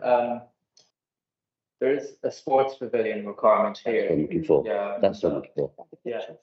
Yeah, and formal sports pitch provision here as well. So again, that's a future phase. Here, yeah, so the wider allocation. Wider allocation. I think there's a secondary school to be provided in this outline project. Sorry. Primary, so apologies. You saw apologies about Gillingham School existing. So yeah, so this probably gives you a better idea of what does the surrounding infrastructure. So this is the existing kind of banded area I was talking about. We've got the Aldi, you've got the petrol station, you've got other businesses. It's where businesses, and then that would be up to 600. Also here, that also has a primary school too. Brilliant. Thank you for that. That's very, very good. Thank you. Thank you. Did I see some hands up? Councillor Cook. Yeah, thank you, Chair. Couple of questions about the, I don't want to labour the point about shared and affordable housing, but my fear is that due to the small allocation in this to development, that the sort of, the clumping together that has been referred to by Councillor Jones and Councillor Coombs is going to occur in subsequent developments. And I don't, personally, I don't want that to happen. I think we should spread as much as we can throughout. And I know you can't with such a small density of affordable housing, expect a registered landlord or a registered service provider to take it on. But on the other hand, I think that this committee should be making the decision that then the registered providers, they take it or not. And if they don't take it, then we have to find other ways of doing it. But not to spread it out on the basis that registered landlords won't take them up because they're not affordable, I don't think, for me, doesn't sit right. But the other point is, on the slide where you broke down the number of bedrooms per unit, why is it that there is such a small number of 1 and 2 bedroom houses? Is this based on a level of need that's been identified, or is it again based on the developers coming back and saying what they are going to build in this phase? Because I don't know the exact needs for Gillingham, and Councillor Pothery probably could, Councillor Ryder could tell us more on that. But has it kind of been identified that there are so small or such a small need for 1 and 2 bedroom houses? No. Thank you, Councillor. No, this is more in response to get into the previous context of whether outline includes site. So to have the scheme get up and running in the first phase, that 1 of 6 allows, which is the 10% affordable provision as set out, and also given that issue and also the context of this site, which is quite close to Coal Street Lane as well. So I think it does also lend itself to a lower density development, and that has we totally accept that leads to quite a lot of weighting on the larger units, as opposed to more just a mix of smaller and larger units that we normally provide. So it's more a response to just helping getting the scheme up and running and to assist with viability. Bearing in mind the amount of time that it took to even get outline approval secured here. So what I would say is in future phases we will be looking to get a much better mix of it. So it's not for our consideration here. It's not very assumed in a site plan, but you see this shows phase 3, which does include a lot of more terrace and semi-detached units, and does include some smaller dwelling types that are saying both open market and affordable. So it has a much better mix, and also phase 2 as well, which is next to it. Again, it's got more terrace, semi-detached units, apartments. It has a much more policy compliant mix of housing types. So it gives, so in that context, it's giving us sufficient insurance that across the wider site, that's sufficient amount of overall homes will be provided. Yeah, so as I said, this specific context of the site is that it faces to rural edge, and the outline master plan always envisaged a transition between a higher density along the principal street and towards a more gradual lower density towards the rural edge. So in this context, so we consider the proposed housing mix to be appropriate. Councillor Fry. Thank you, Chair. Today's from North West, and I'm not going to talk about affordable housing. Highways bit. You said that parts of the road adjacent will be adopted by the council, but the rest will be retained by the developer. Is that normal? Is that going to provide a viable maintenance program over the years? Because I would have my question whether the developers have an interest in spending money in 15, 20, 30 years time to repair the road, renew the road from surface. And my other question is around renewables. Really pleased to see air source heat pumps in there, but I see nothing about use of water, collection of rainwater, and solar panels on there. I'll ask Steve Savage to reply to you on the highways. I'll ask Steve Savage. Sure. The drawing you see on the street there, Councillor Fry, is the actual suggestion of what they may be prepared to offer to us for adoption. So the brown and the grey areas as well. They're all the elements of the scheme that would afford suitable public utility for us to accept them if they were offered. But I think the important point to bear in mind, which sort of answers the majority of your questions, we can't insist that the developer offers roads for adoption. We can ensure that the scheme you see before you meets with our adoptive criteria, and the indication or the general indication we've had from Redborough is that they will offer the area that you see there. But I must stress we can't insist that they do that. Now, if they don't, our remit as a highway authority to ensure that the layout is still safe. we can have refuse collection and that the layout you see before you is safe and suitable for all road users, which we feel that it is. But the important point is that if it isn't offered for adoption, then it would be subject to a management agreement. And obviously that would fall upon the owner of the site and the occupants of the dwellings to pay for the upkeep of the highway. I think the reality is that we work very closely with Redrow, and the inference is that they will offer the areas you see to us. But as I say, we can't insist upon it. In short, Steve, that means that the householders, the people living there, can put their hands to the point, redo the road, and resurface it in due course and maintain it. If the roads are private and they're not adopted, correct. That's disappointing to hear, and on behalf of the residents, and I hope the applicant is listening, because I find that very, very disappointing. There's only something to worry about, council. I mean, the majority of schemes are offered to us for adoption, but obviously we can't make the developer for adoption. That's the important point. Thank you, Steve. Clarification. Any other questions? Renewables, yeah, it's question regarding fossil fuels and others. Go back to this slide. It's just an extract from the sustainability sector. Right, it doesn't include water butts. That was the reason for that is that it wasn't included as part of the outline drainage strategy. To me, sorry, Ross, this is an ideal opportunity for such a large development to turn rainwater down into using that in systems and turn that into rainwater effectively. So we're reusing the water and not draining the system. You've got a limit of 125 litres to use the rainwater. But that actually seems to be a real bonus if you can build that at an early stage. Yes, yeah.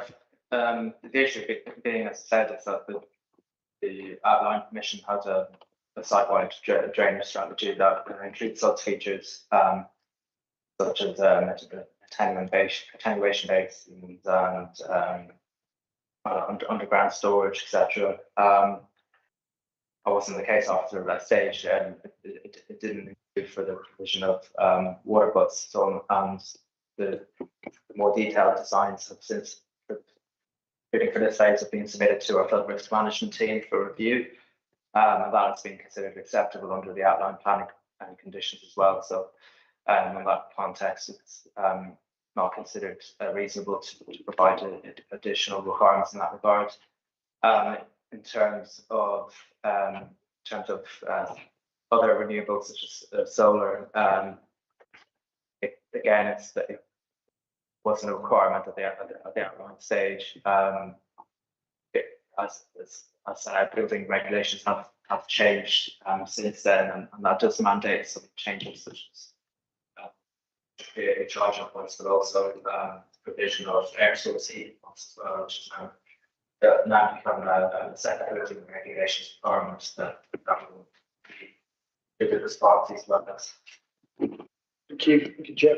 Thank you, Ross. Councillor Coombs. I just wanted to ask a question about waste collection, bearing in mind that we have garden waste, residual, recycling, glass box. Each of the properties going to have a suitable storage area for all their waste collection bins.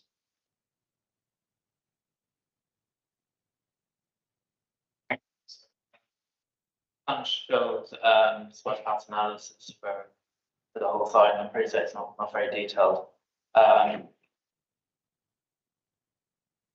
It does show bin collection points, and so we have considered the rates of bin large throughout the development. I'm not talking about collection routes, I'm talking about the storage of the bins in the individual curtilages. Yeah, so I think most dwellings would have their own space within plot for storage. There might be a couple of areas of where their bins will have to be moved to dedicated points, particularly at the end of cul-de-sacs,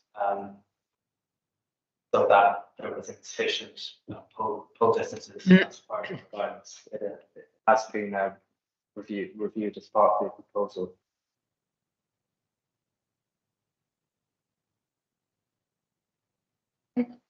Thank you. Councillor Heatley. Thank you, Chair. Can I follow up on Councillor Fry's points of sustainability? You told me yesterday that this one came in a bit too soon for the council's new sustainability checklist. I would guess that the next one of these for this development will be in scope for that. Is that likely to be the case? Yes, now that a sustainability shoppers foundation requirement and in future certain matter submission would require completion of the checklist. When you say it's a validation requirement, you mean they have to supply something that says sustainability checklist. It may say no in every line, but they do at least have to go through the motions on it. I mean, it's important, this. I think it's an important way of nudging developers to think about it. Yes, so the checklist came in after this application was submitted, so we couldn't require the checklist. I think it's important to note the checklist doesn't change the policy position, so it doesn't necessarily mean we can ask for more. I think in reference to water use, we do have policy free climate change of our local plan, North Dorset local plan. It does talk about reducing the requirements of water consumption. And one of the measures, and a lot of this has been brought in through building regulations in terms of low flow taps and that kind of thing. And that's when the policy was framed. But there is something in there that's quite easy to do, which we could require potentially a condition to be submitted for the provision of in-plot water harvesting for gardens.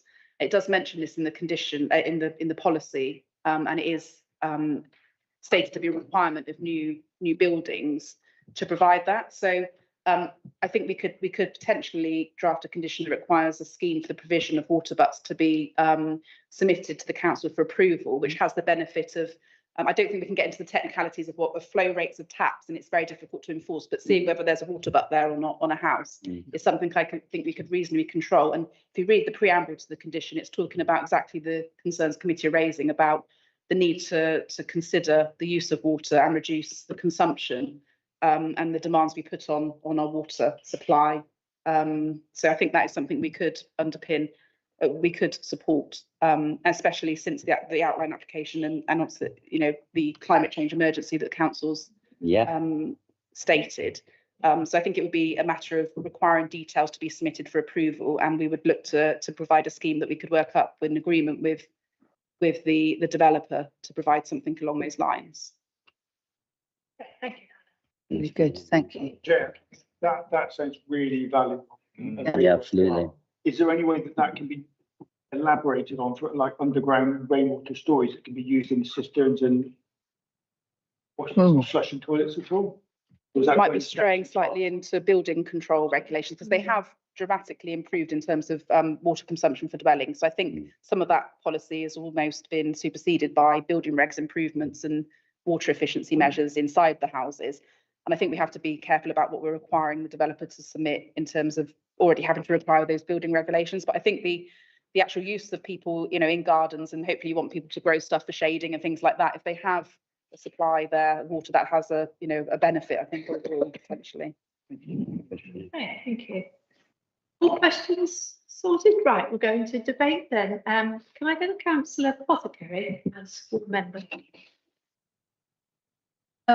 Obviously, overall, I'm really delighted that this has come forward today. It's, you know, this huge development that we've all got excited over about 10 years ago, I think.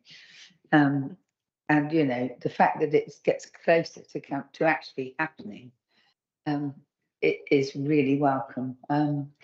We've had obviously all the disruption of the roadworks. Everybody knows all about that. Wherever you live in Dorset, you'll have heard about that.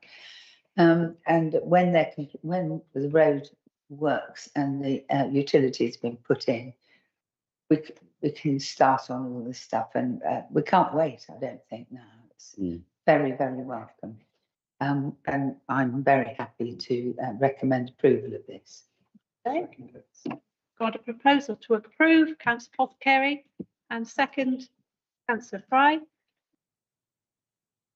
And that is your, with the condition for a scheme. Yep, absolutely.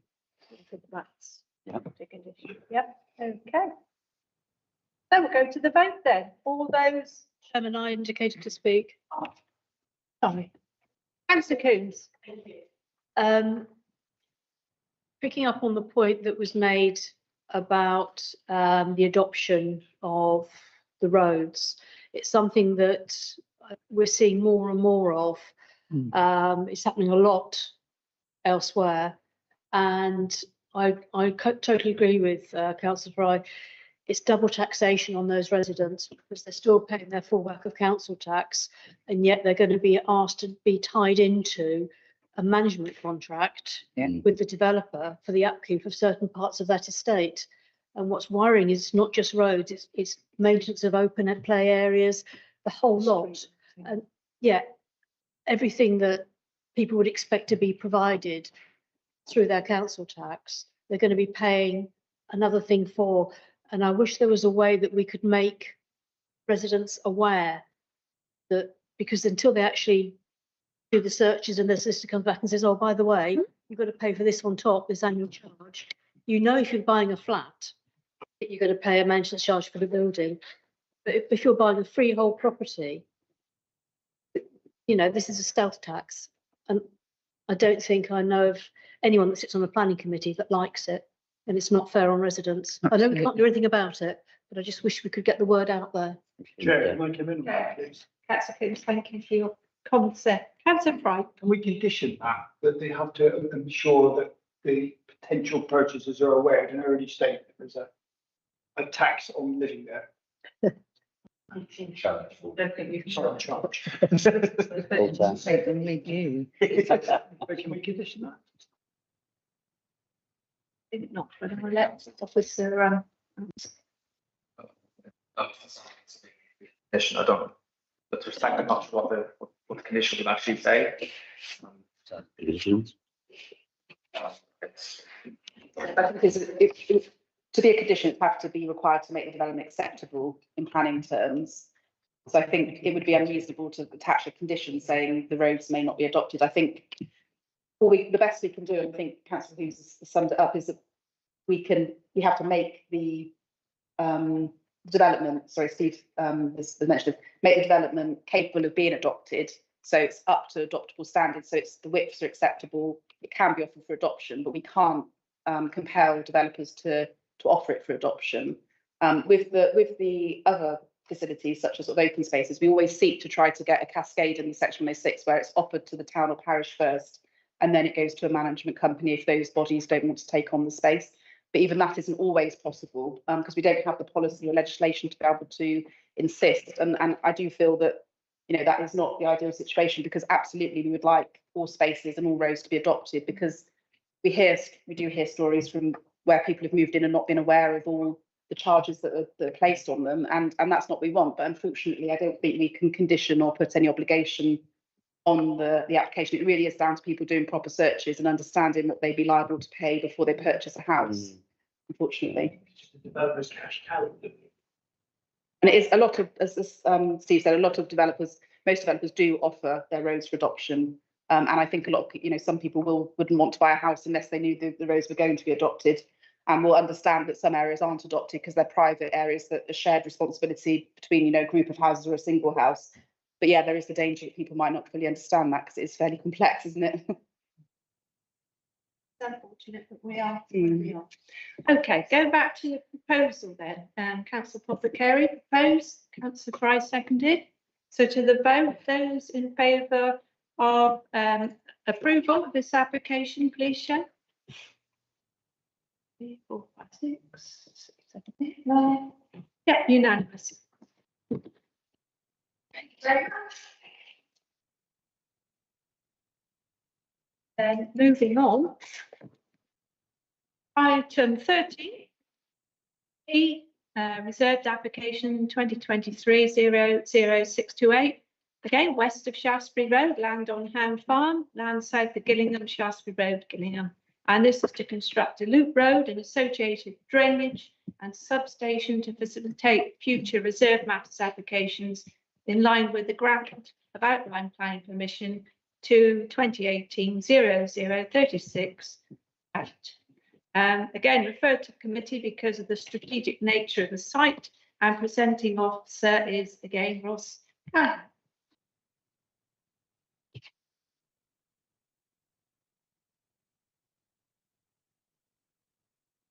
Thank you, Chair. Just waiting for this to load up. I've double checked this is the right presentation this one. Please do that. Thanks, Kristen.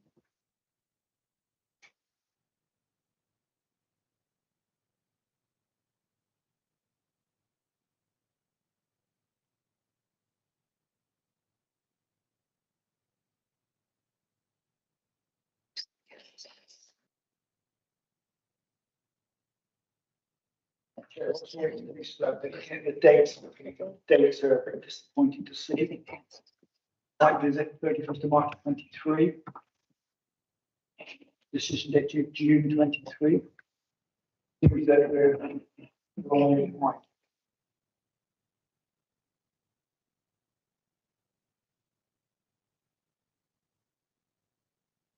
Okay, thank you.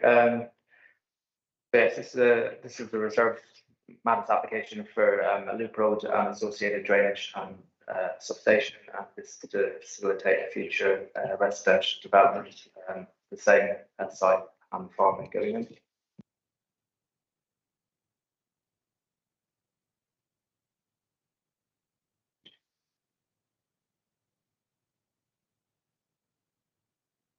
So the cover letter advises that this application is necessary to enable phase 2 applicant to construct development once planning permission has been received. And so therefore the red line for this proposal is drawn quite tight around the actual loop road here. And also includes the suds and drainage infrastructure here. Again, blue is wider outline approved site.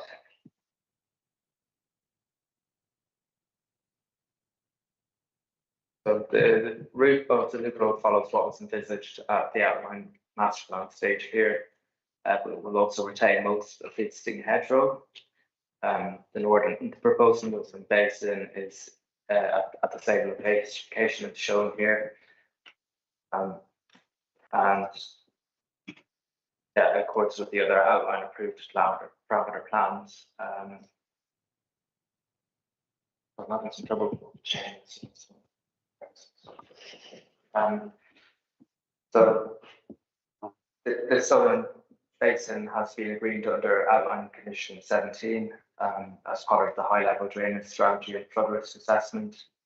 There would be some hedgerow removal as shown right here, but this is minimal, and this is to facilitate the intended loop road route through the site.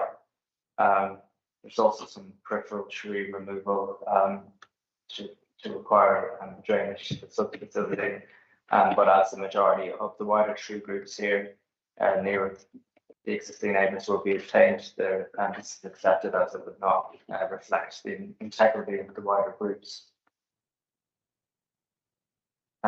These are some aerial photos again of Principal Street when it was under construction. You can see the loop road connection points here, the easternmost one is here, and the westernmost one is here. And you can get an idea of the intended route for development alongside the existing hedgerows and trees.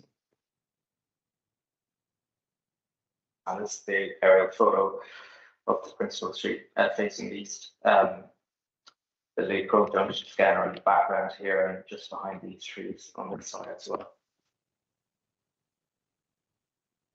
This again is the approved 34 dwelling site. This includes some landscaping along the west of same route as the loop road. These photos also show the asphalt access. So in effect, the loop road as it goes along further to the north here. That's the loop road follows through the current phase 2 proposal here. And again, you can see current attendant landscaping, which includes street trees adjacent to the loop road as it goes along the northern end of the development.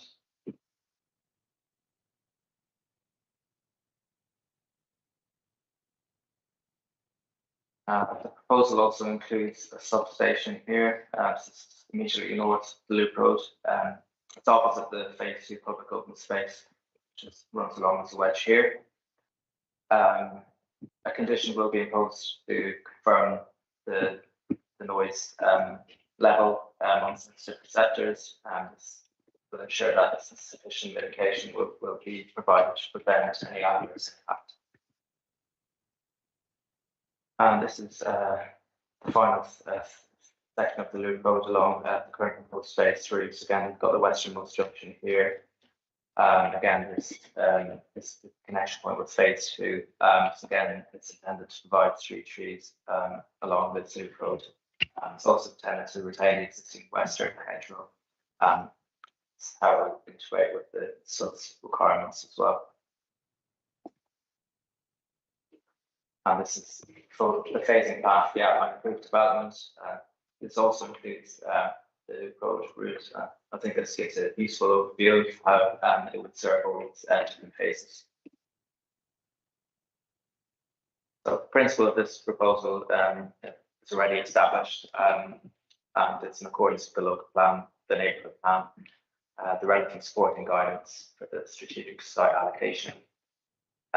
It's acceptable in terms of design, will not lead to any material harm to amenity, and there's no other material considerations that warrant refusal of the application. Recommendation is to grant subject conditions in the report. Thank you. Ross. And go then to the applicant agent again, Gareth Jackson. I think it's okay. Anything else to say? Yeah, that's good. Good man.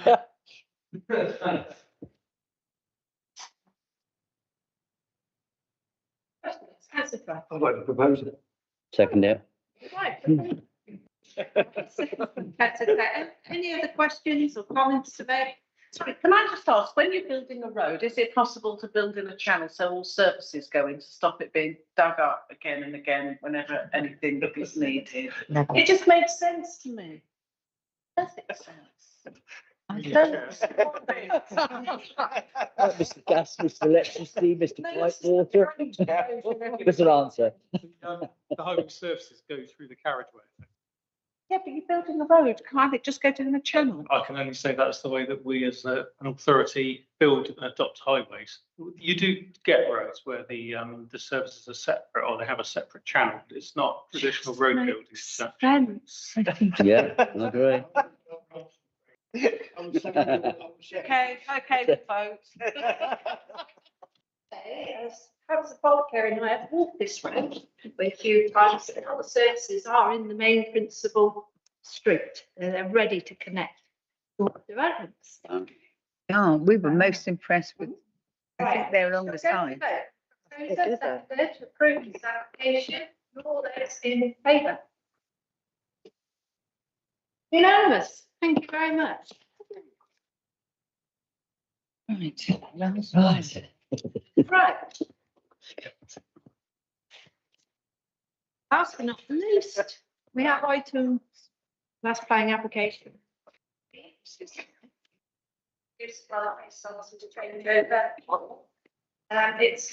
P listed building consent 2023-00884 Rockers Farm Lane, Twyford, Dorset, SP7 OJF.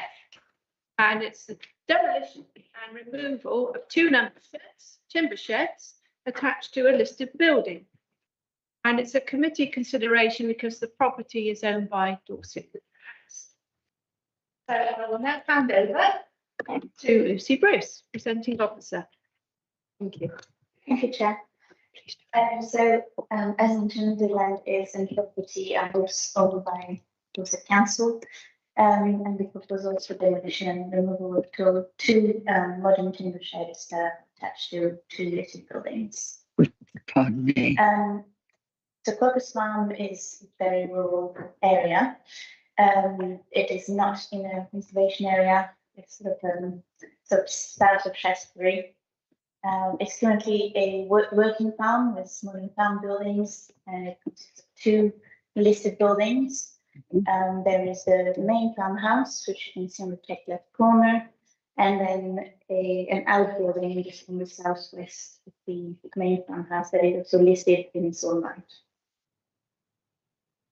So as mentioned, the proposal is for the removal of 2 timber sheds. You can see the 2 orange arrows pointing to the 2 sheds. So they are sort of adjacent to the 2 listed buildings. So here and here. This is the situation at the moment. This one was written in, but this was taken in 2020, I believe.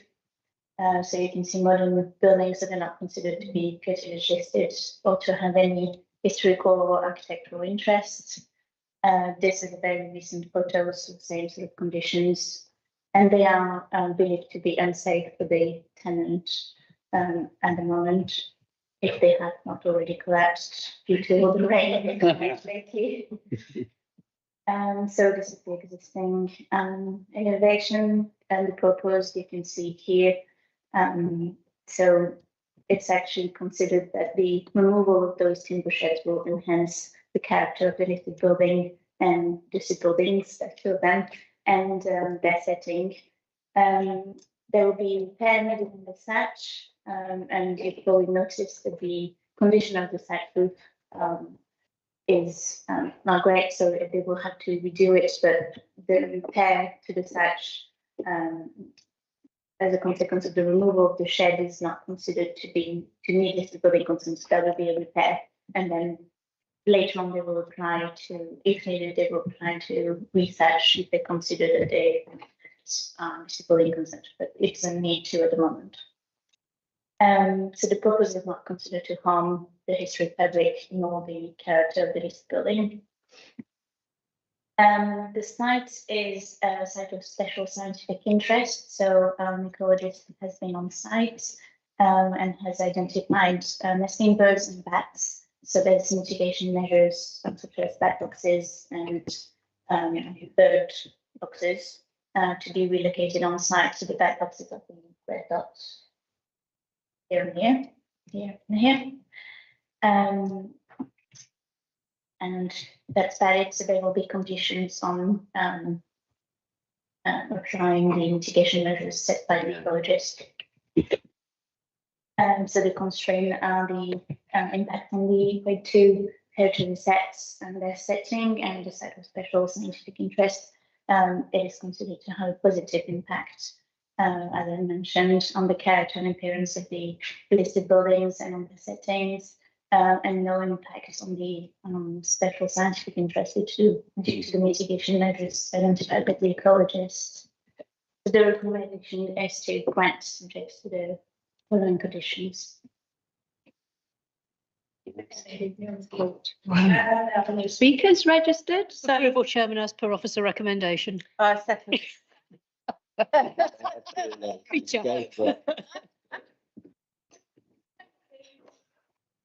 Seconded, Carol Jones, that we approve this application. All those in favour? Okay, difficult questions first. Unanimous. Thank you so much, committee. Finished. Got voting items. Items 16 exempt business. There are no exempt items scheduled for this meeting. So that brings us to the end of our long agenda. We caught up. Well done, everyone.